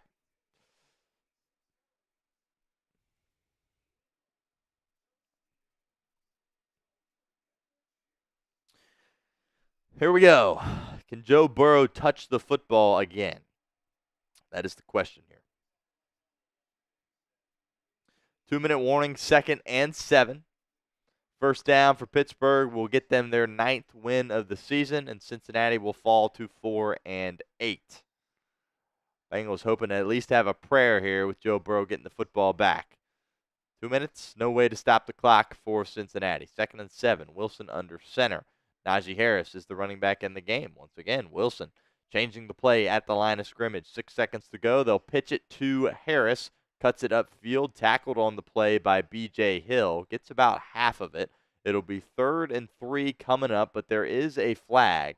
And it looks like it's going to be a hold on Pittsburgh.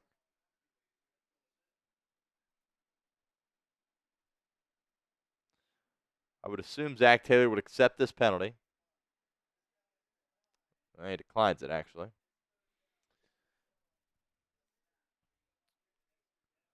That's fair. I mean, that's fair. Zach opts to decline it. Save himself a little bit of clock here. Oh, yeah, that's right. Yeah. That was a silly statement by me. Definitely the right decision there by Zach Taylor to decline it. Forgot Cincinnati did not have any timeouts there for a moment when I said that. But regardless, 3rd and 4 here, and Justin Fields into the game for Pittsburgh. The second time we have seen him. Let's see if the Bengals prepared correctly for Justin Fields.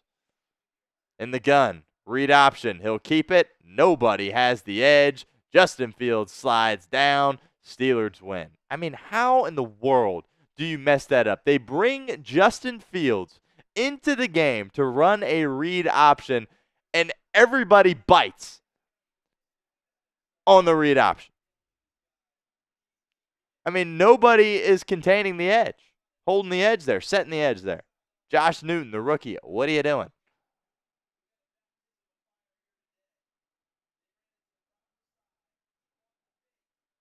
I mean, do I get that mistake if Russ is in the game? Sure. But they literally brought the running quarterback in for that play, and that's what happened. Cincinnati's going to lose. But good news is our guy, Robbie Amaro, sent in a $20 super chat. How about that, Robbie Amaro? We'll get that here up on the screen as quickly as possible.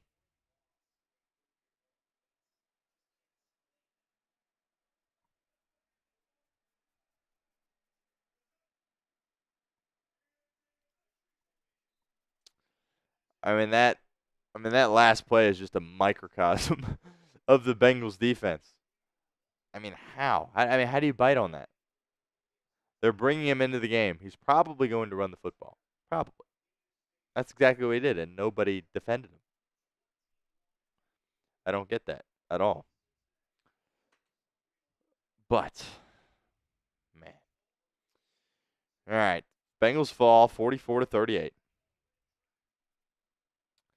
Kind of just a numb feeling right now, I would say. It's kind of a numb feeling. The season was supposed to be a season in which you were chasing a Super Bowl championship. By the way, $4. Someone sends in $4, we can raffle off those slippers. $4 super chat is what we need. That's it. Just $4 and we can do it. Reset this link here.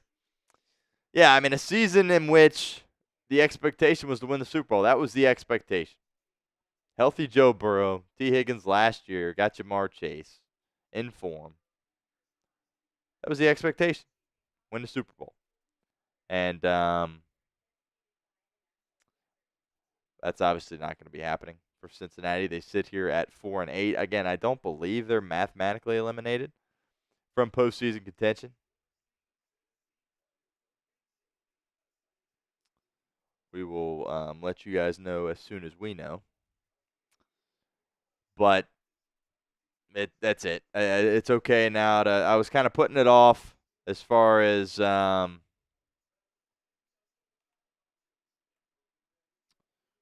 looking too far into the future, which is mock drafts, free agent guys. I was trying to put that off and just talk about the regular season, but unfortunately, it's mock draft season for Cincinnati. Dr. B says Stone, you should do a mock draft. We will have one. I would imagine we will do one this week. So, Robbie Amaro, appreciate you stopping by here at the end. You're awesome. You've helped us out a ton with the super chats in the past. Yeah, LJ, I mean, Geno Stone is That was a whiff. It was a whiff by Cincinnati. Robbie Amaro, appreciate you.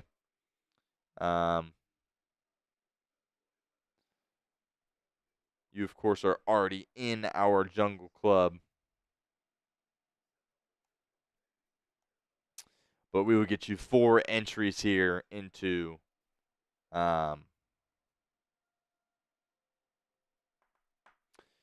our Slippers raffle here, Moccasin Slippers raffle here at the end. Appreciate all you guys hanging out with us here at Bengals Breakdown. We're just going to sit here until we get 4 more dollars in Super Chats, and we'll run that raffle. So just need $4 to come in order for that to happen. But in the meantime, you can grade the Bengals for me in this game, A, B, C, D, or F, in the comment section. And at this point, personally, I'm going to give it an F. I'm ready to give them an F. And let me know what you guys think in the comment section. The live chat of today's video. But I think at this point you're in a spot where you made too many mistakes throughout the season. Frustration has kind of boiled over.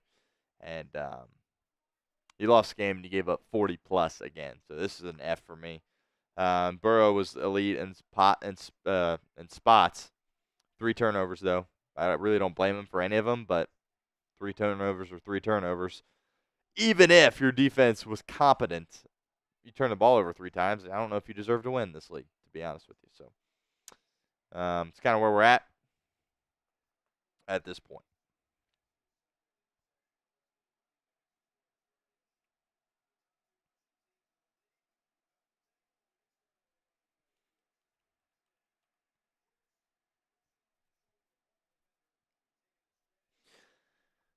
Get the grades in. A, B, C, D, or F in the comment section. Jagger says F. Dr. B says F. LJ says F. Chris says offense was an A, defense an F. I think I got to give the offense a little bit worse than an A because of the turnovers and opportunities that you failed to capitalize on. So, but overall, it's an F for me. 4 more dollars in Super Chats, and we will run that raffle here for those slippers. And we'll make that happen. I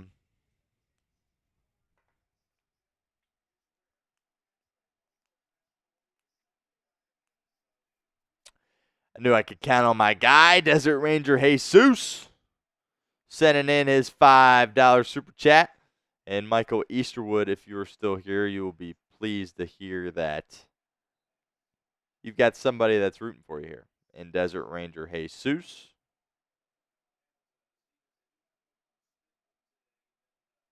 Says he's rooting for Mike, but there is a very good chance that Desert Ranger Jesus could be bringing home these moccasins as well, because he has several entries here into that raffle. So appreciate that. Hit the $100 mark. Appreciate you, Jesus, making that happen. And keep those grades coming, and I will get this queued up as quickly as possible here.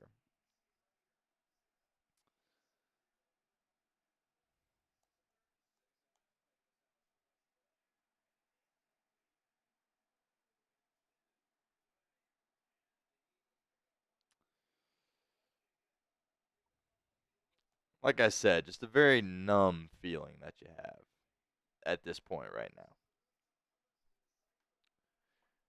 You kind of were, me personally, I was holding on to hope. We've seen this team go on runs in the past.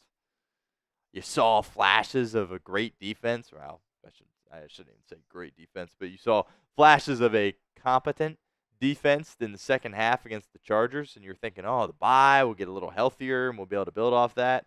Well, you're without Logan Wilson in this game, who's been struggling this year, but Akeem Davis-Gaither was not good in this football game. Some penalties, missed tackles, not winning football there by Akeem Davis-Gaither. And Jermaine Pratt took to Twitter this week, or during the bye week rather, and said that the Bengals were going to win, was calling his shot, and then he went out there and didn't have his best game either. So, kind of a head-scratching situation here. Be interesting to hear what Zach Taylor has to say after the game. We'll discuss that on tomorrow's video. But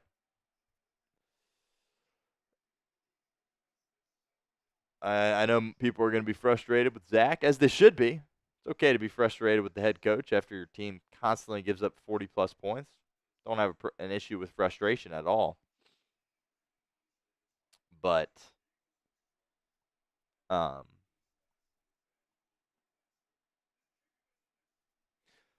I ultimately think there's a lot more people that deserve a lot more blame than Zach Taylor personally.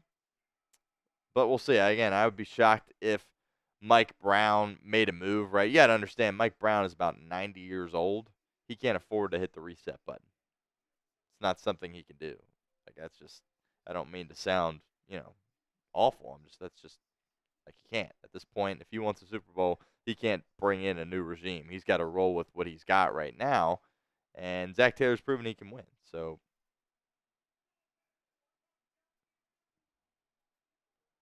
what are we doing here? Again, just trying to get this queued up here.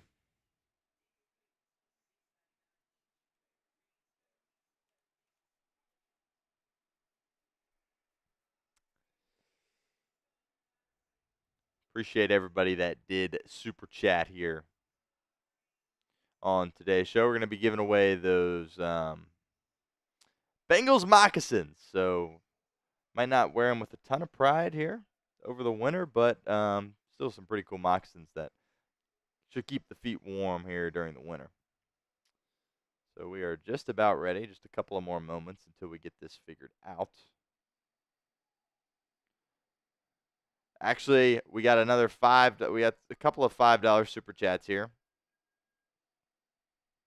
I'm not going to put them on the screen. I'm just going to shout them out, and I'm going to make sure I get them in this raffle here. So I got to X this out. So bear with me here. Slight delays. We got some last-minute entries here. The Sky Warrior with a $5 super chat, and Rathy with a $5 super chat. So let me get those in here. Appreciate you, Sky Warrior, always commenting on all our videos. Appreciate you hanging out here with us. And staying patient with us as we get this queued up here.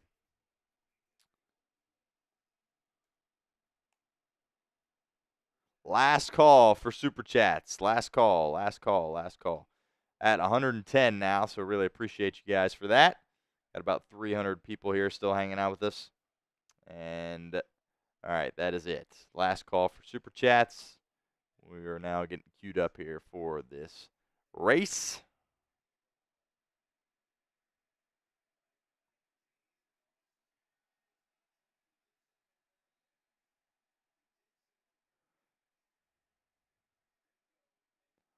Sky Warrior also says, who not day? With a sad face. Yep. Just tough times, for sure. Tough times.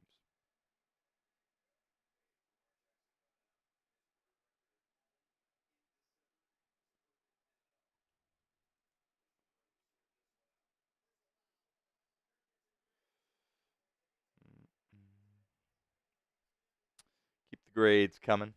A, B, C, D, or F. Looks like I got logged out, so that's not good.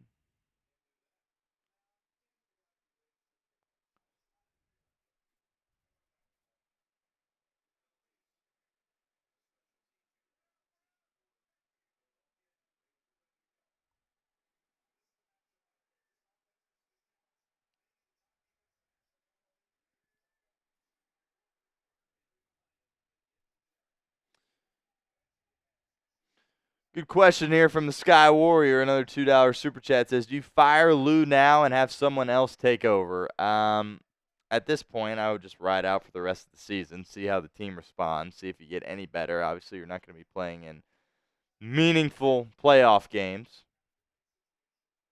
Um,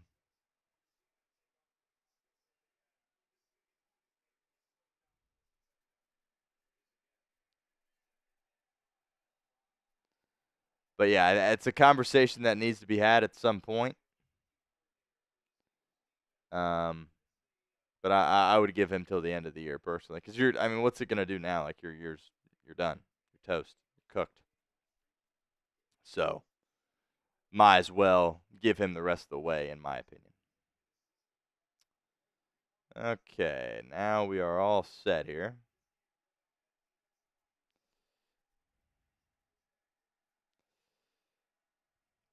Appreciate the patience as we get set up here for this duck race. There's that.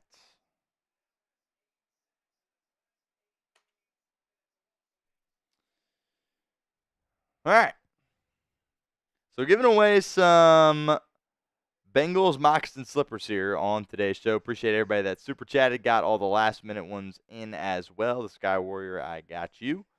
So without further ado, let's get it going here in 3, 2, 1. We got some snowmen here waddling down. Figured we'd do some snowmen here for a little holiday theme here. 50 seconds. Boy, they're going a lot faster than I expected. Scott C with an early lead here. And let's see if anybody can make up any ground here. About 20 seconds in, Scott C still holding on to his lead here at about the middle point of the screen. Halfway mark here. Sky Warrior making up some ground here. Michael Easterwood is lurking. He's got some guys making a charge in the back. 20 seconds here. The snowmen continue to waddle down. Boy, this is tight. I haven't seen anyone really pull away here. What do we got? 15 seconds. Is somebody going to make a move? The Sky Warrior's at the top. Can he hold on? 10 seconds to go. The Sky Warrior, 6, 5, 4, 3. Oh, he gets stuck. Here comes Romy Shields. Oh, and Mom gets it done for us here at Bengals Breakdown with a victory. How about that, Michael Easterwood? I am so sorry. Again, not able to make it happen there. I tell you what, the Sky Warrior was going there for a while, and I thought he was going to hold on and really lead the whole race. Michael Easterwood says, I was trying to send the super chat, but I had it. You know what, Michael? This is what we're going to do.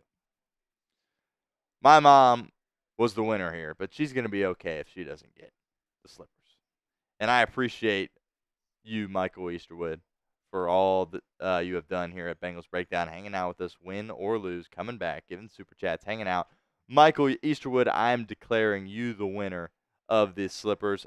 I will make sure you send me an email, Michael. Stone@chatsports.com. And we'll make that happen. Stone@chatsports.com.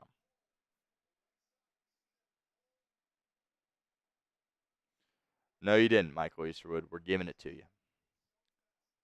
Stone@chatsports.com. That's my mom that won, and she's going to be all right with not getting those slippers because she would just give them to me anyway. So we're going to give it to you, Michael Easterwood, for all you have done here. Give me an email, Michael, at stone@chatsports.com. Hit me up, and we will get that shipped out to you. Appreciate you hanging out with us. Appreciate all you guys hanging out with us here at Bengals Breakdown for our Week 13 watch party. Unfortunately, similar result to what we have gotten in the past. And it's another Bengals loss here at Bengals Breakdown. We're going to have a lot to unpack. We'll have an instant reaction video out for you guys as soon as possible, as well as overreaction videos tomorrow. And unfortunately, I think we're going to be talking mock draft at some point this week. So appreciate you all once again, and it means a lot that you guys hang out with me here at Bengals Breakdown, show your support, do all the things that I ask you to do as far as liking the video, hitting the sub button, sending super chats, all that good stuff. It really does mean a lot to us here at Bengals Breakdown. We will continue to be live despite the fact Cincinnati season is, it's over at this point. despite the fact it's over, we'll continue to stay live. But until next time, take care, everybody.